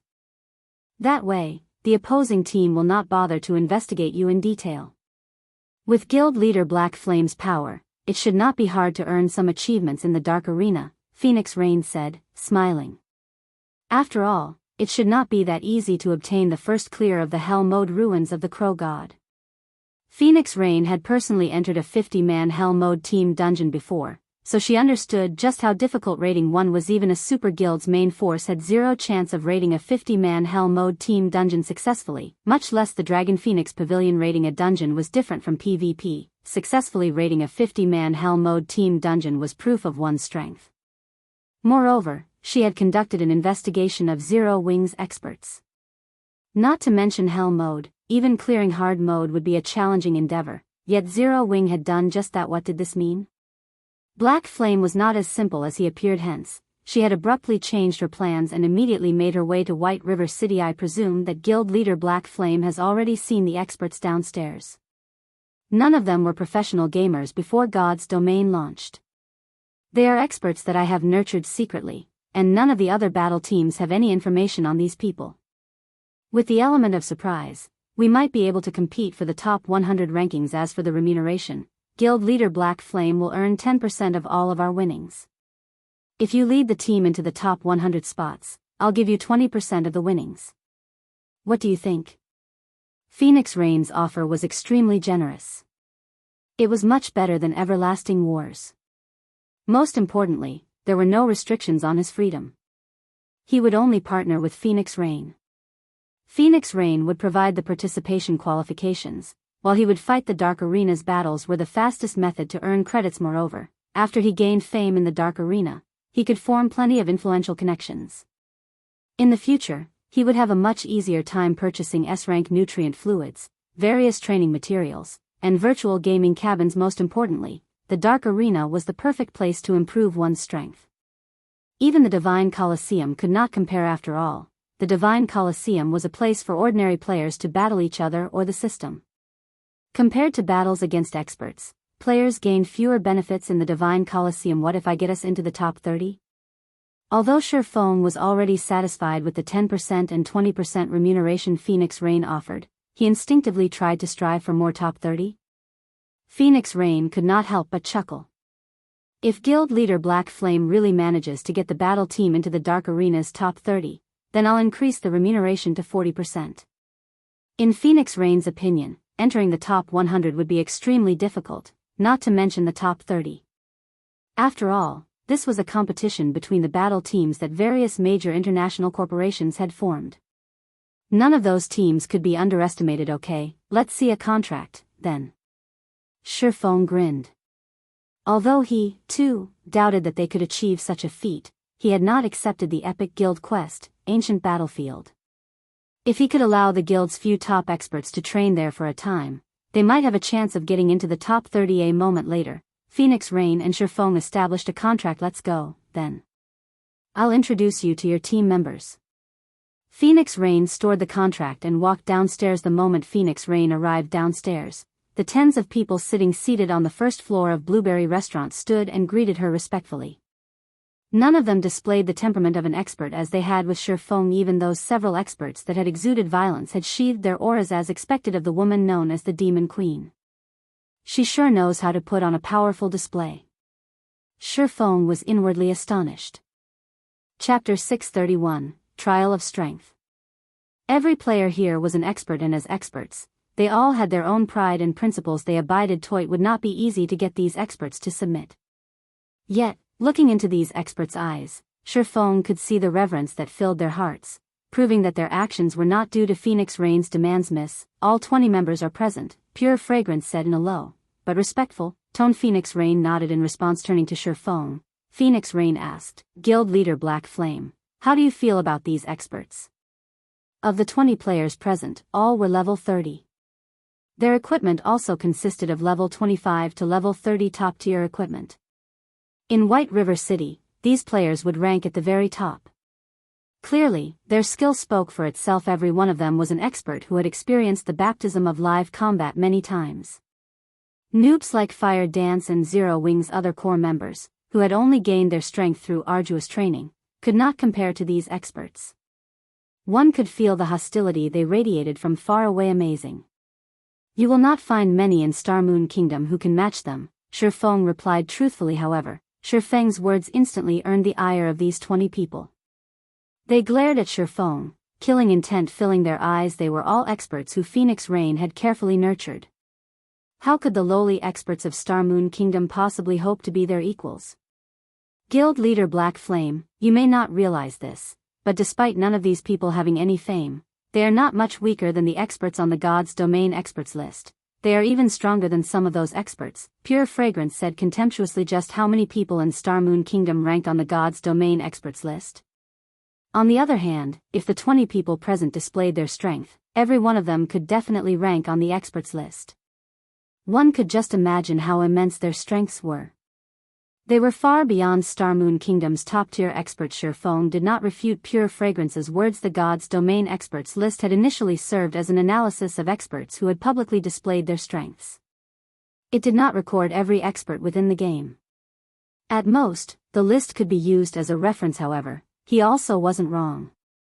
Although these people were strong, in White River City alone, there were plenty of experts who were much stronger. For example, there was War Wolf and Ghost Shadow. There was also no need to mention those unknown experts hidden throughout Star Moon Kingdom. While God's Domain was very large, Star Moon Kingdom was not small. How could it possibly be that easy to become one of the top experts in a kingdom? Fragrance, enough. Have everyone introduce themselves so that Guild Leader Black Flame can establish the battle team more easily, Phoenix Raid softly instructed. There is no need for all of that. Anyone who can block my sword without using any skills will be admitted into the battle team. Of course, I won't use any skills, either, Shifeng declared, not wanting to waste too much time. It seems that we are all going to become official members of the battle team today. A thin assassin in black snorted. The others similarly revealed annoyed sneer. Shifeng actually dared to underestimate them to such a degree initially. Shifeng had similarly surprised Phoenix Rain. However, she smiled and said, Guild leader Black Flame's suggestion will also work. Let's do as he asks, then. Following which, everyone left the Blueberry restaurant and headed towards the Divine Coliseum. The Divine Coliseum was situated in White River City's central district. The Divine Coliseum was a massive tower that stood in the city's center. Although the Divine Coliseum had only recently been constructed, a sea of players flowed to and from the building. I passed the second floor today. I can finally take part in Zero Wing's entrance exam. Recruiting members for a level 25 team dungeon. Must have skill completion rate of 70% and above. Equipment must be at least Mysterious Iron rank. Heaven's Burial is recruiting guild members. Our guild has already cleared the hard mode ruins of the Crow God. If you wish to join, you must be able to clear the Divine Coliseum's first floor before you can take the entrance exam. In the Divine Coliseum's first floor hall, many independent teams shouted, recruiting members in the past. These players usually recruited at the teleportation hall. Now, however, they had all come to the Divine Coliseum because they could determine a player's strength here. That way, they could be more at ease when they raided dungeons. Similarly, ever since the Divine Coliseum had emerged, guilds no longer looked at a player's level and equipment when allowing players to take part in their entrance exams. Instead, they determined the players' qualifications through their progress in the Divine Coliseum, and ordinary players' techniques would not even be enough to pass the first floor of the Divine Coliseum. If one passed the second floor, they would be roughly as strong as an elite player. Meanwhile, one was definitely considered an expert if they could clear the third floor. Hence, it was very easy to determine the exact standard of a player upon arriving at the Divine Coliseum. Pure Fragrance spent 5 magic crystals to rent an amphitheater. In the amphitheater, players could fight however they wanted. The combat inside an amphitheater and the combat in the underground arena were different. In an amphitheater, players could set the rules of combat to their liking. For example, they could allow only melee combat, prohibiting the use of skills or tools. This would make fights much more realistic.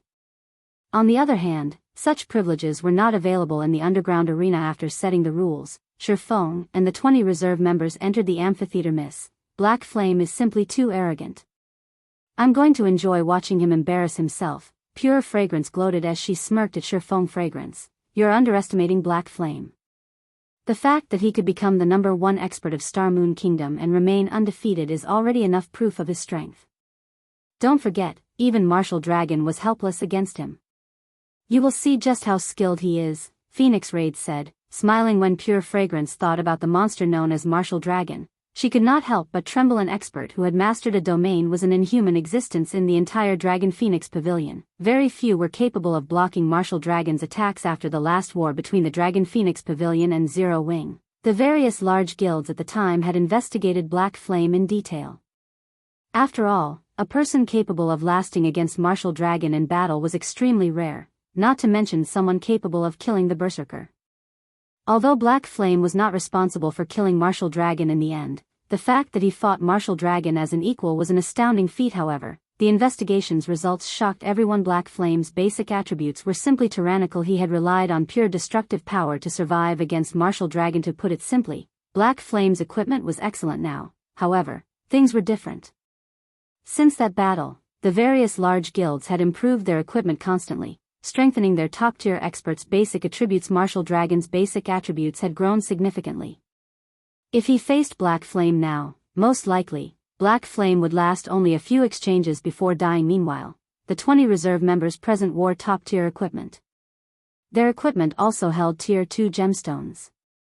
Every one of them wore 3 intermediate mana armor kits. In terms of attributes, they had eliminated their weaknesses.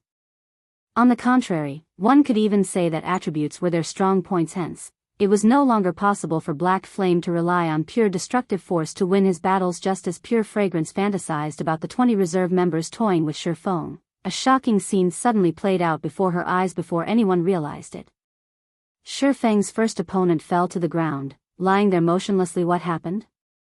Pure Fragrance muttered in disbelief. She was only distracted for a moment, yet the battle was already over. Chapter 632, Grey Eagle. Above the wide and spacious stone platform, Shifeng slowly sheathed the abyssal blade, not even bothering to look at the level 30 berserker who had fallen to the ground next. Shifeng said calmly, the rules of the amphitheater were set so that when a vital point was struck, death and defeat were certain. Even a shield warrior with high HP and defense was no exception to this rule, not to mention a berserker. Seeing Shifeng's calm expression, everyone who had felt insulted immediately shut their mouths, a hint of fear appearing in their eyes. Although the berserker class was not a speed-based class, it was not easily defeated. Not to mention, the berserker that had served as Shifeng's opponent was an expert who had experienced countless live battles. Moreover, they were all companions, so they understood each other's strengths quite well. Although the berserker Shifeng had defeated did not rank within the top 5 of their group, his combat power could still rank within the top 10. The fact that Shifeng had defeated the berserker with a single attack, giving the berserker no time to react, was simply inconceivable, as expected of someone chosen by the pavilion master. You indeed possess some ability. Let me, Grey Eagle, learn something from you, then. A middle-aged man with a lean body and eyes as sharp as an eagle's stepped out from the crowd. When the crowd saw the berserker named Grey Eagle step forward, the shock from Shifeng's one-sided victory immediately dissipated, their arrogance and confidence returning. Eagle, we're counting on you. We can't let him look down on us. The others showed their support from the side. Grey Eagle was the #1 expert among their group. Although the man was already in his 40s, his keen skills and bountiful combat experience were unmatched by ordinary, young players. I'll do my best. Grey Eagle nodded as he slowly walked up to Shifeng. Meanwhile, Phoenix Rain smiled pleasantly as she watched from the stands. We didn't have the chance to see Black Flame's true strength in the previous match. Now that Grey Eagle has stepped forward, we should get to see his limits, Phoenix Rain said, smiling as she watched a playback video of Shifeng's prior battle miss. Even in the Dragon Phoenix Pavilion, Grey Eagle is an expert who ranks at the very top. He has a good chance of defeating anyone among the younger generation, other than Martial Dragon. How could he not be a match for Black Flame?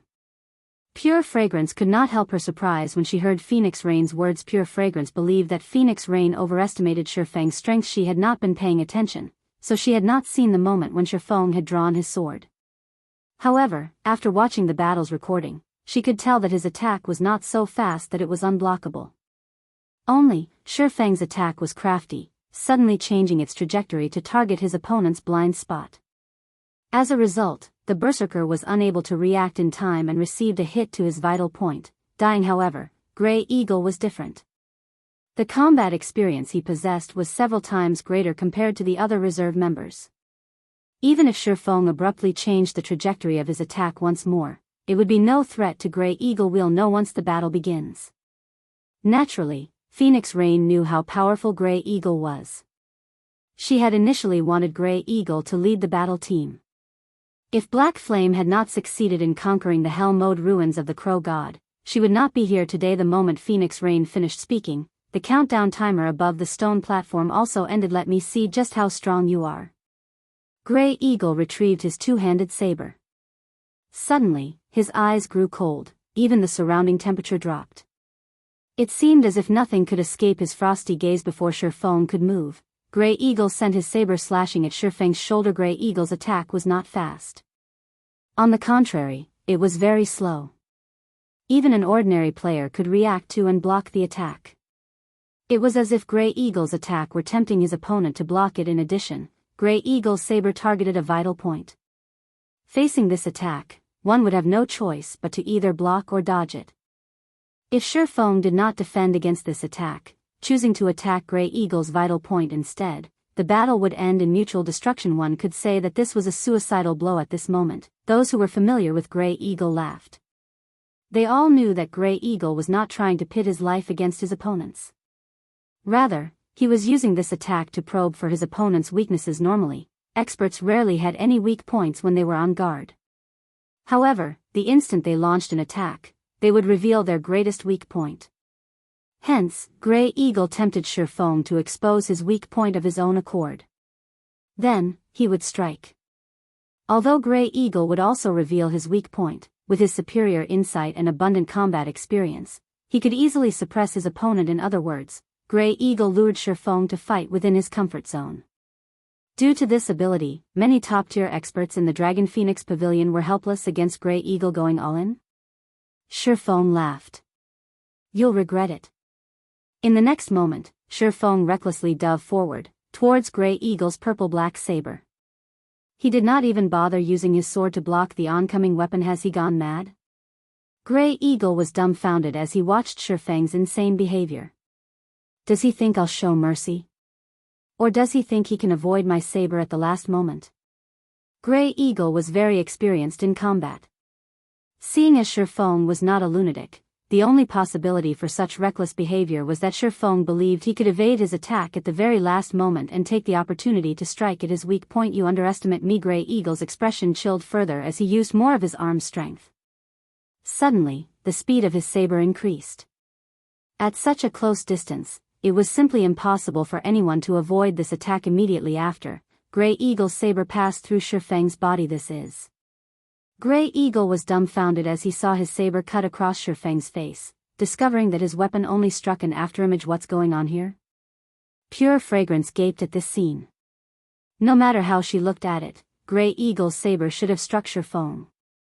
Yet, for some unknown reason, despite a short distance of 1 meter between the berserker and swordsman, the 1.3-meter-long two-handed saber had failed to reach its target. Sitting beside Pure Fragrance, Phoenix Rain squinted her eyes at this scene. With a heavy expression, she said, treating retreat as advance. I didn't imagine that Black Flame had already reached such a realm. Treating retreat as an advance? How does he know that? Pure Fragrance was shocked when she heard her superior's comment. Treating retreat as an advance was an attack technique. Against this technique, one would notice their opponent rush towards them, while in reality, their opponent was retreating. In actual combat, one would discover that they could not make contact with their opponent's body despite their opponent remaining right in front of them. It was as if they were haunted by a ghost, and they could not get rid of this ghost no matter what they did. This was a technique that could mentally exhaust the other party. Treating retreat as an advance was Martial Dragon's specialty. However, the reason Martial Dragon could use such a technique was his domain. He was only capable of using such a combat technique due to his absolute control over his surroundings. Could he have learned it after his fight with Martial Dragon? How can that be? Thinking up to this point, Pure Fragrance felt a chill crawl down her spine, following which, Grey Eagle brandished his sword over a dozen times at Feng. Every attack was swift and precise. Ordinary players could not defend against these attacks at all. Yet, no matter how hard the berserker swung his saber, his weapon never struck the swordsman before him. His attacks would always be off by a small thread. However, he could not stop his desperate and suicidal attacks. With such a short distance between them, if Feng attacked, he would not have enough time to react. No wonder the Dragon Phoenix Pavilion's men were so confident when Grey Eagle stepped up. He's an expert who has entered the refinement realm. If I had not gained some enlightenment from the Darkness Shrine, fighting him would have really been troublesome. At this moment, Feng already had a general grasp of Grey Eagle's standard. Time to end things. Chapter 633, Capturing a Demonic Beast. Feng suddenly disappeared. Is this the rumored Void Steps? Grey Eagle was surprised. He had, more or less, watched the videos of Feng using his specialty move, Void Steps. Only, he had not imagined that a live human being could actually disappear right before his eyes. Not even his acute 5 senses could find any trace of Feng's presence. However, Void Step's weakness was also blatantly obvious, and that was the instant when Feng attacked. Facing a fatal strike, the brain would not ignore such vital information. However, it was also very difficult to block such an attack as the distance between them was simply too short. The most common method to counter Void Steps was to adapt to it gradually, allowing one's brain to stop ignoring the transmission of information. That way, Feng's Void Steps would be rendered useless. However, it was extremely difficult to achieve this. It was like trying to remember the faces of the hundreds of pedestrians one walked by every day. Remembering the faces of a few people was already a difficult feat, as the brain would automatically ignore the majority of such information. Hence, it was extremely difficult to unravel Feng's Void Steps. However, you still underestimate me. Grey Eagle grinned as he shifted the trajectory of his saber, swinging the weapon towards a vacant location. Dang. Sparks scattered as the sound of clashing metal echoed throughout the amphitheater. Suddenly, Feng appeared above the stone platform. Sure enough, he can grasp my general location. Feng was not at all surprised by Grey Eagle's performance. After all, the berserker had already entered the refinement realm. Grey Eagle's observational skills should be exceptional. Even with a lack of information, Grey Eagle should be able to grasp his general location. It was like his fight with Martial Dragon. With his domain, Martial Dragon was capable of processing all information within his domain without missing even the tiniest of detail. If Martial Dragon concentrated on observing his surroundings, he could render Void Steps utterly useless. Unfortunately, you only have a single weapon, whereas I have two. Shifeng increased the force he exerted with the Abyssal Blade, pinning down Grey Eagle's two-handed saber. Meanwhile, Purgatory's Shadow, which he wielded with his other hand, completed a perfect arc as it slid through Grey Eagle's heart, leaving behind small and unnoticeable seam. Damn it. Grey Eagle clutched at his heart as he fell to the stone floor of the platform, reluctance filling his eyes as he died. Grey Eagle's defeat stunned the venue into silence. Although this match had appeared uneventful, most battles between experts were like this. Tiny differences usually decided the outcome of these battles. What a pity. If Grey Eagle could use two weapons as well, Black Flame would not have won so easily. Pure Fragrance sighed. No matter what anyone said or did, Grey Eagle was a part of the Dragon Phoenix Pavilion. The fact that Grey Eagle was defeated so easily was not a good thing for the pavilion's reputation. Would two weapons really solve the problem?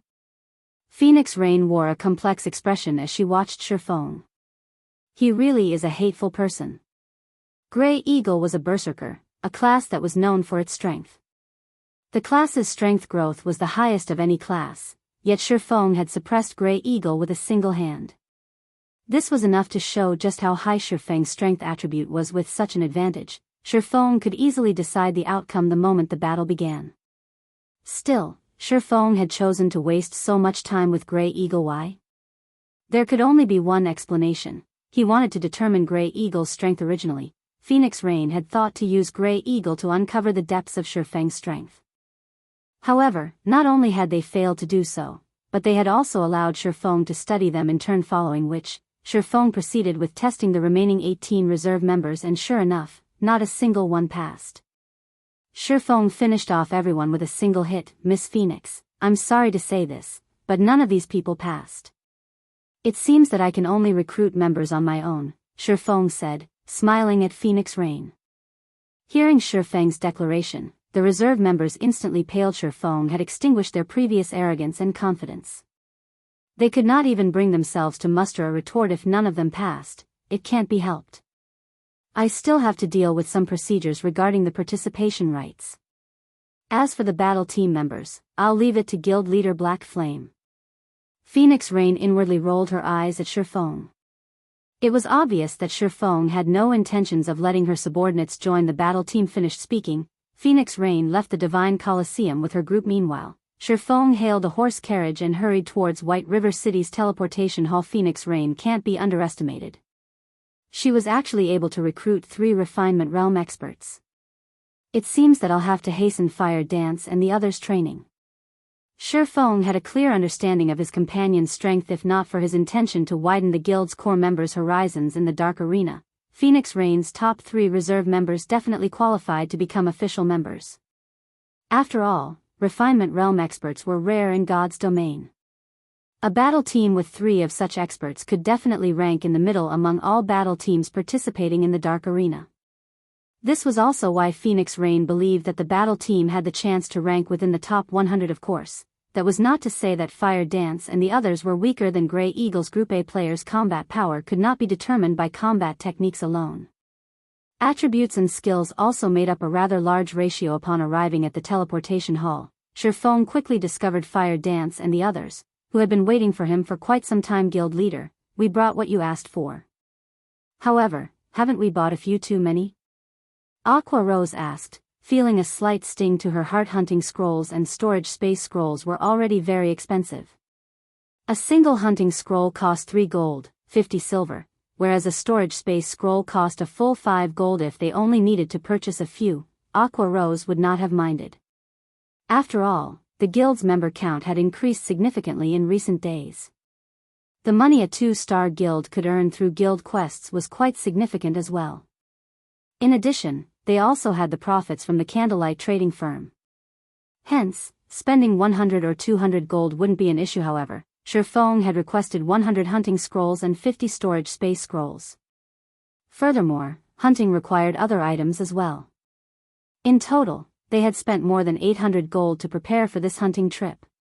Not even a bronze mount cost that much, you'll understand when the time comes. This amount is nothing considerable. Shifeng laughed. In the past, to obtain a slightly better guild mount, various large guilds had spent astronomical sums of money. In comparison, they had only spent around 800 gold. Aqua Rose grew frustrated by Shifeng's response. Fortunately, Zero Wing still had the candlelight trading firm to support it. Otherwise, this hunting trip would have punched a huge hole in the guild's finances. Let's head to the Great Forest of Soria. Saying so, Shifeng approached the teleportation magic array. Upon discovering their destination, everyone involuntarily trembled. The Great Forest of Soria. Anyone who researched high-level maps knew that the Great Forest of Soria was a level 50 map. To current players, it was a death trap. Furthermore, the Great Forest of Soria was different from ordinary leveling maps. It was a forbidden land for the human race. Chapter 634, Starfall City. Very quickly, Shifeng paid the party's teleportation fees. Each person cost 80 silver for a total of 4 gold, 80 silver for the whole party. An ordinary party could not afford to spend that much money even if they bankrupted themselves. The Great Forest of Soria was a neutral area situated between the Black Dragon Empire and the Star Moon Kingdom. Current players were not nearly strong enough to survive. The area players also knew the Great Forest of Soria as the Forest of Death. It was a level 50 to level 70 leveling map, and it was 3 to 4 times larger than ordinary leveling maps of the same level. However, the map's high level wasn't the greatest threat. The reason behind the Forest of Death nickname was the utter lack of fortresses or safe gathering locations for humans. Instead, the map was a haven for demonic beasts and half-orcs. The Great Forest of Soria was a kingdom of half-orcs, and it posed a great threat to players as the half-orc race was highly prejudiced against outsiders. Players could encounter the half-orc patrol squads at any time inside the Great Forest. Not only were these patrol squads extremely powerful, but they would also call for their other companions to ambush players. Hence, survival within the Great Forest was, to say the least, challenging. Through the teleportation array, Shifeng's party quickly arrived at Starfall City, a city near Star Moon Kingdom's border. Starfall City was the second largest city in Star Moon Kingdom's northern region. Although the city was near the kingdom's border, it was the most prosperous of all the cities in the northern region. Starfall City was of similar rank to White River City. Only, the city had a few more Tier 4 NPCs guarding it than White River City. There were a total of 7 Tier 4 NPCs. The city's defensive power greatly surpassed White River City and was only weaker than Star Moon City. This place is impressive. Blackie could not help his shock when he saw the busy street. There were a lot of NPC guards patrolling the streets, at least twice that of White River City. Other than the NPC guards, there were also plenty of merchants roaming about.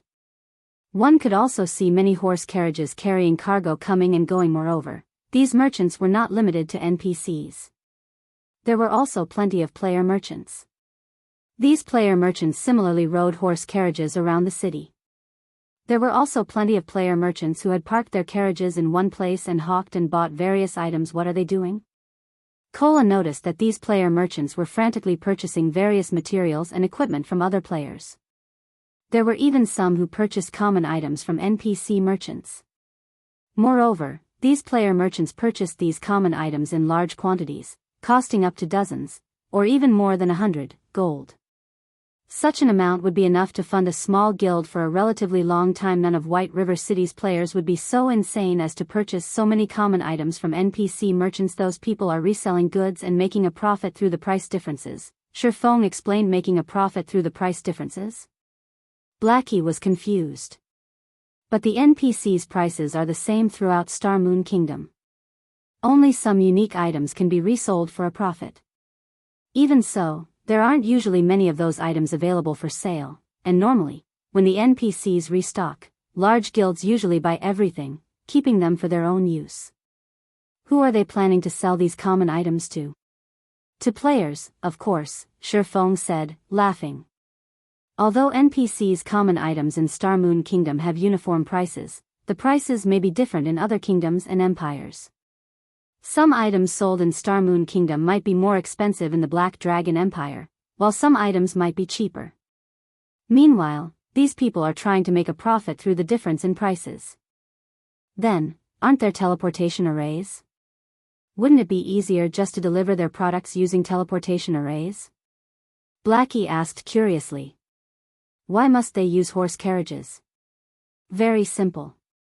The transportation fees would be too high if they used the teleportation arrays. Moreover, only the capital city has an array that enables teleportation between other kingdoms and empires, and each teleportation would cost more than 1 gold. Their profit margin is not high. Moreover, a player can't carry enough items. They might even incur losses if they use teleportation arrays to conduct their trades. Meanwhile, a horse carriage can carry more than a dozen times that of players. Some good horse carriages can even carry up to 20 or 30 times. Although one may waste some time and encounter some dangers if they travel to the Black Dragon Empire via a horse carriage, in general, they can earn a lot of money with a single trip. These player merchants earn even more money than our guild's elite players. Shifeng had some knowledge regarding the merchant subclass. In the past, his guild had frequently organized caravans to conduct cross-border trade, earning significant funds for the guild. Meanwhile, Starfall City offered a natural advantage for cross-border trade. This was also why many merchants throughout Star Moon Kingdom specifically traveled all the way to Starfall City to develop themselves. Everyone came to a realization upon hearing Shifeng's explanation. They had never imagined that the cross-border trade was such a profitable business. The wages Zero Wing offered were among the highest of all guilds in Star Moon Kingdom.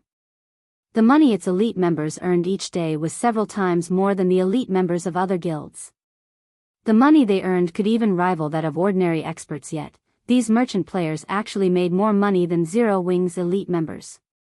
In other words, these merchant players made more money than even the ordinary experts in God's domain. Alright, split up and look for any caravans that are about to depart. Shifeng ordered. There was a great distance between Starfall City and the Great Forest of Soria. If a player relied on their own 2 feet to travel, it would take over 10 hours to reach the Great Forest.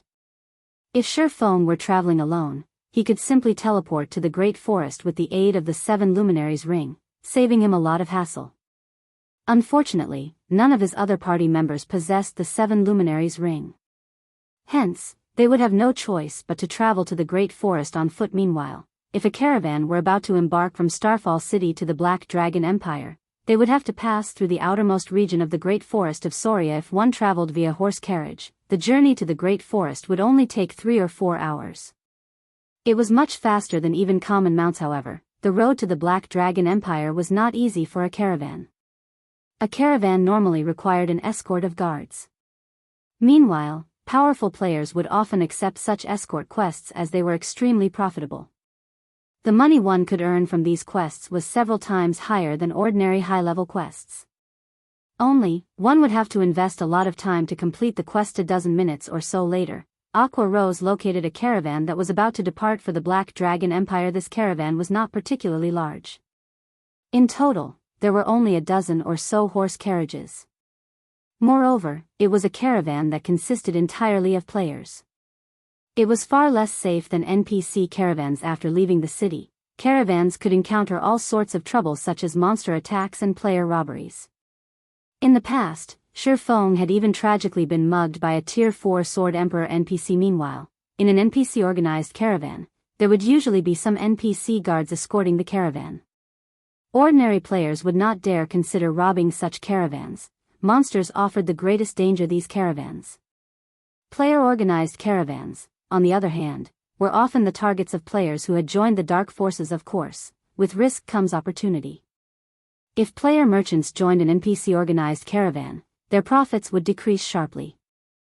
The maximum amount of money they could earn from a single trade was only 1/3 of the money they could make if they joined a player-organized caravan. Of course, even this was still a significant amount of money to an ordinary player. In other words, a player-organized caravan's profits were 3 times that of an NPC-organized caravan. Naturally, courageous or strong players would take this risk. Our Red Rain caravan is not some weak caravan. We don't welcome weaklings here. Not to mention, you guys are only planning to join us to the Great Forest of Soria. You will occupy our guard slots for nothing. A female ranger with a charming and flirtatious look sneered. This female ranger had black, shoulder-length hair and wore a black and red tight-fitting leather jacket.